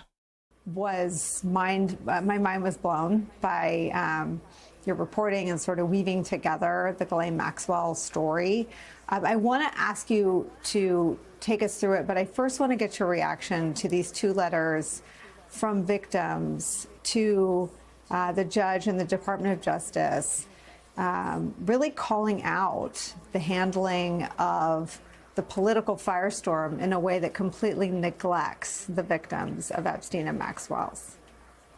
It's been a mess, and it's been a disgrace, and it's consistent with everything I've heard. They keep telling me over and over again they feel left out, they're out of the loop, they're wondering why they're not getting a call and why it's Ghislaine Maxwell, and they all... There's no middle class. Yeah, I mean, that's a fairy tale that they tell you. They tell you there's a middle class, there's a place that you're supposed to be, that if you do enough, you'll be part of it. If you work hard all your life, you'll have enough, right? That's the idea of the middle class. And the middle class only exists when they need to fool you, when they need to stop you, when they're worried that you might take matters into your own hands, when they're worried that you might take the means of production into your own hands, when they're worried that workers might take their destiny in their own hands. That is when they throw you some peanuts. That is when they expand the social safety net. That is when they enact, Keynesian policies, which, actually are decent for the upper class as well. But what they won't give you, chat, is the ability to stop the consolidation of leverage enjoyed by the upper class. Right? Anything that slows their role in terms of consolidating power is not going to be allowed. And you're going to have to make some compromises, right, in order to even get that, like narking out your fellow union members, like narking out, if you're in Hollywood, other actors that have been talking about communism or whatever, right? They'll give you that, but only for a price. And that price is to betray your own, that price is betraying your class, right? Also feel re-traumatized by this, the idea that there may be some sort of deal happening behind their backs with Ghislaine Maxwell after all those years of testimony, of having to tell their stories over again and being re-traumatized. This is really consistent with what I've been hearing over and over again about feeling like they are about to be let down again. And let's not even go back to 2008 when that sweetheart non-prosecution agreement came out and Jeffrey Epstein got a slap on the wrist. He was supposed to get 60 federal crimes against him, and it went down to 0. And he spent 13 months in a county jail with work release half the time and an ankle bracelet, and was called a sex offender. So this is giving them nightmares, deja vu, and they don't trust the government, which is supposed to be looking out for them and for all of us. What is their understanding of why, or the circumstances around what happened between Friday and our broadcast yesterday, that Kendall Laney and Lisa Rubin at our network reported that Ghislaine Maxwell was moved from a low security prison to an even lower security prison, and that there was a rather unusual or unprecedented waiver granted by the Bureau of Prisons, something that an expert said he'd never seen for sex offenders. It's unheard of. And I was speaking to Maria Farmer, who went to the FBI in 1996 to report Jeffrey Epstein, and then again in 2004, and has been cooperating the entire way. And she called me yesterday, and she was like, "I'm worried the next step is house arrest." That's what it feels like. I mean, this is a place where Elizabeth Holmes is. She's about to get out in 2032. She's got visitation rights because she has a toddler. They have fences here. This is not the place where you put a sex trafficker. This is not the place where you put a pedophile who was... I mean, it shouldn't be the place you put Elizabeth Holmes in either, right? No, it's the prison for the rich and famous. That's what we're talking about, this minimum security jail or a prison that... Ghislaine Maxwell is being transferred into. This is, what you would call Club Fed, right? It's basically a resort but that's technically a prison, right? And yeah, Elizabeth Holmes is apparently like, you know, teaching yoga or something.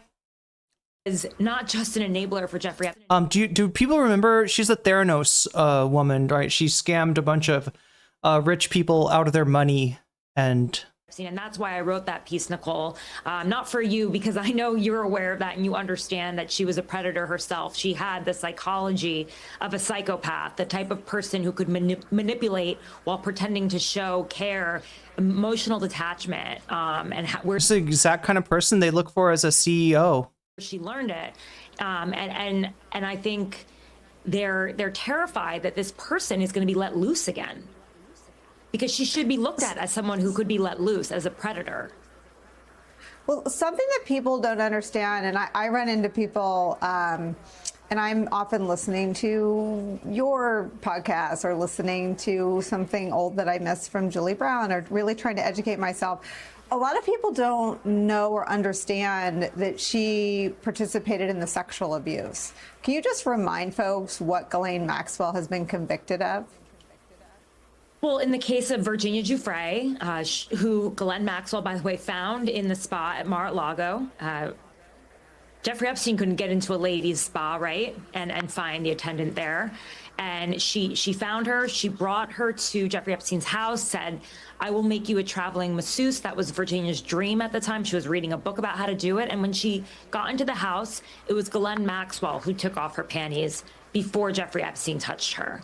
You know, in the case of Annie Farmer, it was Ghislaine Maxwell who fondled her breast when she was 16 years old, isolated on the Zorro Ranch in New Mexico, where Jeffrey Epstein... Yeah, this was the Clintons' favorite place to hang out, like, right? And they're kind of, there's some ranch in New Mexico that Epstein owned, and apparently Bill and Hillary spent a lot of time out. Now, that doesn't mean that they, you know, were engaging in this activity, but it's definitely worth looking into.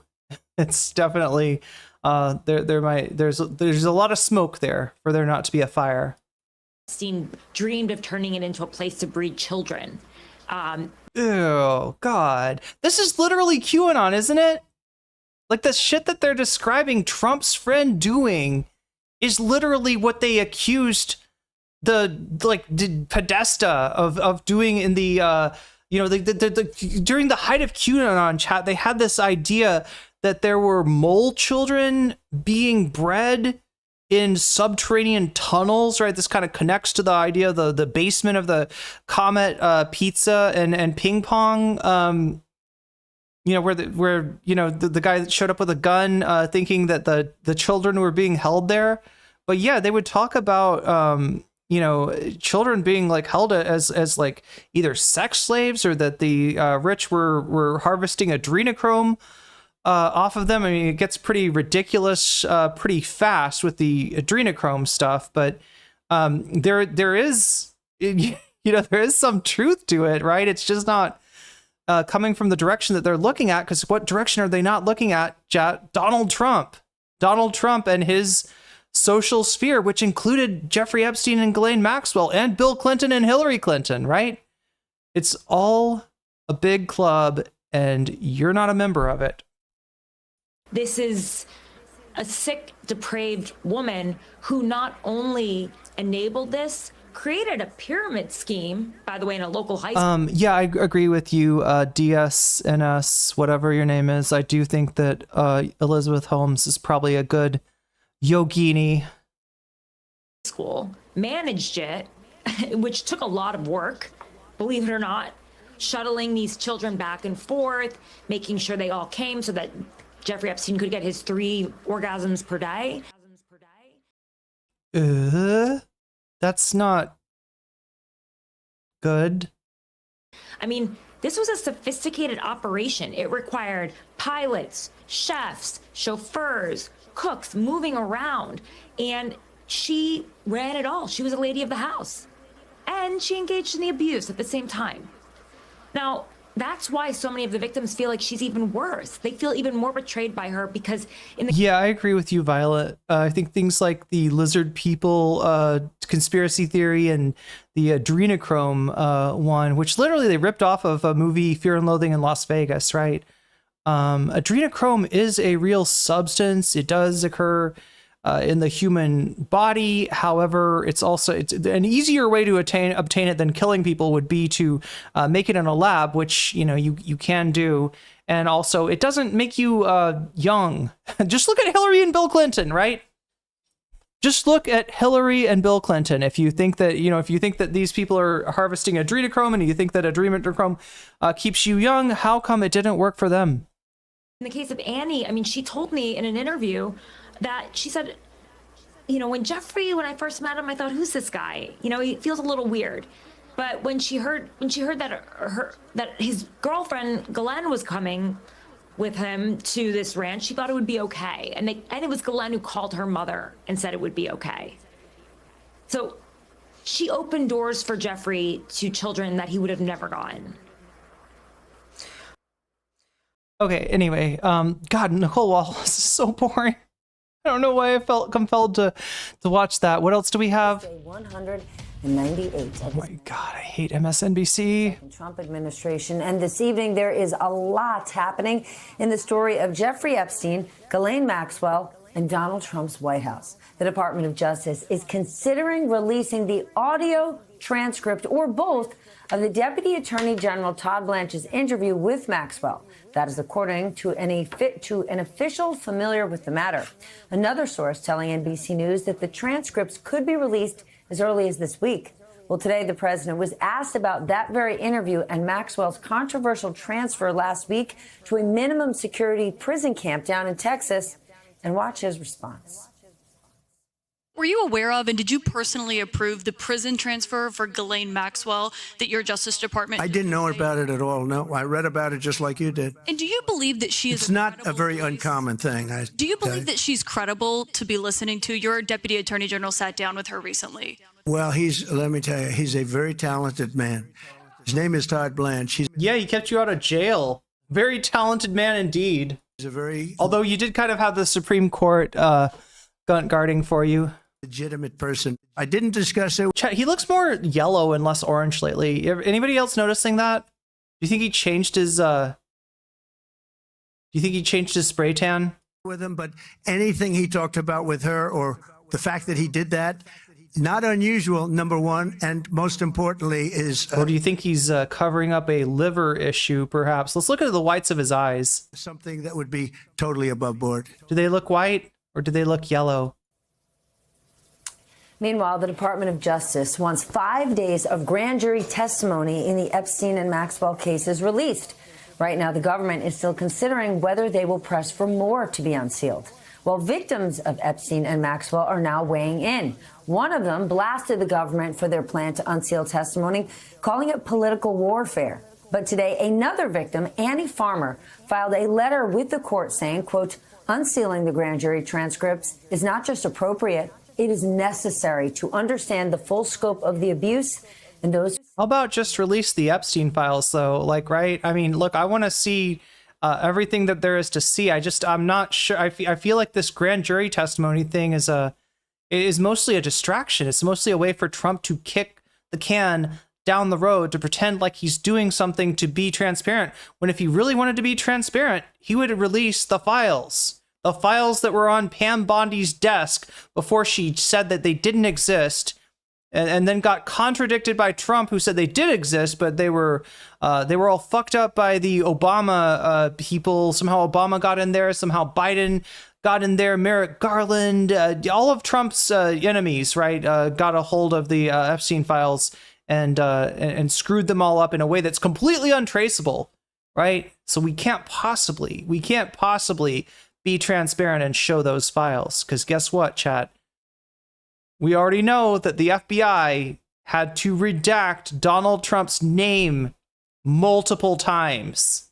There's agents assigned to finding his name in that document everywhere that it appears and redacting it out of there. Who enabled it. Ghislaine Maxwell opposes the move. If anybody's fucking up the files, if anybody is, tampering with evidence, it seems like it's the Trump administration. Her lawyers say it would hurt her legal rights. The Epstein estate says it takes no position on the issue. And today, the House Oversight Committee issued a string of subpoenas in the case, demanding that the DOJ turn over the full unredacted Epstein files by August 19th. The committee also wants testimony from the Clintons, several former attorneys general, and 2 former FBI directors. But here's what's interesting. One person who was not subpoenaed, Alex Acosta. Do you remember that name? Yeah, good point. This is he was the U.S. attorney who signed off on the original Epstein deal.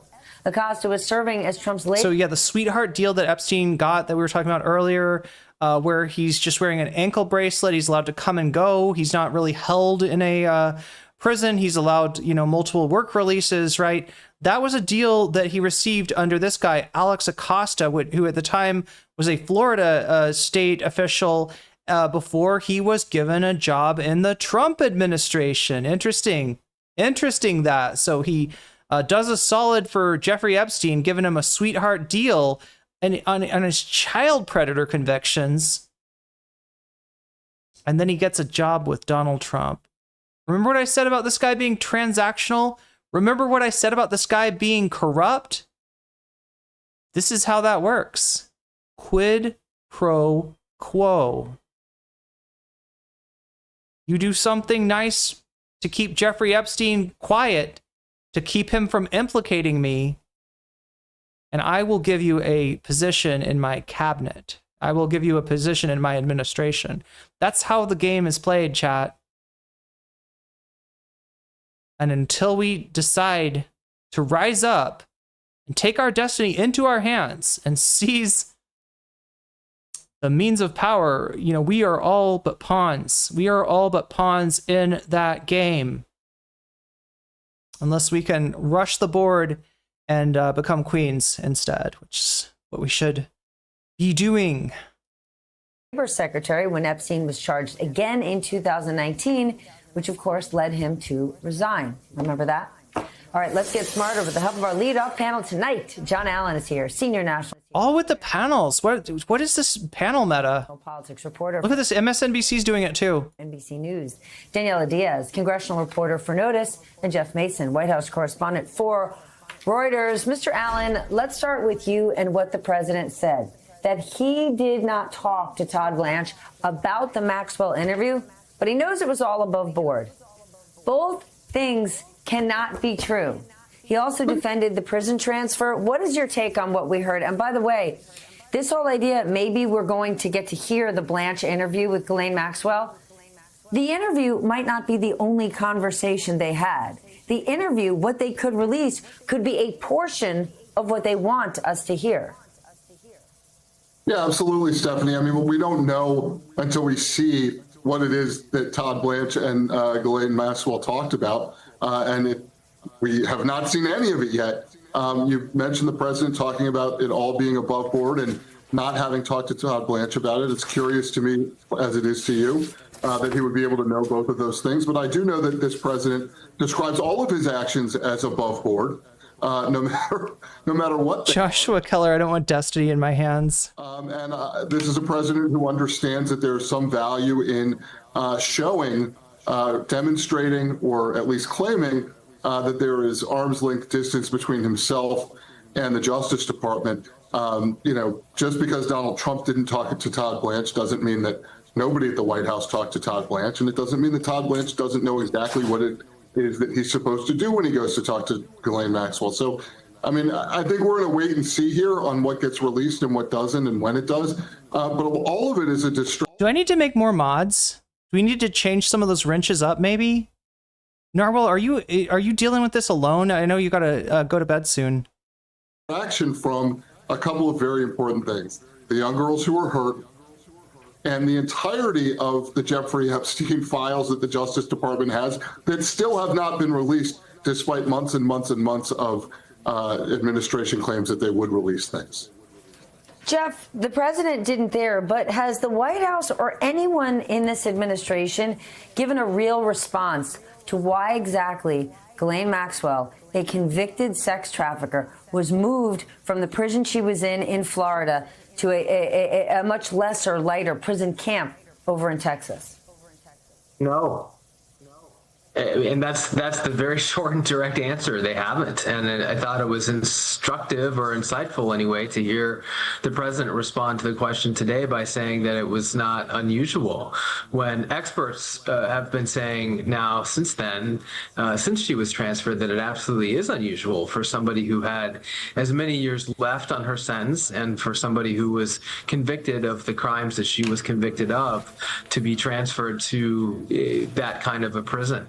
But the prison system has not answered, and the White House has not suggested, hasn't given any background or reasoning for it either.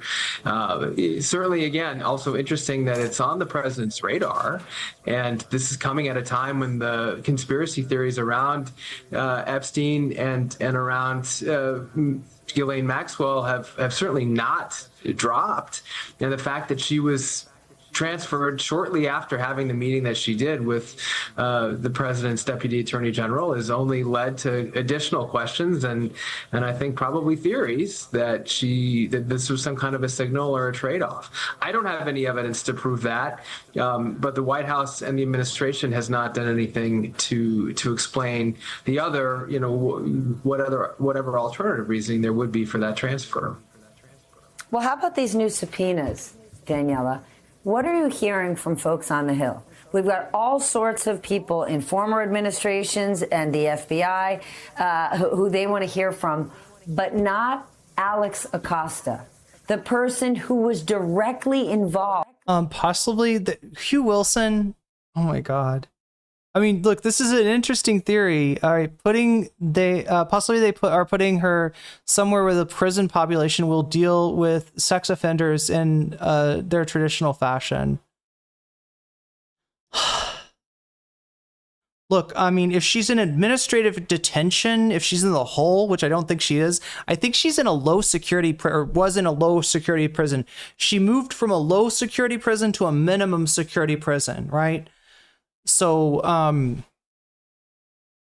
yeah, I mean, she was around other prisoners before, and she's going to be moving into a place that's more like a resort than a prison, right? This is a prison for rich people that she's getting moved into. I don't know if people get unalived, and I'm not sure where you're going with that either. Like, like the idea, you could be saying, like, are you saying that, like, you think that they want to they want her silenced, they put her somewhere where she can get killed for being a sex offender and she'll be shut up? Or are you thinking that they are putting her there because they don't like her? What was she?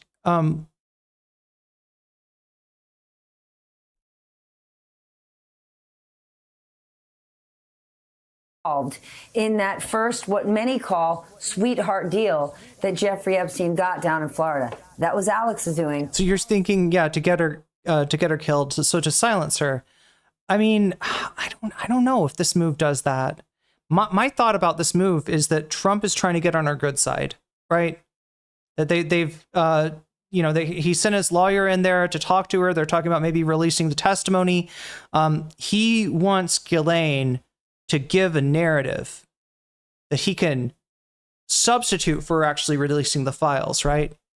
He wants to be able to be like, Ghislaine Maxwell said that Bill Clinton was involved, Hillary Clinton was involved, but Donald Trump not involved, no collusion. I did everything right, and they right. That's what it seems to be. It seems to be he's trying to, it's a tit for tat, right? It seems like corruption is what it seems like to me, but yeah, and that combined with like him saying that he wishes Ghislaine Maxwell well when he was asked about her when she was getting convicted.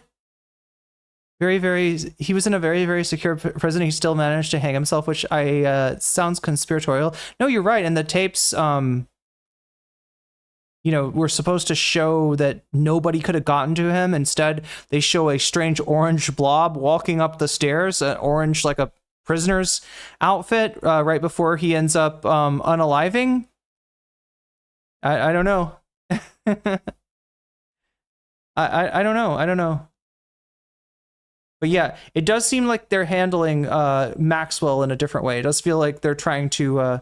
It does feel like it seems, at least to me, it seems like they're trying to get Ghislaine Maxwell on their side for this, so she'll tell a narrative that's convenient for Donald Trump. Because what he needs is something that looks like a revelation about Jeffrey Epstein, but that doesn't implicate him, right? If he could, he would release the Epstein files that were on Pam Bondi's desk, except it turns out that he's implicated like a lot. They had to redact the fuck out of that document to just take his name out of all the places that it appeared, apparently. Yeah, it was definitely an orange ghost that went up the stairs. Nobody's looking to have a conversation with him.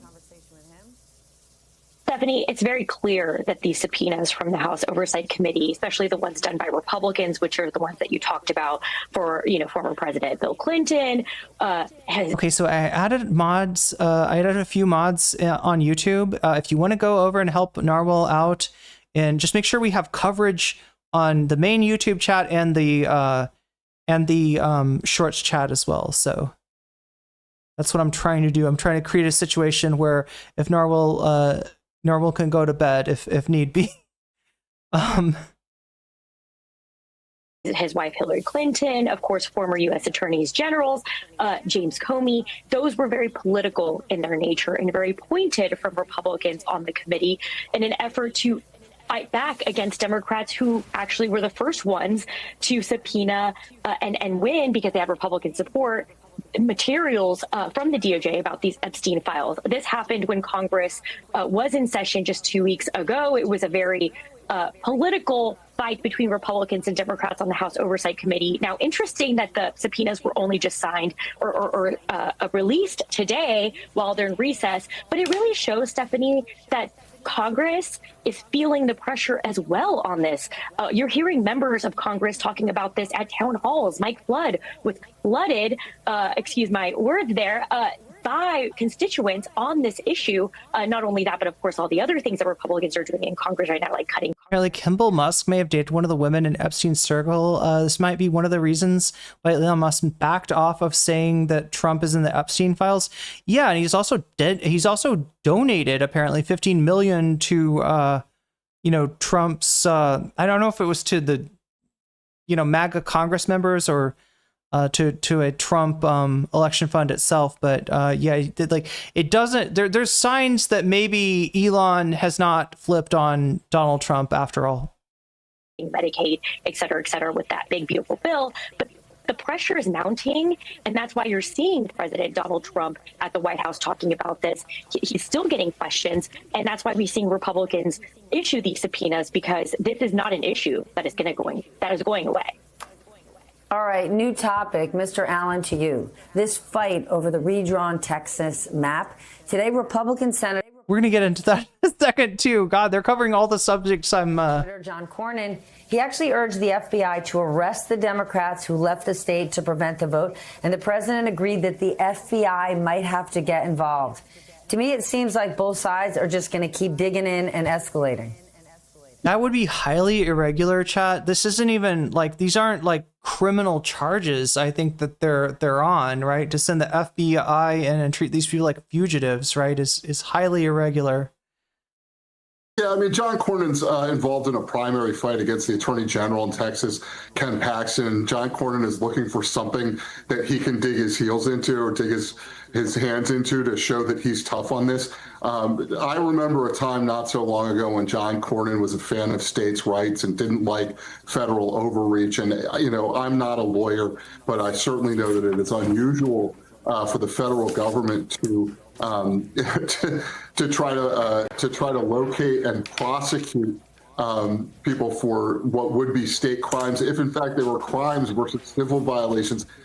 This is, I think, a lot of hot rhetoric over what's going on in Texas, and really has a lot more to do with John Cornyn's politics as he tries to re-win nomination against a tough opponent than it does anything else.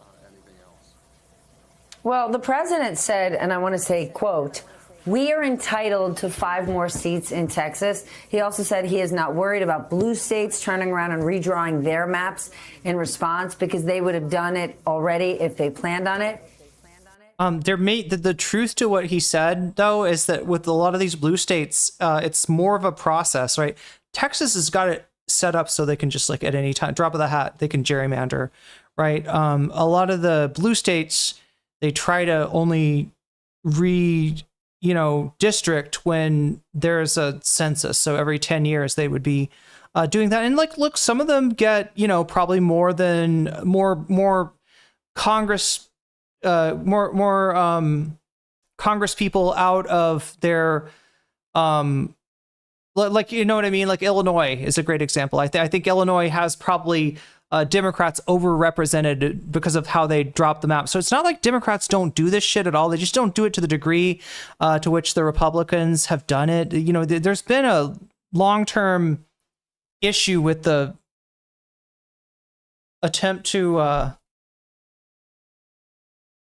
when the demographics don't look like they're going the Republicans' way. They've tried to hold on to power through kind of extra constitutional, in some cases, but definitely extra electoral means, and this is just one of those, right? They'll purge the voter rolls. They'll redistrict, right? So this is like, the Republicans have been at this for longer, so they're probably gonna, I don't see the Democrats being able to keep up with the amount of gerrymandering. A lot of the states, the Democrats could put something in motion for 2028, but they're not likely to get, like California is a great example, not as likely to get anything changed for 2026, except, whereas for the Republicans, this is definitely not their first rodeo. Jeff, how badly does the president need these extra seats in November? What's at stake? Well, everything is at stake for him in terms of his ability to pass additional legislation. The midterms traditionally punish the incumbent president or the president who's in power, and this president faces that risk absolutely coming up next year, which is still a ways away. I think it's important to mention, but if you just look at that town hall that Congressman Flood faced in Nebraska, which we're about to look at. A blue state, you can certainly deduce that there might be some problems lying ahead for the president's ability to maintain his majority in the House of Representatives.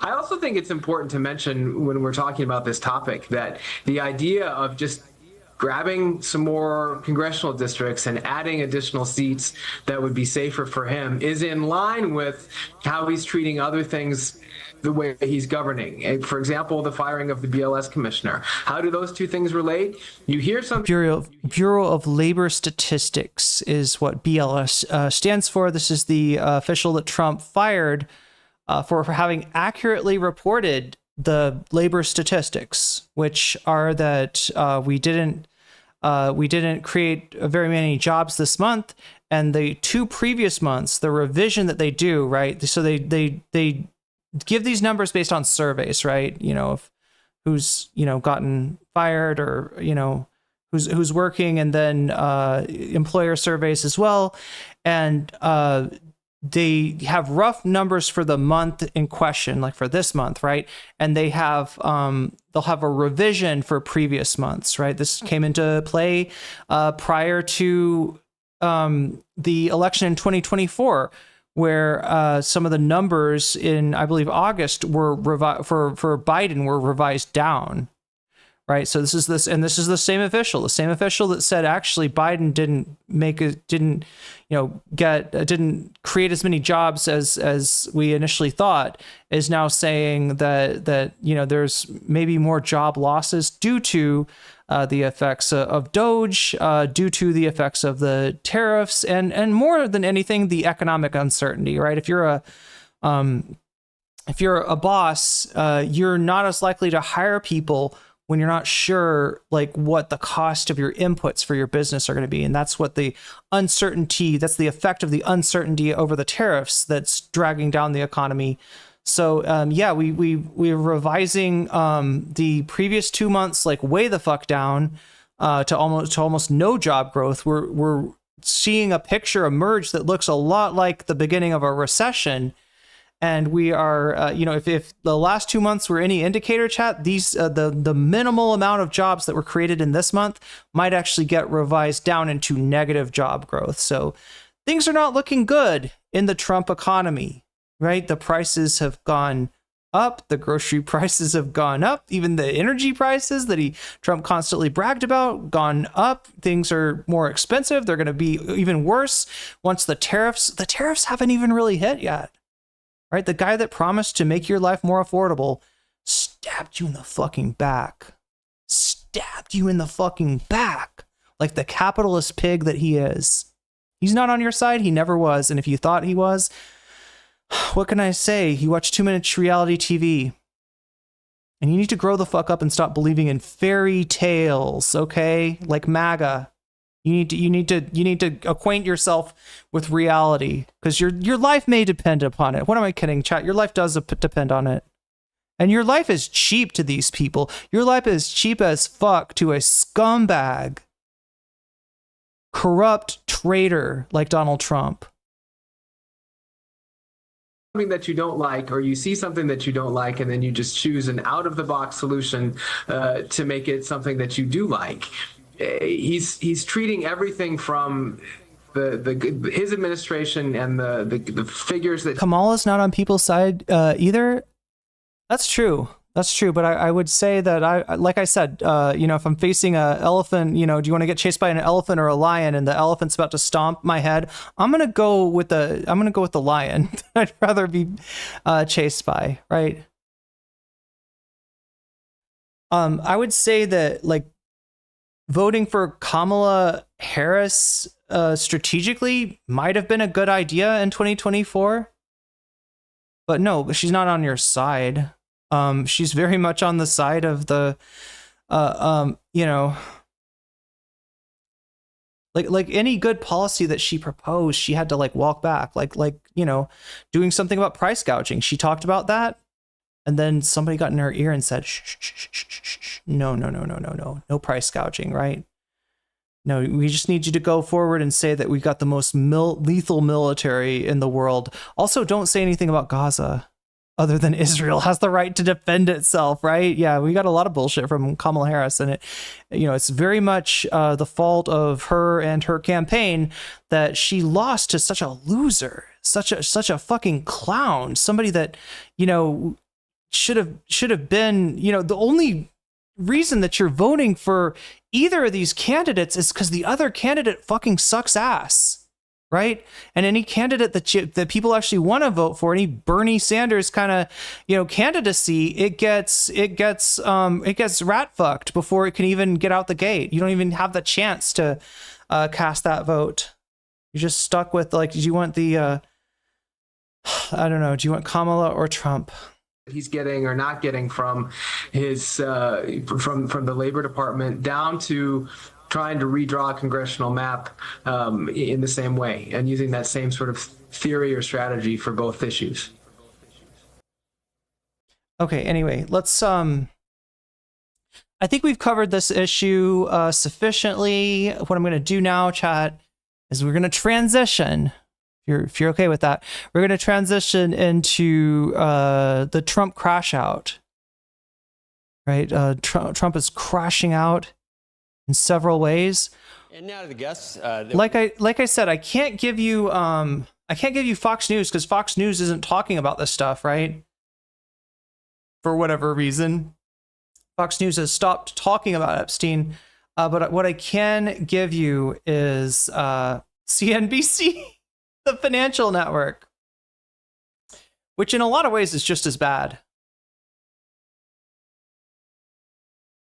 So what do I need to do? I need to change the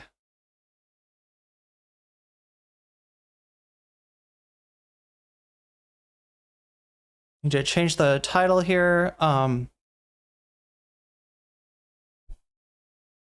Donald Trump crashes out over Epstein, the economy, and more. There we go. All right, new topic. We've been talking about all morning. President Donald Trump. Mr. President, welcome. Thanks for calling in. Wish you could be here in person, but we'll do this. Good morning, Joe. We've been talking about the BLS and the employment numbers all morning long. Sometimes I know you get a chance to tune in. I want to bring up a chart. I hope you can see it, or else. All right, so look, this is like 40 minutes of a conversation with Trump from a anchor at CNBC. We'll give it a little while. We'll get the flavor of this. We'll see what this is. I might switch us over to Majority Report's coverage of it because again, I don't want to. We got a lot of stuff to cover today, right? So so I don't know if I can fully give you this, interview. I'm gonna try to give you the whole town hall, the Nebraska town hall that happened today. But anyway, let's see if this is interesting. If not, we'll just watch the Majority Report's coverage of it. I'll describe it to you. This is the response rate over the last 10, 12 years for the BLS. The household survey. It's dropped from 90% or so on time down to 60 and sometimes even lower. It's arguably the most important number we get about the economy. Yesterday, we had Wharton professor. So look, I don't know where he's trying to go with this. Oh, look at this right around 2020, right in the, COVID. Really, see that big dip right there? That's COVID. Apparently, I don't know if that means that they weren't doing this survey at the time or if people just weren't, like a lot of people weren't answering it. But this shows you a response rate. Back in 2013, we were around 90%. 2026, 2025, we're down around 67%. That's a pretty big drop. This might be part of the explanation for why we're having these large revisions, right? The revisions I'm talking about is the Bureau of Labor Statistics, the official that Trump just fired, revised his numbers for the previous 2 months, like way down. So, right, one explanation for why the revisions are bigger than they were in like 2013 might be that less people are responding these days, and so they don't have a good sense of the labor market until a month or two afterwards. Does that make sense?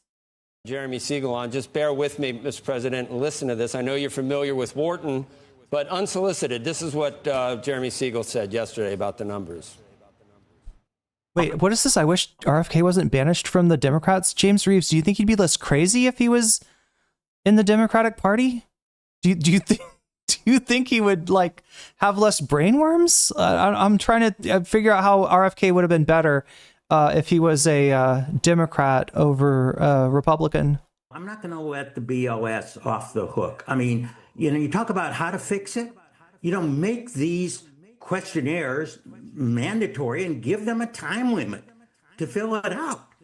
I think the response rate's down to 60%. I mean, that's unacceptable for the most important statistic that we have. It's almost like we're sending them. Thank you for the super chat, Jason. Let me read this out. I am reading your super chats. Oh my God. Thanks for the $2, sucker. I can't even see what you said. YouTube swallowed the YouTube swallowed the comment. It must have been pretty bad. Anyway. Them out, fill it out when you can. We know you like to go to the beach in the summer, so it might be a little bit late. This is just not acceptable today. We need that response rate has to go up. And when you make the biggest mistake in 50 years, why? Do not read it. I can't. YouTube deleted it. Why wasn't there an explanation? It's 258,000 less in 2 months. That was the biggest revision since 1968, Mr. President. So we're in the internet age. We still can't get any instant data. We're still using snail mail to get the responses back. It is the government, after all. Antiquated, no doubt, and certainly suboptimal, but rigged. So yeah, what this guy's trying to do. Okay, so here's the deal: business people need accurate labor statistics. They need accurate information, right? What Donald Trump has done by killing the messenger, right? He's ruined the economy. Now the Bureau of Labor Statistics is reflecting that, and his answer is to fire the person, right? So this person is going to try to argue to Donald Trump, in good faith, that there's reasons why the numbers aren't as accurate as they should be. There's reasons why the revision was so large, right? And, that being that there's less people responding to the survey, and that, please don't kill the golden goose of the economy, because if we can't get accurate information on economic performance, then, the businesses can't plan, right? So he's, as a CNBC anchor, as a representative of a network that is whose target is business people, right? He's like, please don't fucking cover up our eyes and put somebody in there that's going to be like, everything's going great, it's the best economy ever, when we know that that's not true, right? And you can imagine the kind of response we're going to get from Donald Trump here. Where do you get the notion that it's rigged, or do you have any evidence there? Everything's rigged. That's just what I say. I say things are rigged when things don't go my way. And people believe me. I don't know why. I've lied all my life. You can find me on record verifiably telling falsehoods, and yet people still seem to, when I say it's a rigged witch hunt, they believe me. It is antiquated, but it's also very political. And, I had an election recently where I did very well, won every swing state, won the popular vote, won everything, all right? Won all the counties. It's, I think 87% of the counties were Republican up. That's never happened before. And yet I had to go through hell. And it just... You won by 1.5%. Chat, to put this in perspective for you, all right? When we're talking about the popular vote, which is representative of the will of the American people, Donald Trump's victory in 2024 was less than Hillary Clinton's popular vote. Pay attention to what I'm saying. Popular vote victory in 2016. Hillary Clinton did not win the electoral vote. Hillary Clinton obviously was not elected president. I'm not disputing the results of the Electoral College in 2016. I'm pointing out that Hillary Clinton, while she lost the Electoral College, won the popular vote. And she won it by a larger percentage than Donald Trump won the popular vote this time. So as much as he wants to say this is a huge mandate, nothing there's ever happened like it, I won every single, right? That's just sus. Right, the winning every state that you needed to mysteriously, that's a little bit sus, but I'm not a statistician, so I can't tell you if the election had a Russian tail or not, although some people are talking. But in 2024, but what I can tell you is that what you saw was nowhere near a mandate. You've got mandate. When we talk about a mandate, we're talking about something like Obama in 2008, right? Won hugely won that election. We're talking about like Reagan in I think, was it 84? Was that his big win? I think, where he won all but one state. All but one state went to Reagan. That's what a mandate looks like, right? That's what the country having like they all decide to vote for one president, and so you could consider that victory as being representative of the overwhelming will of the American people. Is what Trump is trying to claim right now, right? He had a pretty impressive performance in the Electoral College, but his actual victory was only was small in those states and was also small in the nation at large. But go on, keep on telling me how your 1.5% victory allows you to fire the Bureau of Labor Statistics personnel when they give you bad news. days before the election, they put out numbers that it was like the country was on fire. It was doing so well. And then they did a revision. I mean, the country is on fire. Yeah, it's definitely on fire. Not in the way that you want to say, but it's definitely, the country is definitely going to hell in a handbasket. But yeah, no, he's gonna call it rigged. Anything that is inconvenient for him, anything that he doesn't like is rigged, right? About 2 weeks later, and the revision was the most persecuted man in the history of the world. Ever since no one since Jesus Christ himself has been so persecuted. By almost 900,000 jobs. You remember that? And I said, I said, what would have happened? What would have happened? You're like, wow, I really wanted to take that shit to the bank. I really wanted to take that shit to the bank. What if Joe Biden had said that? What if Joe Biden had fired, BLS officials after he got very similar news last summer? He's like, I don't know. I think I think the initial numbers were correct. Our economy grew massively. I don't like this revision. I'm firing this because this shit is rigged, right? It puts you in a situation where you just can't trust anything. And look, this is the overall effect of Trump. He's undermined your trust in, in science, in academia, and just anything that we would use to be able to discern the truth from the lies, right? Has been undermined by this man's rhetoric, because the truth is very, very, very inconvenient for Donald Trump. If I lost, think of it. I would have said they gave phony numbers and then they revised them a week and a half later. Those were benchmark numbers, though, Mr. President. That happens. They do that. They do that twice a year, and it reconciles the monthly figures with like the overall numbers. And it was a big number. And obviously, the numbers were rigged. The numbers were rigged. Biden wasn't. Look at that. Look at that. He knows what's actually going on. He knows how this works. He's trying to explain it to Donald Trump, but he doesn't seem to get that Donald Trump is not just a profound ignoramus, which, he is, but he's also a liar. Beyond everything, he may know the truth and just not care and think that MAGA is that stupid. I've said everything is rigged. And, I say it for everything, and they're going to continue to believe me. Because they are Muppets.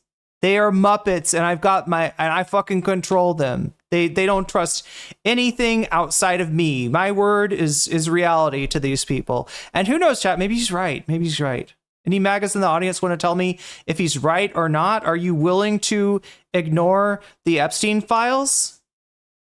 Are you willing to believe this man in his claim that he does not have a failing economy as you watch the economy fail around you? Or are some of you starting to wake up? I don't know. I'm not a MAGA. Doing well. He was doing poorly.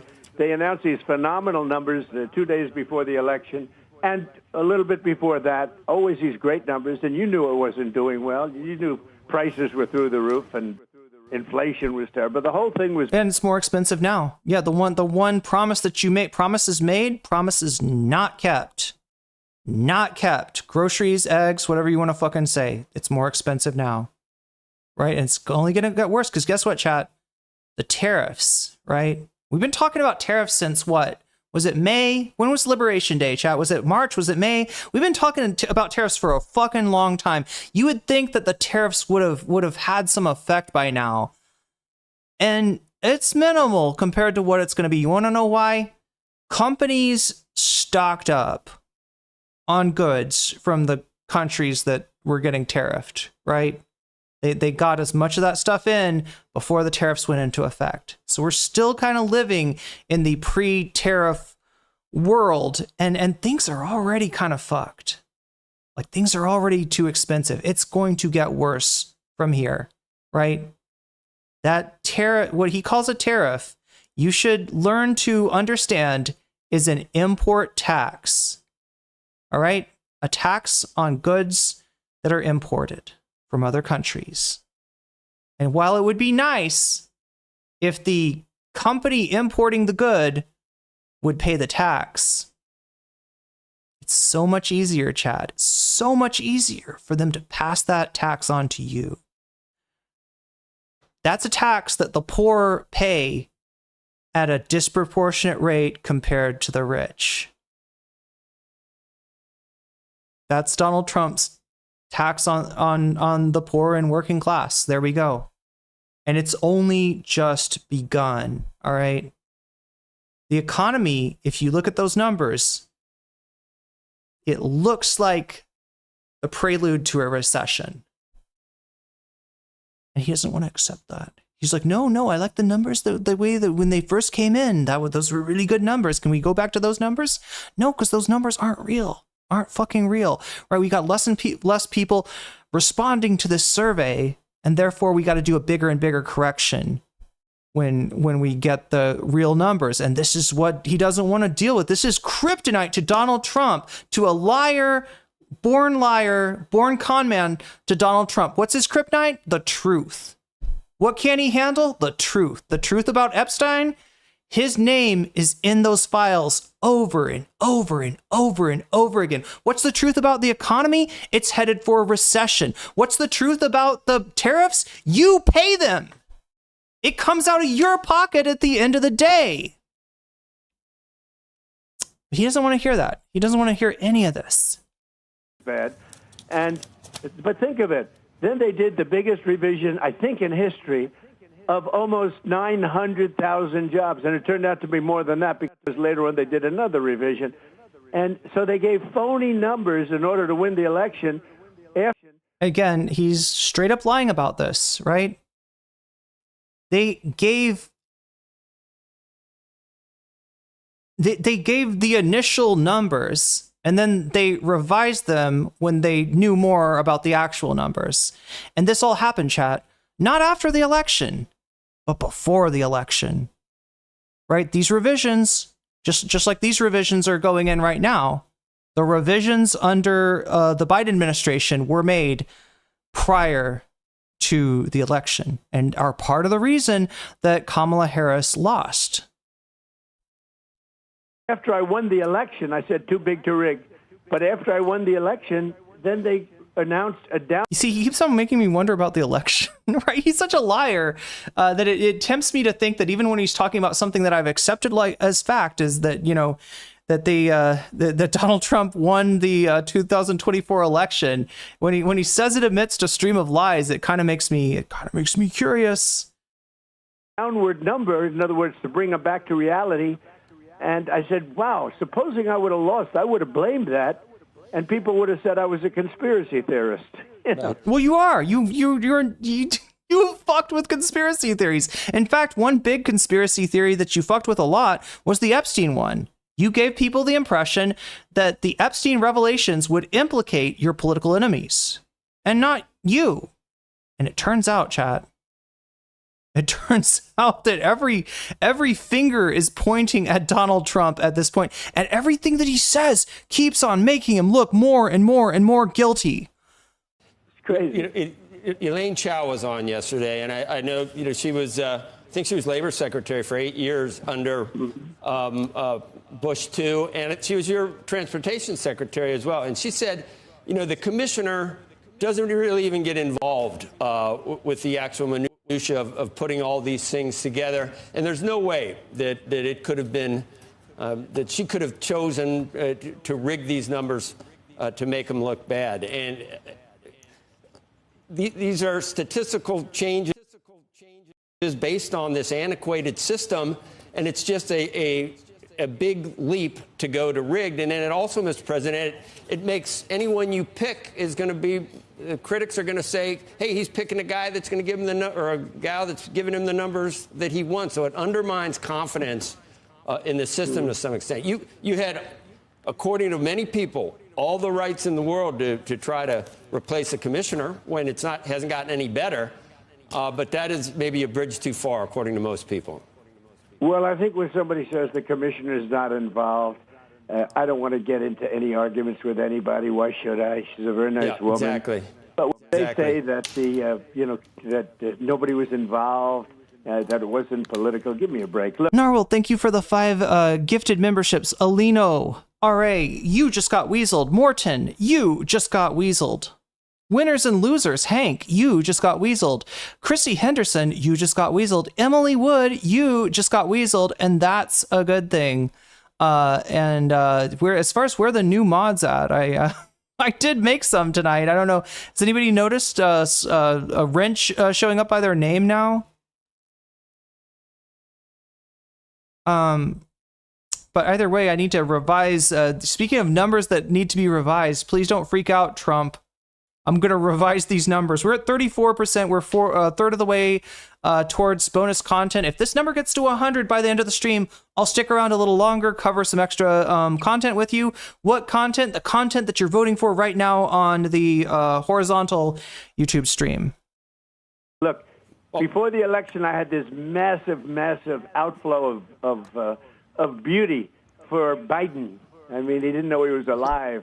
And what? A massive outflow of beauty for Biden? It sounds like he lanced a boiler. It's a massive outflow of beauty. Biden, the economy was roaring. It was a beautiful thing. And I said, there's no way this is happening. It's going the opposite direction. And 2 weeks later, they said I was right. But even if you look at the original, the ones from the other day, the numbers were... I'm sorry, if you look at the economy under Biden and under Trump, you're going to see that it looks a lot better under Biden. And look, I'm no fan of Joe Biden. I think he did a lot of... I think that his actions are responsible for Trump being elected in 2024, if I'm real, right? Biden had no business probably running for president in 2020. Again, remember, he's the candidate that the neoliberal wing of the Democratic Party solidified around as a alternative to Bernie, right? And, he functioned, he sold his, candidacy as kind of a caretaker government that would go on for 4 years before passing the reins to someone who is not 80 years old. And instead he said, I'm staying in the race, right? That's right there. That was what won Trump the election. You should be happy. You should love Joe Biden, Donald Trump, because you wouldn't be president without him. Were very timid, and then they announced something that made them even more timid on top of it. On sort of a reporting day, I don't know why, it just seemed a little bit more important than most times when they announced these numbers. We talked earlier that the unemployment rate is still low. It's 4.2%. It's fine. I'm not saying earth-shattering. I will say this. The numbers before the election were earth-shattering. I'm not saying these were shattering, but then they announced a couple of 100,000 to make it look a little. They actually, Chad. The truth of the matter is that the unemployment rate is going up under Donald Trump. It's really simple. It's really easy to see. It's indisputable. But he loves to play in abstracts, right? And like I said, he's got his hand up the Muppet ass of his MAGA loyalists, right? And they just tend to believe they don't want to look at numbers. They don't want to watch CNBC. They're just believing what everything that he says, and they will believe it all the way until he strips their fucking medical care from them before he takes food out of their children's mouth. They will believe it till their dying day when they look around and they say, "What's in my back?" Oh, it's a dagger. And what's the signature on this dagger? It's signed Donald J. Trump. Yeah, that's right. You got fucked. You got fucked by you got your face eaten by these leopards. Anyway, I'm not happy about this, right? This isn't good for any of us. It's a fucked up situation. And any amount of Schadenfreude from right-wingers getting their just dessert is pale comfort in the face of what we're all going through together now, which is the destruction and dissolution of the United States of America, the replacement of the dollar with the yuan on the world stage, which will have negative ramifications for years to come, right? What we're seeing is the selling off of the American experiment to the highest bidder, whether that be Elon Musk or Miriam Adelson or any of his other ghoulish donors. Chat. This is not, believe me, it's not something I'm happy to see. I feel like the Democrats are, though. I feel like that's the most disturbing thing, chat, is they didn't fight the big, beautiful bill. They didn't fight the bullshit, the fucking Laken-Riley Act, which was what allowed him to bypass due process when it comes to immigrants, which means you don't even get to prove that you're not an immigrant. You don't even get to prove that you're here legally, right? Because of the Laken-Riley Act, which the fucking goddamn Democrats voted for. And at every turn they said, no, we're not ready to fight yet. We're not ready to fight yet. I think that they wanted him to pass this shitty bill. I think that they wanted him to cut people's Medicare, right? Because they can use that in the next election instead of actually having a proactive, a platform where they say, we're going to raise your minimum wage, we're going to get Medicare for all, we're going to take care of you, right? They get to say, hey, at least we're not as bad as Donald Trump. That's so easy for them. That's so fucking. Then they get to keep their donors. They don't piss the donors off, and then they get free votes just because Donald Trump is so fucking horrible, right? They let this happen. You remember the Hunger Games? Anybody remember the end of the? It always struck me, right, chat? There was the what was his name? President Snow is like kind of the big bad, but then they've also got this character that looks like a fusion between like Hillary Clinton and Jill Stein, kind of. And at the very end, Katniss, she aims her bow at the Hillary Clinton, Jill Stein looking character, and she lets the people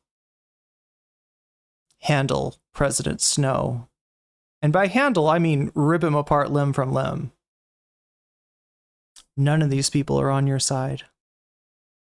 The question is, what are you going to do about it? A bit worse from, months before.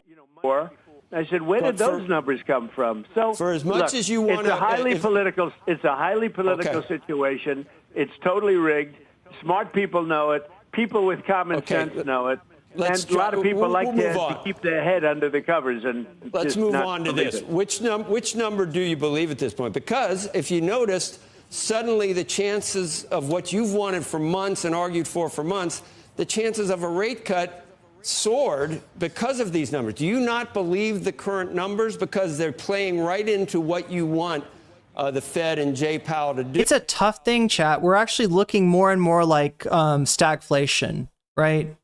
Stagflation is when you've got a combination of inflation and a shitty economy. We're headed into a recession right now, it looks like, and the inflation is going up once again, right? It went up after COVID, it kind of came down, and now it's headed back up again under Trump. And it makes it difficult to make the decision that the Fed chair is making about like whether to cut rates. Yeah, usually when the economy's turning towards recession, that's when you would cut rates to stimulate the economy. Unfortunately, if you've got inflation, cutting those rates is going to make the inflation worse, right? So we kind of got both of the worst of both worlds under Donald Trump here.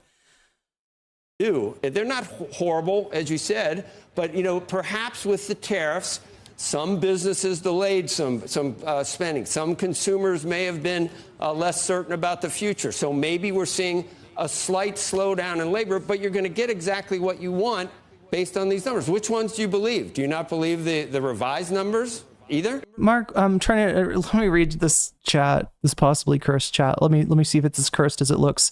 Most of my family were all Democrats, and still until they went off the deep end and started worrying about people letting women or men in women's bathrooms. Wait, what am I? I'm trying to discern what this chat says. Okay, letting women or men and women's bathrooms and saying they were indoor and all that crap. What? I mean, are you drunk? For Southern Democrat, Midwest Democrats, you're not going to win votes talking that maybe Eastern West. Oh my God. Is this English as a second language situation? I don't want to be making fun of, like obviously I'm living in a country where I don't speak the language. So far be it for me to, make fun of somebody that speaks English a lot better than I speak Thai. But I'm trying to figure out what you're saying here. Are you am I getting that you want to be a genital inspector around bathrooms? Is that what you're saying? You want to stand in front of the bathroom and be like, I got to feel your genitals first. I got to tell if you got an innie or an outie before you're getting in that bathroom. Only people with an innie are allowed in that bathroom. So I'm the official genital inspector here. Mark the genital inspector is going to keep those bathrooms safe. We're going to keep women's bathrooms safe by putting this creep in front of the bathroom to fucking grab people's crotches, right? What? What are you talking about? Can we please get back to the economy? For fuck's sake, can we talk about something real? Instead of you trying to moral panic about, like, I don't know, some of those trans people are going to get in the bathroom, they're going to take a look in the stall, and like, what do you look like the most ridiculous ass clown I've ever fucking seen. And the fact that you're worried about this when people are fucking going to die out there. People are losing their health care. People are losing their SNAP benefits, right? The economy's going to hell. The dollar is in the fucking toilet, right? And you're worried about who can go in which bathroom? Holy shit, Mark. Holy fucking shit. Oh my fucking God. What are we talking about? Trump would love that job, yeah.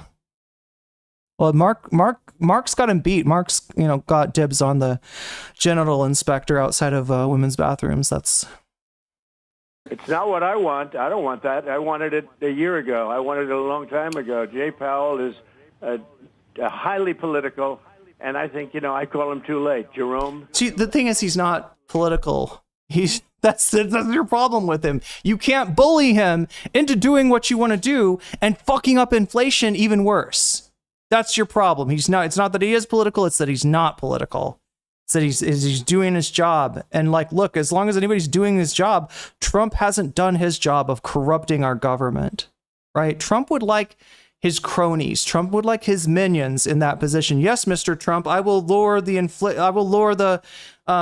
the interest rates immediately, even though, this is going to send us into a stagflation crisis worse than the 70s.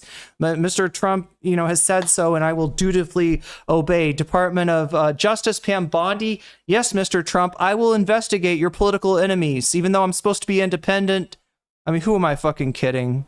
I'm Pam fucking Bondi over here. I didn't get hired for my, my skills as an attorney. I didn't get hired for my knowledge of the law. I got hired for the fact that I wasn't independent. That's what Mr. Trump loves.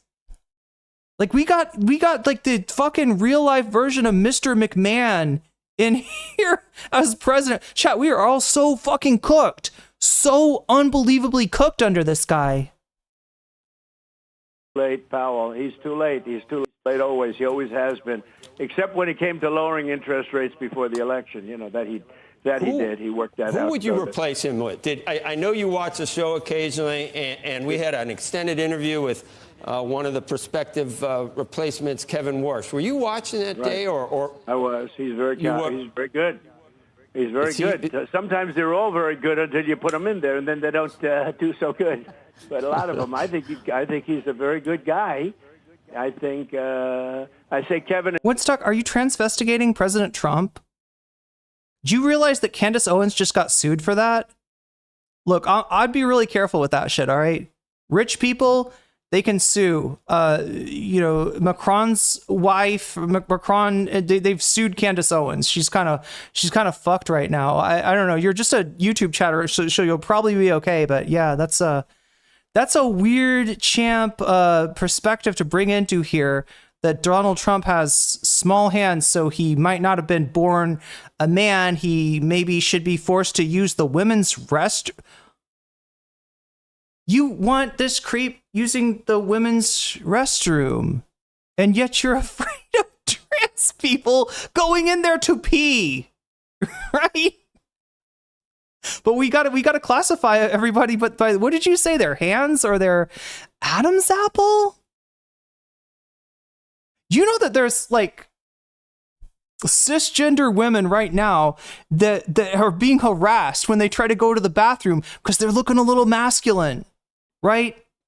They might have some Picos or something, or, you know, they might just like rock a, you know, androgynous look or something like that. And they're being told to get the fuck out of the restroom because you nuts are obsessed with trans people. You cannot get the gawk out of your head. It owns your consciousness. It lives in there rent free all day, all night. You're thinking about women's penises. What the fuck is wrong with you? What is wrong with you? And meanwhile, your fucking country burns. Like, this shit doesn't fucking matter. You're worried about the 10 NCAA athletes that are trans, that are nowhere near the top of their fields. And meanwhile, this guy is fucking killing you and your family. You clown. You fucking clown. Look, I can't even laugh at you because you're a sad clown. You're the Pagliacci. Right? You're the crying clown.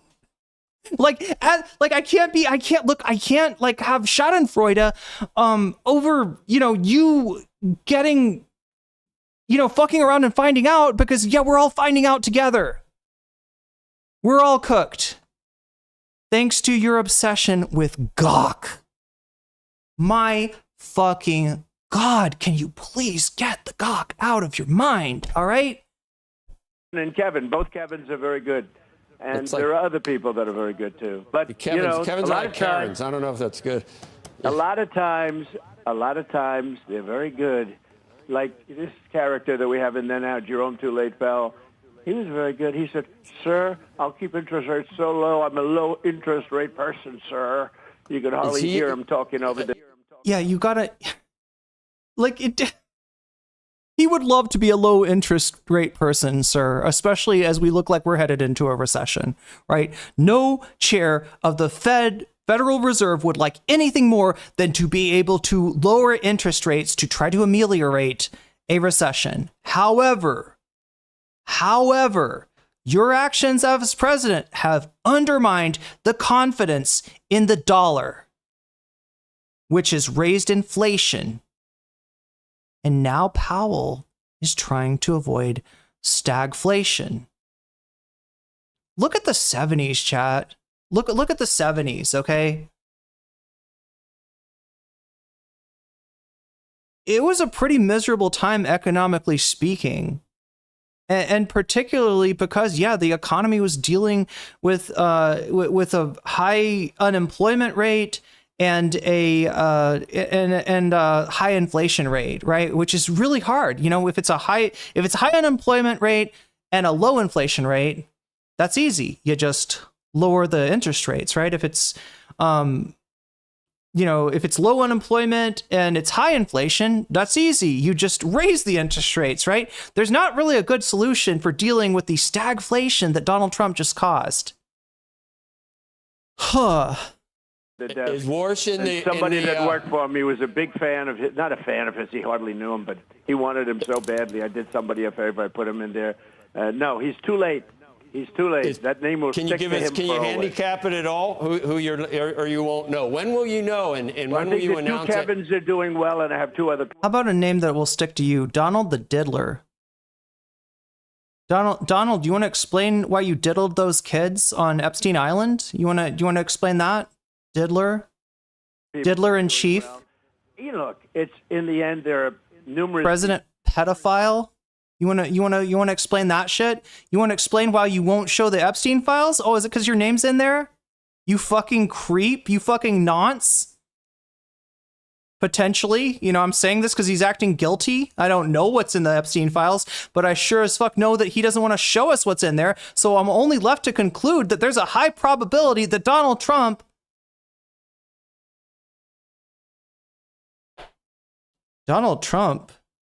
very likely touched children. That's what we're dealing with, chat. That's the person you're supposed to pledge allegiance to. That's the person that's supposed to be the commander in chief. We're supposed to be proud of this guy. Wow. The guy that potentially fucked kids on Epstein's Island. We're supposed to, revere this man. Wow. Huh. People that are qualified. Everyone on your phone right now, in terms of at your beautiful studio, would be very qualified, in my opinion. You guys are better than most of the people that do it for a living. But I've watched. Do you hear what he's telling you, though? He's telling you you're wrong. You're trying to say, if we could just get you in there instead of Powell, right? He's telling you that you don't understand how the statistics work and that those statistics are real. That recession is real. All right. I don't know if anybody at CNBC, as craven of capitalists as they are, is going to be willing to straight up lie for you on the numbers that are pointing to recession. I watched a lot, actually. No, I think that it'll be one of four people. Are the other They're going to make names... the decision soon. And don't forget, we have somebody that left early, which was a pleasant surprise. We have a woman. The allegiance. I'm sorry, Winterland. The allegiance is to the Constitution. That will be most likely. It'll be. The allegiance is to the Constitution, the document that failed us to protect the document that failed to protect us from Donald Trump. That thing. The Constitution is not worthy of wiping my ass with. All right, the Constitution didn't protect us from shit. For the 4 months, for the short period of time. But a lot of people say that when you do that, why don't you just pick the person who's going to head up the Fed? That's a possibility, too. President Trump, you said there are four names. There are two other names that have been mentioned in the press. One is Governor Waller. The other is the Treasury Secretary, Scott Bessent. Are those the four that you're considering? Well, I love Scott, but he wants to stay where he is. I'll take him off because I asked him just last night, is this something you want? Nope, I want to stay where I am. He actually said, I want to work with you. It's such an honor. I said, that's very nice. I appreciate that. But what Scott Bessent is saying is that there's no good choice to make as the chief of the Federal Reserve. That's a pretty prestigious position. It's as much as so is Treasury Secretary, right? I think that the reason Bessent has no interest in that, though, is that he's got no interest in taking the blame for the absolute dumpster fire that this country is about to turn into. So he's like, thanks, but no thanks. Like, right? As bad as it is to be Treasury of the Secretary of the Treasury under the administration that destroyed the United States of America, I think it's probably worse to be the head of the Fed, because there just isn't. There's no good option, Chad. If you, like I said, you lower interest rates, you raise inflation, you keep those rates steady, you watch the economy go into the toilet, right? There's no good choice at this point, right? Donald Trump has gotten the country to a place where there's not a clear way out of the crisis that his narcissism has inflicted upon us. No, Scott wants to do what he's doing. He's doing a great job, and he wants to do what he's doing. So I just take him off. He does not want it. He likes being Treasury Secretary. He's doing a really good job. We made the greatest trade deals in the history of our country. We had to because we were being ripped off by the world. It's not like we had a choice. If we would have gotten these trade deals, if you would have had... It's not like we had a choice. We are the beneficiary of the most favorable setup you could fucking imagine. The United States dollar is the reserve currency, right? Which means that if anything bad happens, like, if the economy goes to hell, the dollar goes up, and at least you got that, going for you, right? Under Trump, they're going to pull that shit so quickly and switch over to the yuan. And yeah, I mean, it's a weird thing, Chad. It's a weird thing. Trump, the Russiagate thing, they didn't show what a lot of Democrats wanted to see from that, right? The investigation into Donald Trump. They didn't show that Russia had rigged the voting machines in Donald Trump's favor, right? Hillary Clinton would have loved to, Hillary supporters, they would have loved to see that, right? It's not true. Didn't happen. Right. They did intervene in the election on Trump's behalf, but, we're intervening in other elections, right now, I assume, like, this is a common thing. Yeah. Every, country with any power tries to manipulate other countries', elections. Right. But yeah, this is not. good job. We made the greatest trade deals in the history of our country. We had to because we were being ripped off by the world. Ripped off by the world. Does it make sense, chat, for the global hegemon, for a nation that for, I don't know, let's see, the Soviet Union dissolved in 1994. What, for 30 years now, has been a power without peer, right? And now you got to say that China is, you know, a peer. But for the longest time, the United States had no peer. You're going to say that that nation just got ripped off again and again and again every single year. No, they didn't. We were ripping the rest of the world off. We're treating them like shit. We're like our standard of living is so high because of the lower standard of living in the in the periphery, in the countries that don't have that kind of power. Yeah, no, he is fucking selling the country off for parts. God damn. This is how the United States ends. The Republicans cultivate an unbelievably ignorant base for themselves because they don't want to have to deal with facts anymore. They want to have people that are easy to fool. Donald Trump, a con man, a mobster from the 1980s, comes along and says, "Oh, hey, I can do better. I can get these people on my side." And then as a result, the whole fucking country goes up in flames. That's wild. It's not like we had a choice. If we would have gotten these trade deals, if you would... Sorry, 1991? Okay, I'm sorry. 34 years is the correct. Yeah, the imperial periphery, Winterland. What don't you understand? Do you not understand that what the United States is doing is what the UK did before? It's an empire. The global south is exploited for the benefit of the imperial core. Are these terms you haven't come across before? Because they're kind of important. If we had a normal president that would have just continued to allow every country in the world to rip you off, we would not have a country anymore. Your show would be off the air. There'd be nothing to look at. It would be a disaster. We were in such bad shape when I took over. Eggs had tripled in price. More than that. Everything was up and prices are down, and it bugs me. I looked at CNN the other night, which is a failing deal. It's got no ratings, and I'm probably the only guy watching. And I watched these guys talking about, well, with Trump, prices are up. No, prices are down since I came in. Down. Oh my God, we just like, no. This is a Jedi mind trick, right?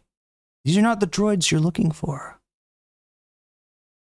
The prices actually went down. I know you see that those eggs cost like 25% more than when Biden was president, but trust me, the prices have gone down. Prices have gone down. God damn. Prices just about, except for the price of stock. The price of stock is way. I'm saying this as if it's okay. Winterland, none of this is okay. Please understand. All right. None of this is okay. None of what's about to happen to the world is okay. And nobody, no matter how easy to con they were, deserves what we're about to experience together. And what we can only get out of through solidarity and through a recognition that the United States has treated the rest of the world like it's garbage dump in so many ways. I mean, both in terms of the environment and in terms of the economy. The United States has exploited the fuck out of the rest of the world, but there's nowhere left to exploit. So guess what it does now? It turns inward. And it does the same, it pulls the same garbage that it's been doing to, yes, the imperial periphery, as unfair as that is, as bullshit as that is, to its own citizens, right? They have fucked around and they are now finding out, including myself. up, okay?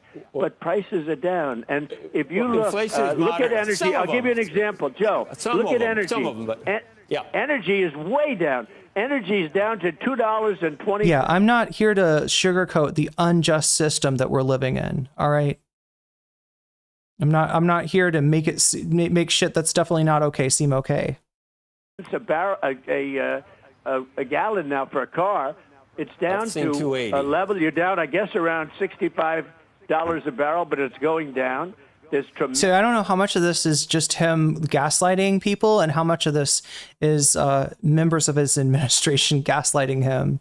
Like, does he really live in such an echo chamber where he thinks everything is fucking peachy right now while the rest of us struggle? Is this really what Trump is thinking?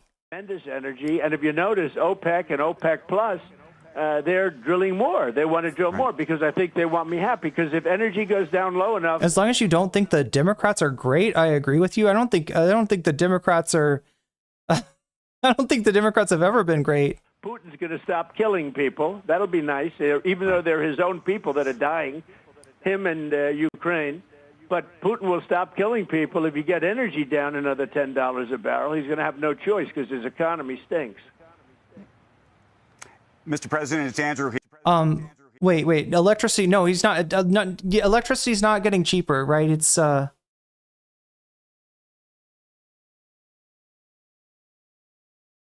Yeah, Winter. No, I believe you. It's I mean, the whole God. I mean, this is how an empire's run.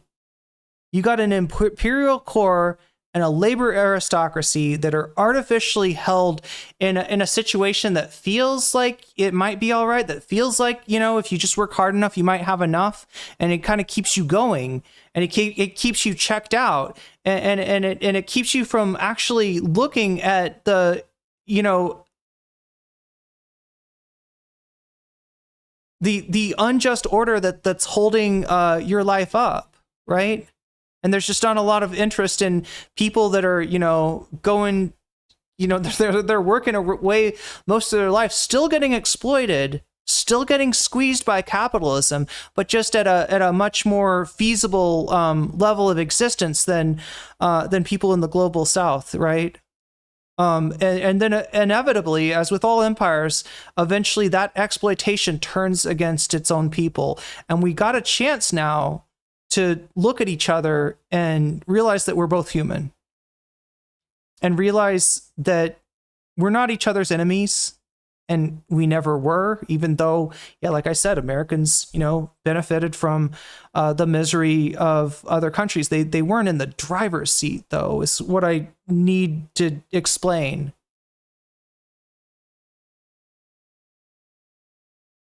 There was always a boss that was running the show. And by the show, I mean the American democracy, the dog and pony show, the corrupt system whereby the elites select the candidates that we can choose from. And with the safe bet knowing that both the Democrat and the Republican, they are in control of.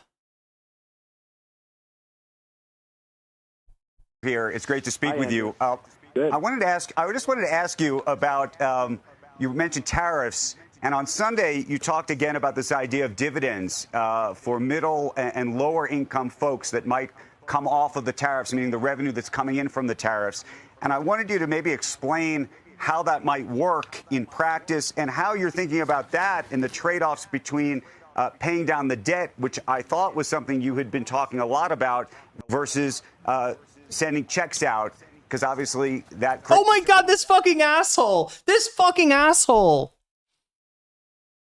Right? Oh my God. No, this is like, look, Trump doesn't give a fuck about deficits. Republicans never have. Every single Republican ever elected, Ronald Reagan, George H.W. Bush, George W. Bush, and now Donald Trump has expanded the deficit. The only time the deficit ever goes down is under Democrats, and often by really fucked up, measures like cutting needy people off of assistance, right?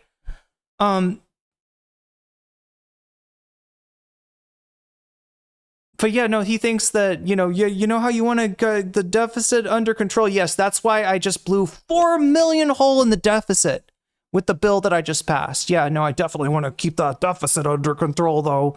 God, what a jackass. But look, the people need something. Like, right? What he's saying, what this piece of shit right here is saying, is that he doesn't want Trump to even throw a pittance in the direction of the people who are being impoverished by his tariff policies, right? He's like, but wait, no, we got to sacrifice the poor, right? We got to do eugenics to the poor. We got to make it impossible for them to fucking live. What are you doing spending more money when the deficit is so high? And the truth of the matter is Donald Trump is a bagman for the worst people in the world. And he doesn't give a fuck. He knows that he's he's burning it and selling it off for parts, right? And this jackass still thinks that he's going to get his deficit hawk policies in place. That's wild. Every politician just tries to move. Well, here's the thing, Jason Momoa. It's the debt as a talking point, right? The debt was created under Ronald Reagan, the massive amount of debt that we have today, because Ronald Reagan wanted to spend an obscene amount of money on the military, right? The massive threat that the Soviet Union posed turned out, didn't pose much of a threat at all, and it was going to be gone in 10 years anyway. So Ronald Reagan spends a lot of money on the military. He cuts taxes for the wealthy. He creates the deficit. The Democrats then are tasked with, in order to get anything passed, towards their agenda, they've now got to get, the Republicans create the deficit. Then they use it as a tool to force the Democrats to, roll back their own policies, right? The New Deal, right? And as I'm saying this, please understand, the Democrats didn't do the New Deal because they care about working people. That's another fairy tale, right? MAGA's a fairy tale, and so is in some ways the New Deal, right? Roosevelt wasn't passing the New Deal to fight against capitalism. He was saving capitalism from itself. It was not functioning, right? And so he had to sand off some of the sharp edges to make it sustainable for longer.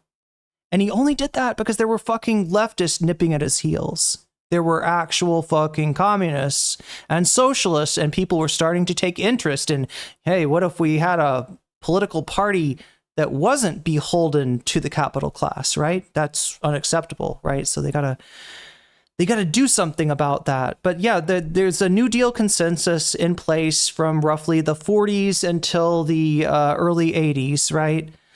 Where they say that, look, this big, beautiful system of capitalism, we must maintain it. We must keep it going.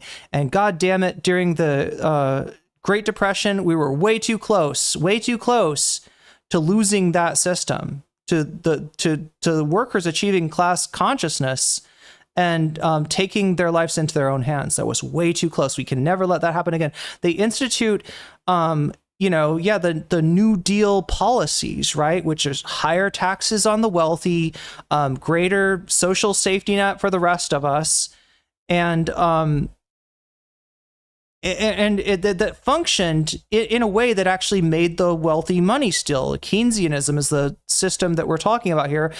John Maynard Keynes figured out that the wealthy could make a lot of money, that it could be good for the economy if you enrich the people in the lower classes, right? They have to spend that money. You put money in the hands of the poor, they go out and buy food with it. They pay off their mortgage. They take care of their needs, right? Because they have to. They got no other choice, right? You give that money like you do under supply side economics under Reagan to the wealthy, the theory being that the money will trickle down on the poor. Never happens. That's not true. They're just giving money to the wealthy, right? But they felt safe at that time. They felt safe to go back to the bad old days of the Gilded Age and Herbert Hoover, and that's where we find ourselves now. We find ourselves with more robber barons. This time they're tech lords. They're like Peter Thiel and Elon Musk, scumbags like that, right? As opposed to, Cornelius Vanderbilt and the, the rest of the robber barons of the Gilded Age. Now we have the tech overlords, and we find ourselves right back where we were before. Right. So whatever Roosevelt was doing, was not sufficient, was not durable, was easily recuperated when the time was right, and B, isn't enough to reverse the accumulation of leverage by the capitalist class and their increasing power. That continued under Roosevelt. That's why they were able to claw it all back in the 70s and 80s, right? And it leaves us at this point, where the deficit is used as a reason that we can't have Medicare for all. The deficit is a reason why we can't have even a program like SNAP, which benefits American farmers and also feeds the poor. We can't even have that at this point.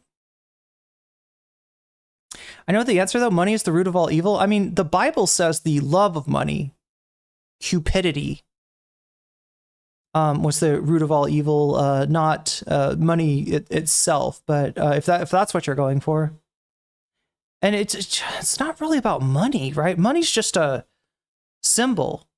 It's a placeholder. It's a token of value. Value is what you produce when you combine your labor with material, right? So you get some raw materials, you get the means of production, you get the equipment, you combine those together and you create value. You, the worker, is who is creating wealth, is creating value. Now, why then don't you have that wealth? Why don't you get to enjoy the fruits of your labor? Because that would not be capitalism. Capitalism is when somebody else controls the means of production and they get to fuck you over by not paying you what you're worth. And they get to fuck you over again by overcharging you for goods and services that you need to survive. Right? The only thing that's going to get us out of this is recognizing first that we are the working class, even if we'd like to be the captains of industry, even if we would prefer to be, even if we have a dream, right, an American dream that someday our ship will come in, someday we'll be able to, we'll be so rich that we'll want the taxes lowered, right? The reality of the situation is that shit's just not on the cards, and it's never going to be. It was never intended to be. This is a system of exploitation. And our role in that system is to suffer, is to be exploited, is to be used and abused. And that's why your life kind of sucks.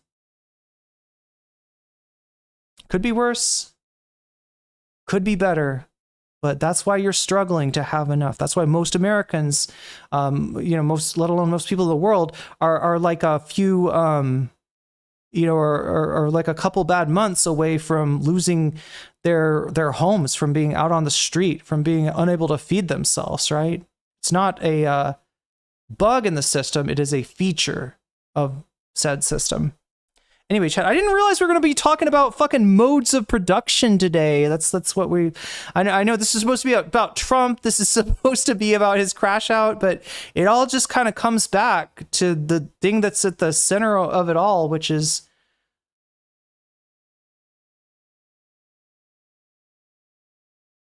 the question of, like, who is this all for?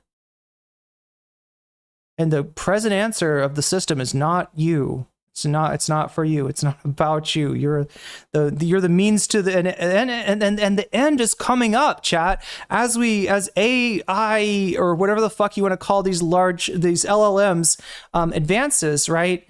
More and more of our jobs are made obsolete, and our leverage goes down even further. And unless we find a way to take control of the means of production before it's too late, they're gonna dispose of us when we are no longer useful. All right. Thank you for coming to my TED Talk. Anyway. Debt for us. So we're taking in trillions of dollars, Andrew. If you look at Japan, we're taking in $550 billion. And that's like a signing bonus that a baseball player would get. He would get slightly less no matter how good he is, right? But they give a signing bonus of $1 million or $2 million or $20 million or whatever the hell they give today. It's so out of control. It's so out of control. Oh my God, black people being paid. It's out of control. But a signing bonus. So I got a signing. I'm sorry. I'm putting voice to what the president is thinking, right? The why he thinks it's ridiculous for an athlete to make so much money.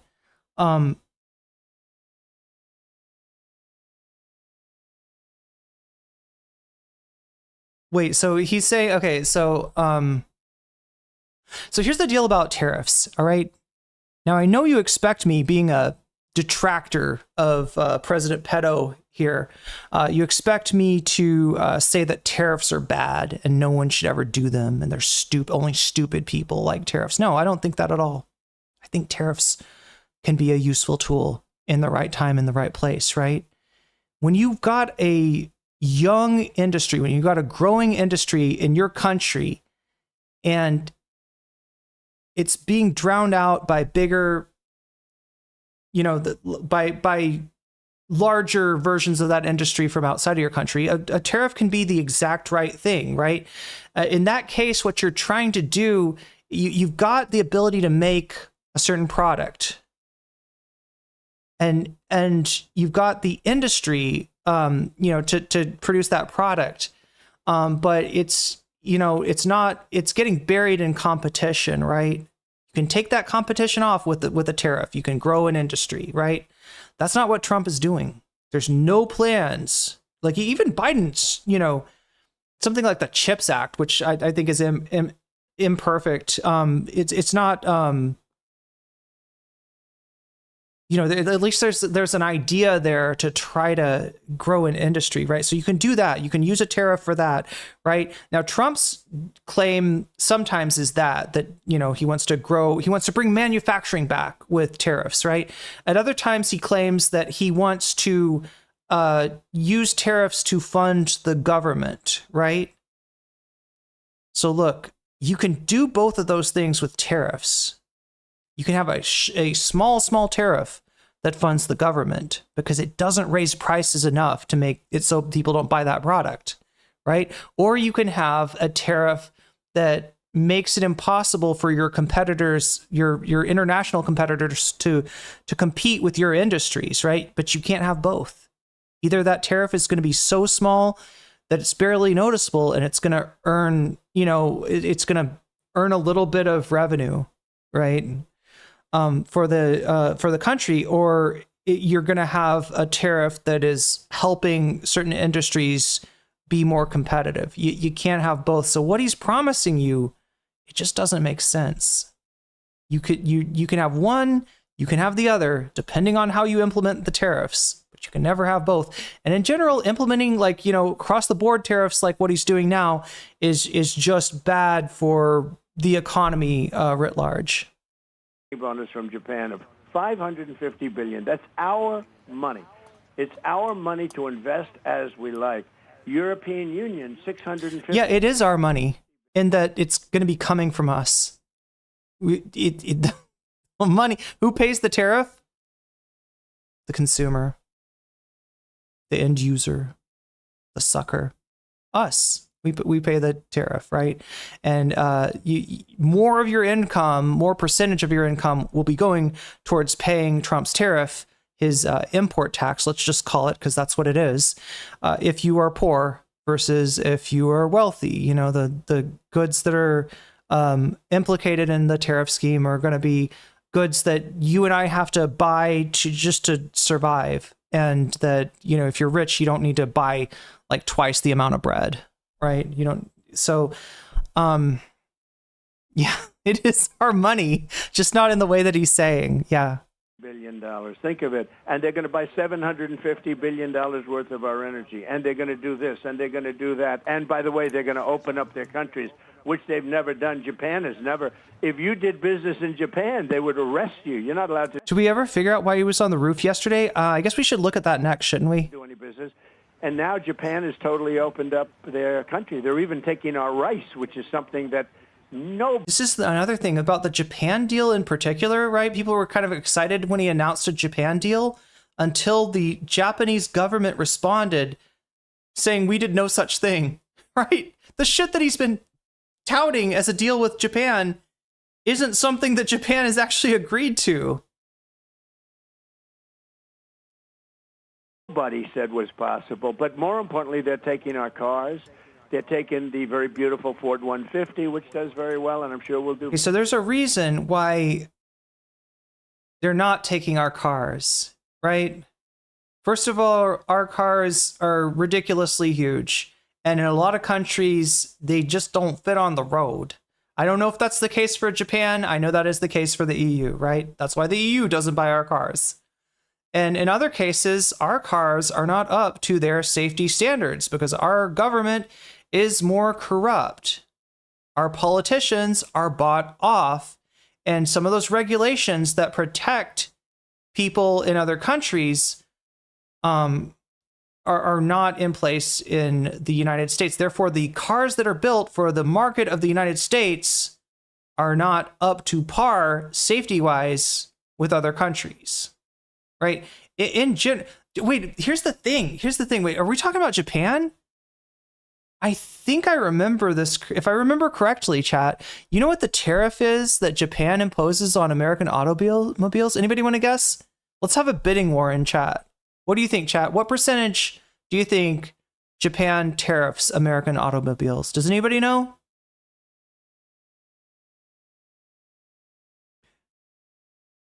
We're not buying your cars, tariff or not. Yeah, I mean, there's a lot that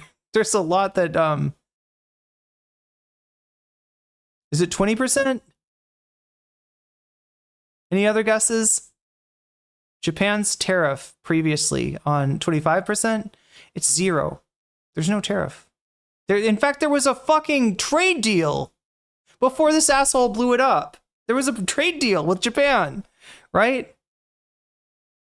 It's not. They don't have to. American cars just aren't competitive in the Japanese market. Nobody wants them.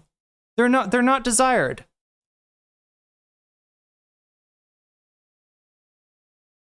We EU buy for. Yeah. So there's some examples of American manufacturers that cater to certain markets. But yeah, they don't. There's just American companies just haven't tried to compete, and they're not going for that market. It's 0. There's no fucking tariff there. They're not tariffing us, right?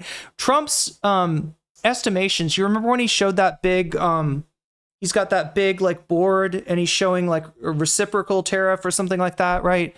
Those are calculated based on the deficit, right? So if the United States is buying more material goods, remember, not services. But if the United States is buying more material goods from a certain country, then we are selling to that country. That's a trade deficit. That's how the other countries are screwing us, quote unquote, right? They're screwing us by offering goods and services that the American people wish to purchase. That's it. That's all. Very well there, and other things that do very well here will also do well there. You'd be surprised at some of the great things we make. But Japan has opened up. Again, the F1, isn't the F-150 like, it's a pretty big truck, right? This is this is getting to the reason that the fuel efficiency standards aren't up to par, the safety standards aren't up to par, and it's stuff like the Ford F-150. I don't think they're not made for the infrastructure that other countries have, right? Indonesia's opened up their country. South Korea has opened up their country. Again, trade deal. We had a trade deal with. In fact, didn't Trump negotiate that trade deal in his first term before blowing it up? I forgot, chat. I forgot. But not only open up, and that's going to be huge business. When you open up South Korea, it's a closed country. And now all of a sudden we're allowed to sell cars. It's been a client state to the United States, right? What? To South Korea and trucks and SUVs. F-150 is so big you need a CDL or the equivalent thereof to operate it in Europe. Yeah. I mean, we're really opening it up. Vietnam is opening up their country. You know, these are all closed countries, but the EU was closed. They wouldn't take our agriculture. I said to, let's say...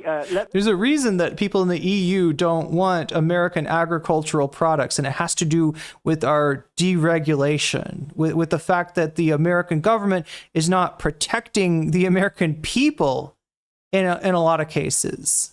That, you know, their safety regulations just aren't here. Why would they want to buy our products?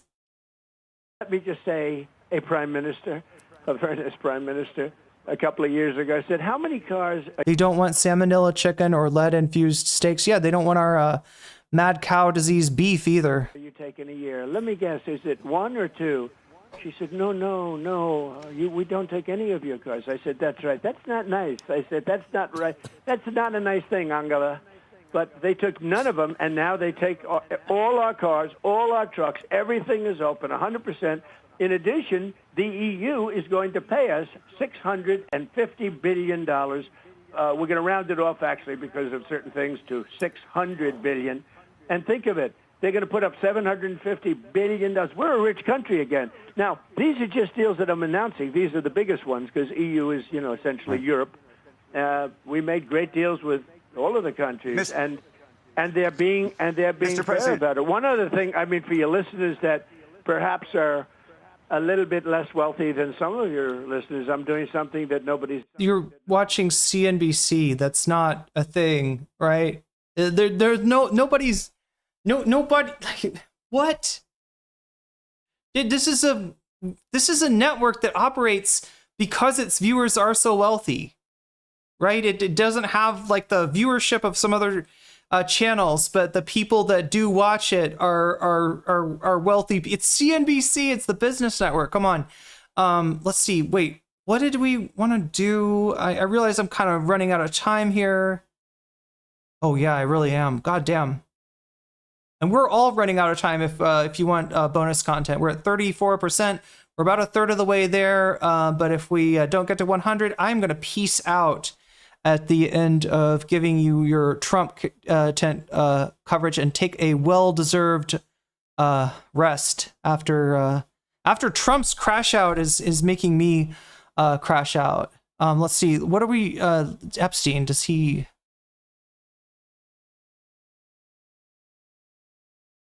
Okay, Epstein. Yeah, it doesn't look like he's talking about Epstein in any of this. Fuck. I said we would watch Majority Report's coverage of this to see. Okay, that's the town hall.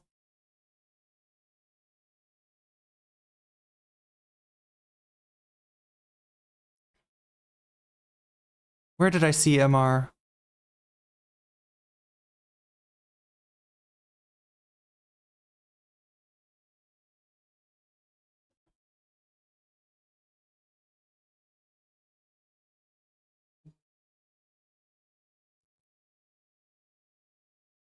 Donald Trump's getting a little concerned about the economy, and I don't blame him.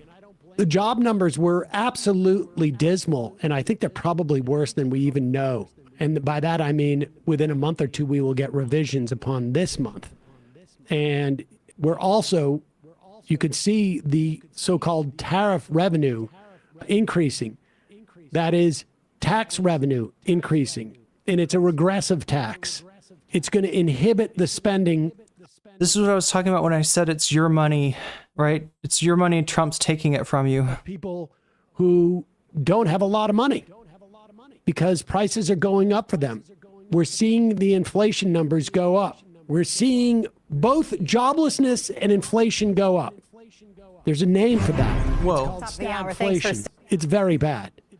Because ostensibly, the more people work, the more opportunity there is for inflation because you have more capacity to buy things. And that creates a supposed scarcity because demand is greater. I happen to personally think that demand as a driver for inflation is overstated and that it's been set up that way so that the Fed has a dual mandate to increase employment, but also to keep a cap on inflation.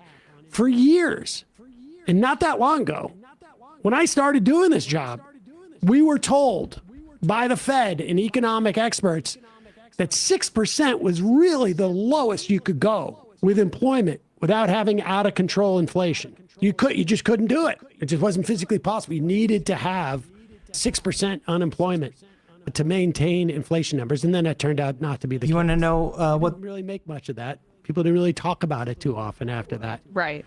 Oh, well. We spent a long time. Well, just wasting human potential. So, spoiler, the real reason that you need 6% unemployment rate is not to control inflation.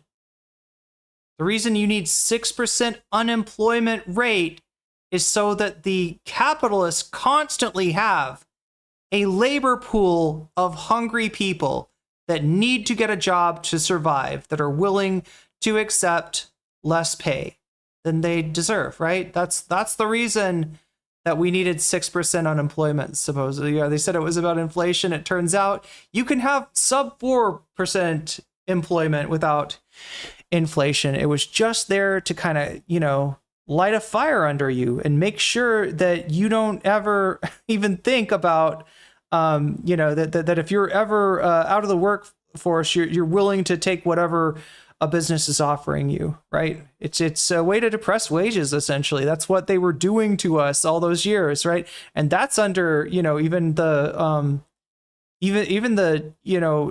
New Deal consensus that I was talking about, right? The reason why it's set up as that dual mandate is that it puts the idea of employment pitted against inflation. And if you have too many people who are making, barely a livable wage, that it's going to create inflation, as opposed to wealth inequality being a big driver of inflation. Now, there's other drivers of inflation. You could have like a once-in-a-lifetime pandemic, and it would screw up logistics. Or you could have corporate price gouging because they found a justification to raise prices. Nevertheless, the idea of having both inflation and higher employment, meaning that more people are not making money, is very problematic because then the Fed doesn't know what to do. Higher unemployment, you mean? Right? Higher unemployment, I should say lower employment, higher unemployment, and inflation. The Fed really then... They can't do anything because they can't cut rates in their view, right? And they're probably right. They can't. Trump is trying to get them to cut rates, but because tariffs are inflationary, then that is... All right, chat, I'm going to end the stream. I'm going to end the short stream. I'm going to raid you in if you want to hang out in the... we're going to continue on the horizontal stream. You can feel free to hang out in there if you want to. I'm probably going to start another short stream. God damn it. I've streamed for too long. And we're not even touching the bonus content yet, right? We're still down at 3%. So, or sorry, 34% is where we're at. So not looking good for that tonight. I'm going to end this stream and hopefully that'll raid you into the other stream. Oh my God. Zetetic, thank you for the sub on Twitch. That puts us up at 40%. So I don't know. Is there hope for tonight? Maybe. Is anybody interested in the bonus content? If so, make sure to make your voice heard. Go ahead and vote. I'll let you know what's winning right now. We're gonna keep on watching. We're gonna watch the rest of this. We're gonna take a quick look at maybe Trump on the White House, or on the roof of the White House is what I'm trying to say. And then I guess after that, what else are we? Oh my God, you missed it. Wait, you missed the raid or what? Oh my God. Okay, wait. Let's try to save our lost viewer here.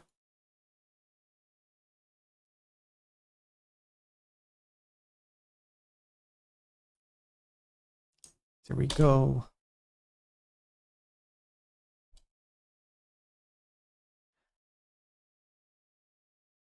So we got Trump on the roof. We've got, oh yeah, we got a, yeah, I think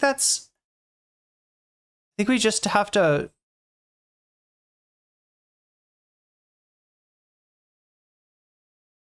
Oh, the Texas Democrats flee to block gerrymandering. Yeah, we got to cover that too. Anyway, let's continue with the majority report. I am so bad, chat, because like I get interested in a topic, I hyper focus on it, and then I start talking about fucking capitalism and communism when we're trying to talk about Epstein. Is the fine that it does kind of tie in though. they're in, even as we're seeing unemployment tick up. So he's created literally a perfect storm to destroy our economy, and it's not even been a year. But Trump has figured out how to fix the economy, and that is to call into Squawk Box and pretend nothing's happening. Something else. I got the highest vote in the history of Texas, a record that they say. He's doing the Jedi mind trick. He's trying to do this. Like, who watches CNBC? Like, fucking small business tyrants, you know, capitalists, right? That's the, you know, that's their demographic. That's why they're able to function with such low viewership, right? Is that they've still got the viewership they do have is, you know, wealthy people that can buy high-end items or even, you know, buy stuff for businesses or whatever. Won't be beaten unless I run again. Are you going to run again? The No, Constitution. probably not. Okay. Probably not. And you're not going to fire Jay Powell. We'll go all talk about all the stuff that. Hey, Becky, I'd like to run. I have the best poll numbers I've ever had. You know why? Because people love the tariffs. And he's got the worst poll numbers since January 6th is what he's actually got. Love That's the with trade deal. And they Republicans. love that countries, and they love that foreign countries aren't ripping us off anymore. overall For poll years, numbers, they ripped us off, friend and foe. And the Overall friend poll was numbers, you worse. don't. Overall What? poll numbers, you don't have the best you ever had in overall poll numbers. You do. I cited one of those. I have the best. I have the best poll among numbers I've ever Republicans. had. Among I have Republicans. poll numbers where I'm 71%. I have the best poll numbers. Look, Those are among Republicans. Funny enough, chat, 71% is the actual statistic behind the number of the American people who don't think that Trump and his administration, his regime, are being straight up about Epstein. 71% to 18%. But no, he does not have a 71% approval rating. It's in some polls as low as 37%. I think the high water mark right now is probably around 43%. No. Among Republicans, I'm at 94 and 95%. No, I'm talking about generally. I have the. Let me put it this way: there was a gentleman on Harry Emden yesterday on CNN. Harry Enton. Positive. And he went crazy over I how just want well. to say, like, I don't like that guy. What's the name of that guy on Squawk Box? The Republican? Yeah, Joe Kernan. Yeah. I find Oh my God, you sent me a super chat for the poll. Thank you. I did have, let's see here, let me turn these on again. I did have the alerts turned off, or at least the sound turned off, so that we didn't have the constant drone of a super chat for the poll. Did you have one of these topics that you wanted to put your donation behind? But yeah, it's not. Thanks for letting me know. I couldn't. Okay, what? Oh, there it is. Okay. The fascism subject of the poll. Okay, I got you. Thank you for the super chat. There we go. Wait, look. There it is. Boom, super chat.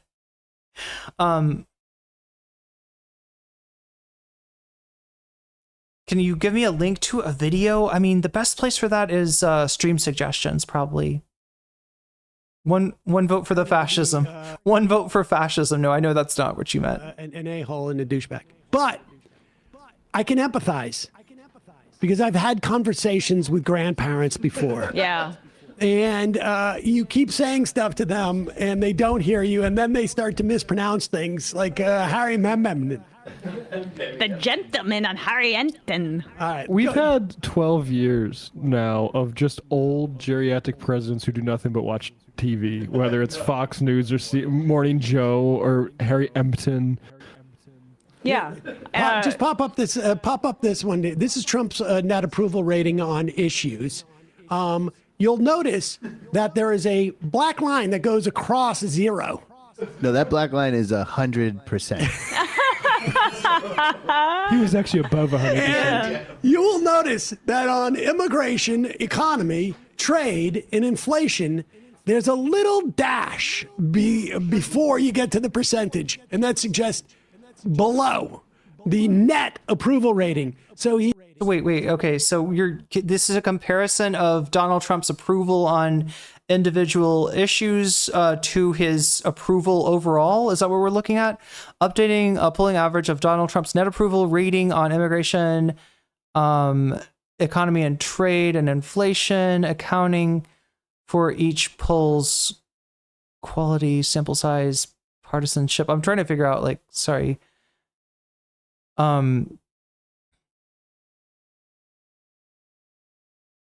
I don't get what this is in comparison to.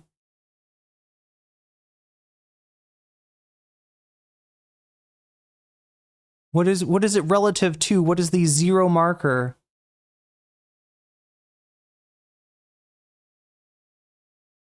He's underwater on all of those things. This is using golf rules. 0. It's sad. Okay, I get it. All right, so what we're looking at is the net approval rating, meaning that 3.9% more people disapprove of Donald Trump's handling of immigration. And that is up since July, but it's still lower, way lower than, So he started off with a net approval around, it looks like 10%, and is now at negative 4% on immigration, which has been his strongest issue. Economy was fairly strong issue for him, started around 5%. Went up as high as 10% and now is negative 2.4. So in other words, 12.4% more people disapprove of his handling of the economy than approve of it. Trade, tariffs, right? Really, 17% more disapprove than approve. Inflation, 25.7% more disapprove over approve. That's what we're looking at. Yes, he's well. I have a low score. I'm doing it the golf way, and here is where he put up. Do we have? I just sent the overall approval. This his is overall Nate's approval rating Silver's aggregator. Is here. Do we have that? Silver Bulletin. Yeah, 52% disapprove, 44% approve. I don't even know where. If you and look, that's a pretty high number. I've seen it as low as 37% approve, as high as 60% disapprove. 44 from 52. Take that difference. It's 8. Add it to 52. Add it to 44 twice. No, 3 times. That's how you get to 71. Fascinating. That's Ron Vara's math. Exactly. But all right, let's go back to this grandpa calling into Squawk Box.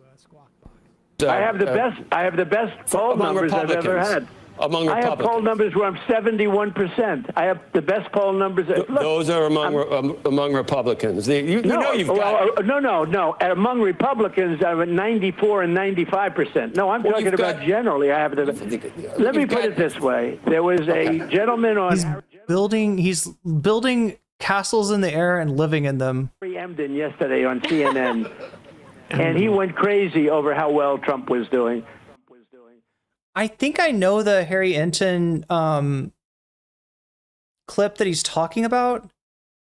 Now, what Harry Enton was going on about was the fact that even with all the Epstein stuff, even with all the tariff stuff, that amongst Republicans, his numbers were still high.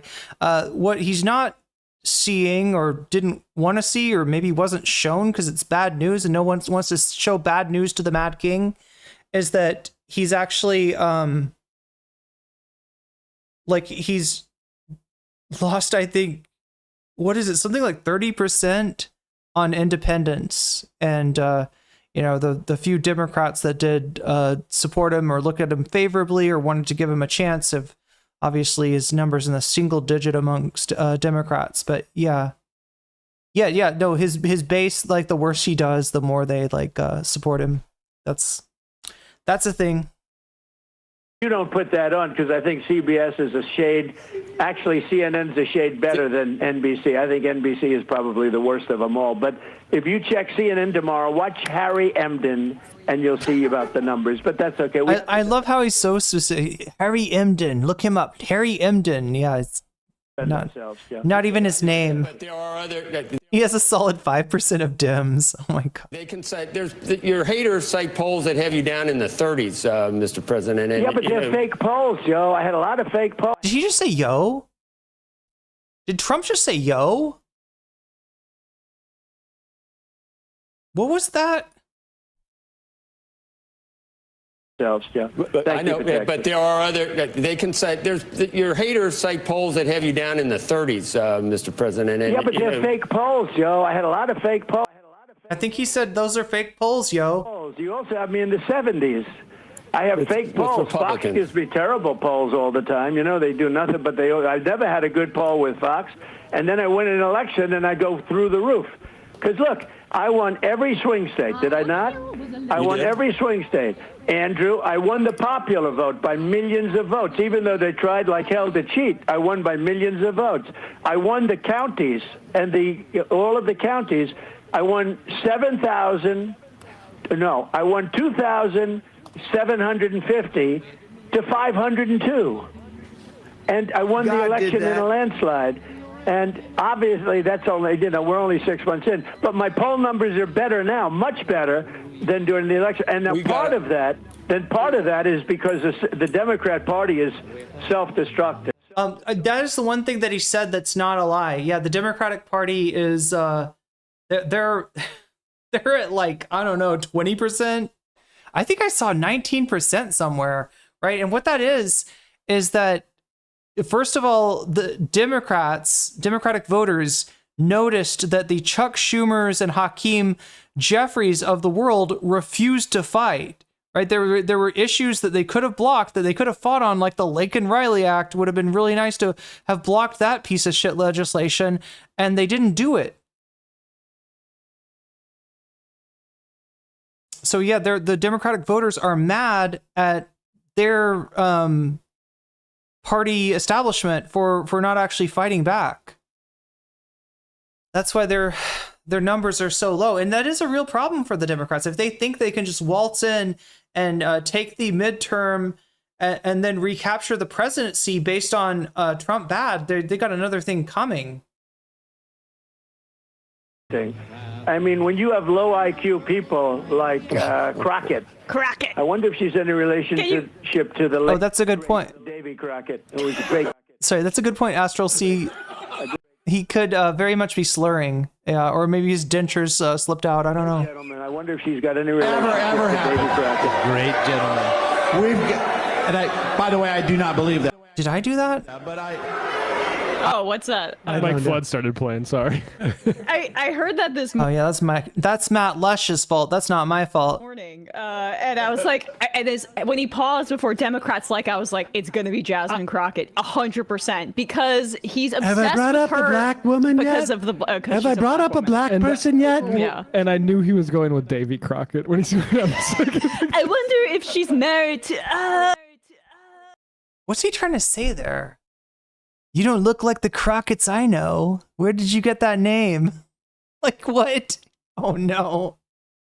Oh, no. Oh, no. Not Donald Trump, like, yada-yada-ing the, effects of chattel slavery. Like, what?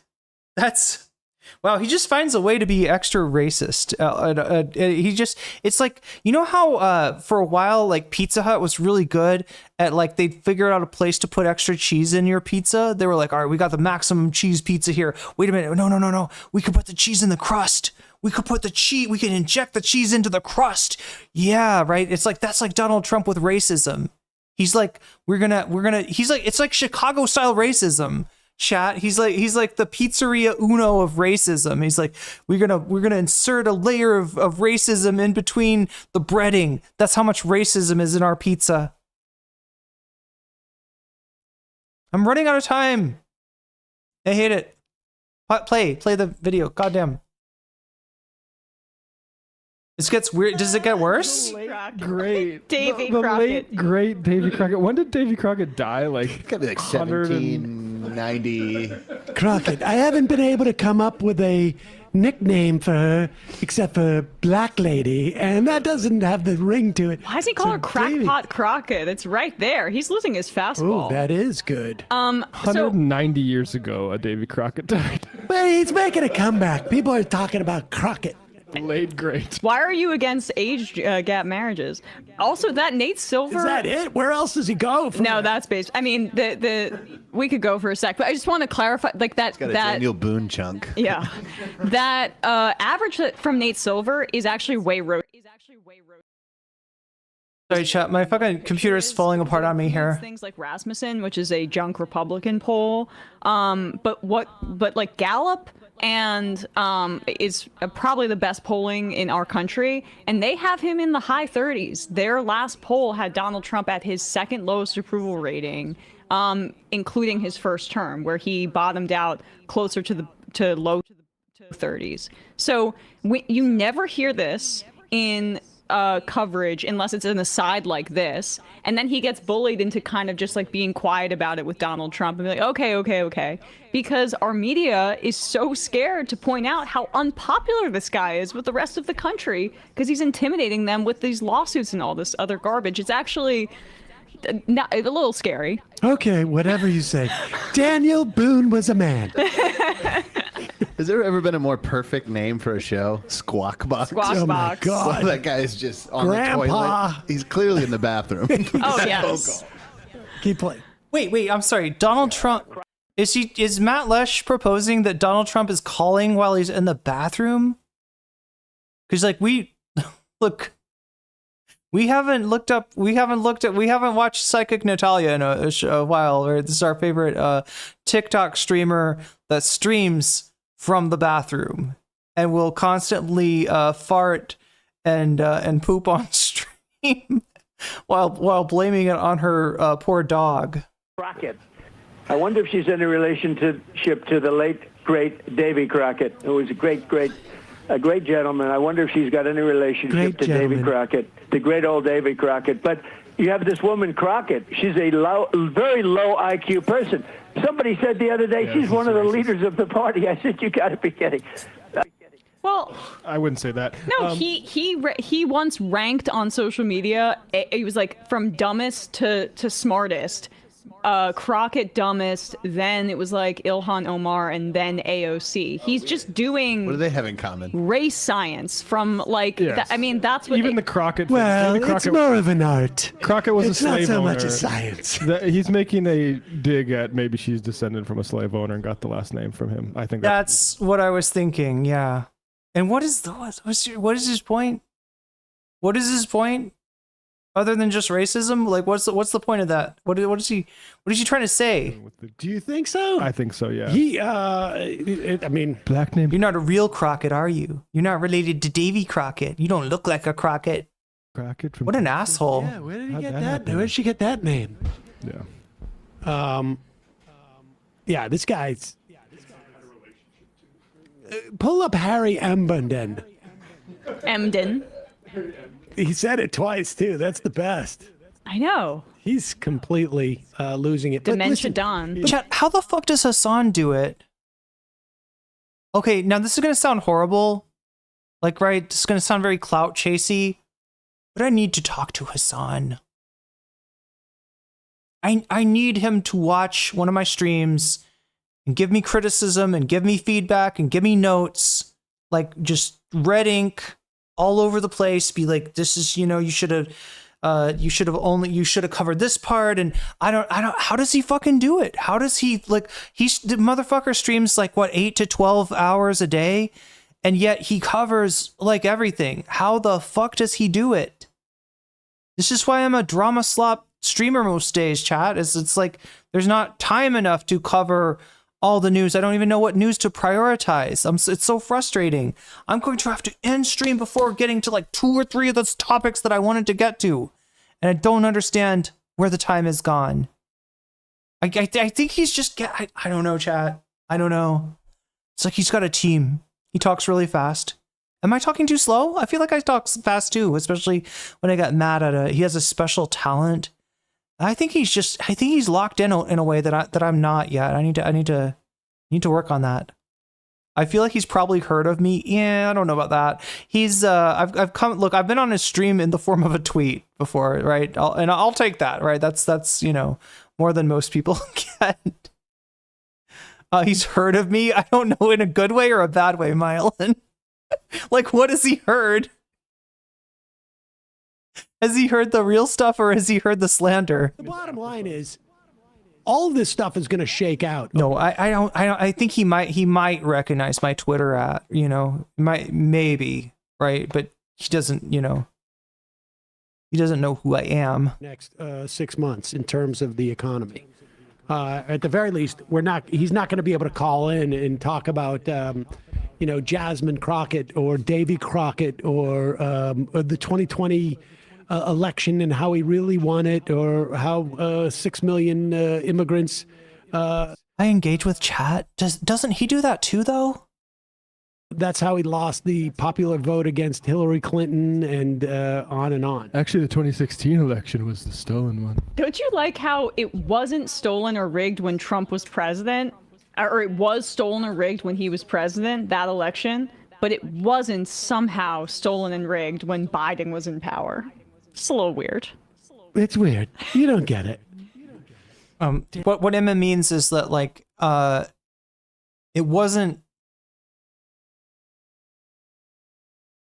Biden was in power when Trump got elected in 2024, right? If there's stealing and rigging of the election, it would be because the Democrats have somebody in the White House, right? So he wins in 2016 and in 2024. In 2016, Barack Obama is in the White House. In 2024, Biden is in the White House, right? You would think if there was rigging and stealing going on, that it would be going on under Democratic presidents. Yet both of the elections that he thinks are, rigged or stolen are where he thinks he actually won the popular vote in 2016, right? It's under Biden or Obama. Has a 3 feet vertical leap. That's good, right? Daniel No IQ. Boone was a man. Since we're just talking about Trump, let's just. There's a lot to be learned from Donald Trump at times, and that is appreciation for people who work for you. Where are you going with this? Here's Donald Trump. Oh, God. Talking about Caroline Leavitt. Oh, my gosh. He's just being a good boss and giving positive feedback. That's right. And so credit where credit's due. Yeah. I feel like a 3 foot vertical leap is good. Here is Donald Trump. Why do a compliment sandwich when you could just do a compliment pastiche? I do a compliment lasagna sometimes, and people still hate me. Here we go. But she's on my list. Caroline Leavitt. She's become a star. It's that face, it's that brain, it's those lips, the way they... Toggle cat ears, orange Andre. That's such a great idea. Only if I wish I hadn't left them in Seattle when I left the country in the middle of the night, or that I had actually gotten them shipped into Thailand instead of them getting shipped to Seattle. God damn, it's such a point of. But look, we got to get cat ears somehow, chat. We got to get cat, even if they're digital cat ears, even if I have to get a green screen and put them on like that. I got to Andre, I'm making you sad because I don't have cat ears. I'm making you sad because I'm a freaking dissident on the run from the fucking Trump regime. God damn. God damn. Yeah. When was this? This was like in March or something. But yeah, those, we did have cat ears. We did have also a trampoline. Both of those got left behind. Although I think, did I put the trampoline in storage maybe? Oh, I apologize, Orange Andre. It'd be so nice to bust out with cat ears right about now, but I've gotta go shopping, I guess, for cat ears. They move like she's a machine gun. Is she in the room? She's in the room. She's a star, and she's great. She's a great person, actually, but she's, I don't think anybody has ever had a better press secretary than Caroline. She's been amazing. Mr. President, thank you, but she's on. He also talks like he's had a mini stroke there, too. Dementia down. Yes. He has The way real her health lips issues. move. He's got real issues, health-wise. One can... I'm just saying. Do I like Thailand? Yes, Thailand is great. Thailand is amazing. Thailand has been so awesome to me. That being said, it's kind of difficult managing the, the visas and everything. Right now, I'm trying to get. I've got to spend a week in Vietnam so I can apply for an educational visa, which is going to be pretty cool. If everything goes according to plan, if everything works out, I'm going to be studying Thai. I'm going to be taking Thai language school, which Chad actually helped me fund. Yeah, I'm okay, but only because of Chad. Only because of people in my community that were really had my back when all this stuff came down. And it's still very it's very precarious. It's very precarious. But yeah, we're 40% of the way towards funding the Vietnam trip, so I'm feeling pretty good about that. Yeah, we used Throne, my link throne.com/nocommentchick to try to to fund the fee for language school, and then the fee for or the cost of going to Vietnam and a hotel room for a week while I wait for the Thai embassy to decide my fate, to decide if they want me as a long-term visa holder or not. So let's hope that they say yes. One can have aspirations. I mean, maybe Caroline Levitt should just walk into the room. He might get so excited that he might keel over and save us all a bunch of pain as a country. Did you just wish death upon the press commander and the pedophile in chief? Is that what I just heard? She's a star. She's a star. A spokesperson of a country that's arming a country, starving people to death. What do you think the White House HR department is like? Do you think that they just set up a Halloween skeleton in an office and call it a day? I think it's probably where you get your pills. I was just gonna say that's exactly. No, they just have a Botox doctor in there to juice people up. Hey folks, don't forget to hit the subscribe button. Is that what people are talking about with lip fillers? Chat, I'm sorry, I've completely fucked this up. All right, let me edit the title of my stream at least.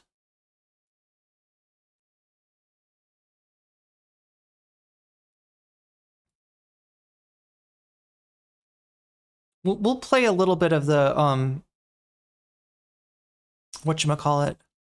Oh, also make sure if you haven't already, or even if you have, make sure to like the stream, especially if you were watching me on the short stream, right? Because oh my god, the tab is crashed. Oh, that's send feedback. Okay, I just need to refresh this, I guess. Refresh. But yeah, chat. If you can get the likes up, the closer we get those to 100, the more likely that other people are to see this stream, that some of them missed. YouTube doesn't think that you want to watch me do political streams. I think they're wrong. And the only way to prove it to them is to get as many likes as we possibly can on this stream. So much appreciation to everyone in the Thumb Gang that is sending likes my way. That being said, chat, I've been on here for 6 hours, and new rule, I don't do longer than 6 hours without hitting the bonus goal. We're at 40%. We made a valiant effort. Again, this is why I don't do political streams. I don't know. I think it's YouTube just not sending out the link, right? I think it's the thing of YouTube, kind of fucking me over, but I don't know. Until I get positive feedback, I won't be able to do as many of these because it's just not. I wouldn't survive if this was every night for me. I would not survive. So thank you for being here. Thank you for supporting me and the stream. If you're watching me on Twitch, oh my God, of course I've got everything closed down, so waiting for it to open up. Come on. This should be smooth. This should be slick. While I'm waiting for shit to open up. No, there it is.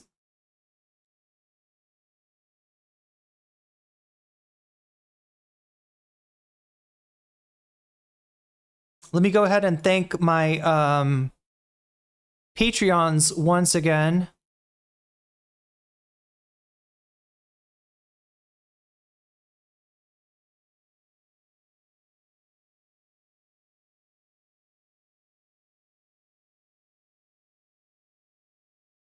Everyone who supports me on Patreon at the $5 level or above gets a fancy shout out at the beginning and ending of every stream. Let me do those now. Shouts out to Or Else Ellipsis, shouts out to Temporal Insanity, shouts out to Steven Sayers, shouts out to Funky Monkey, shouts out to Sarah, shouts out to Nadia Yvette, shouts out to Moe Noape, shouts out to Jules K, shouts out to Izzy Mandias. See if I can get this to go into the dashboard. There we go.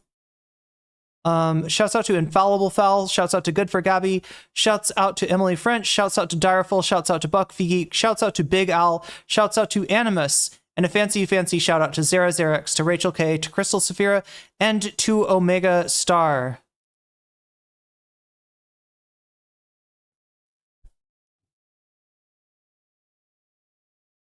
Oh my God, chat. I think we had more viewers on Twitch tonight at certain times than we did on YouTube. So congratulations, Twitch.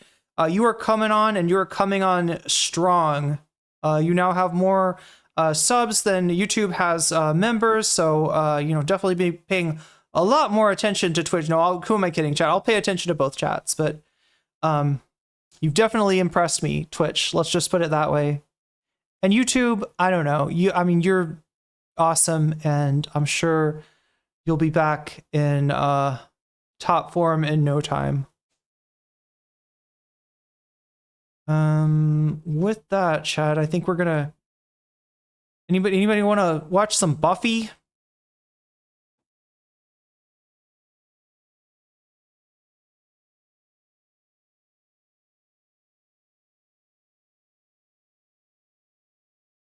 There goes the raid.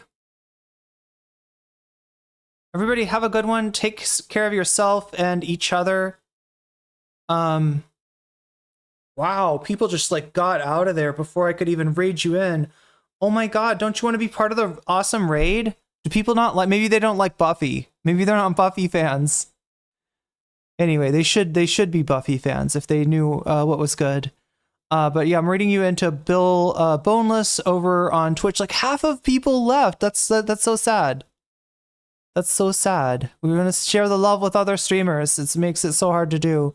But anyway, I'm raiding you in. I'm going to change that. We're going to have to cover the thing that I really wanted to cover, chat, was that town hall. That town hall. I should have just started with that. I don't know. But I guess we got some new people aware of the stream from covering Trump. So good. On that, I'll be back again tomorrow. Hopefully I'll have a ticket to Vietnam, and I'll have my e-visa all worked out and stuff like that, and I'll be ready to go. So I will see you again tomorrow. Until then, take care of yourself and each other. Say hi to Bill Boneless for me. And I will see you all again tomorrow. Moe Moe Kyun.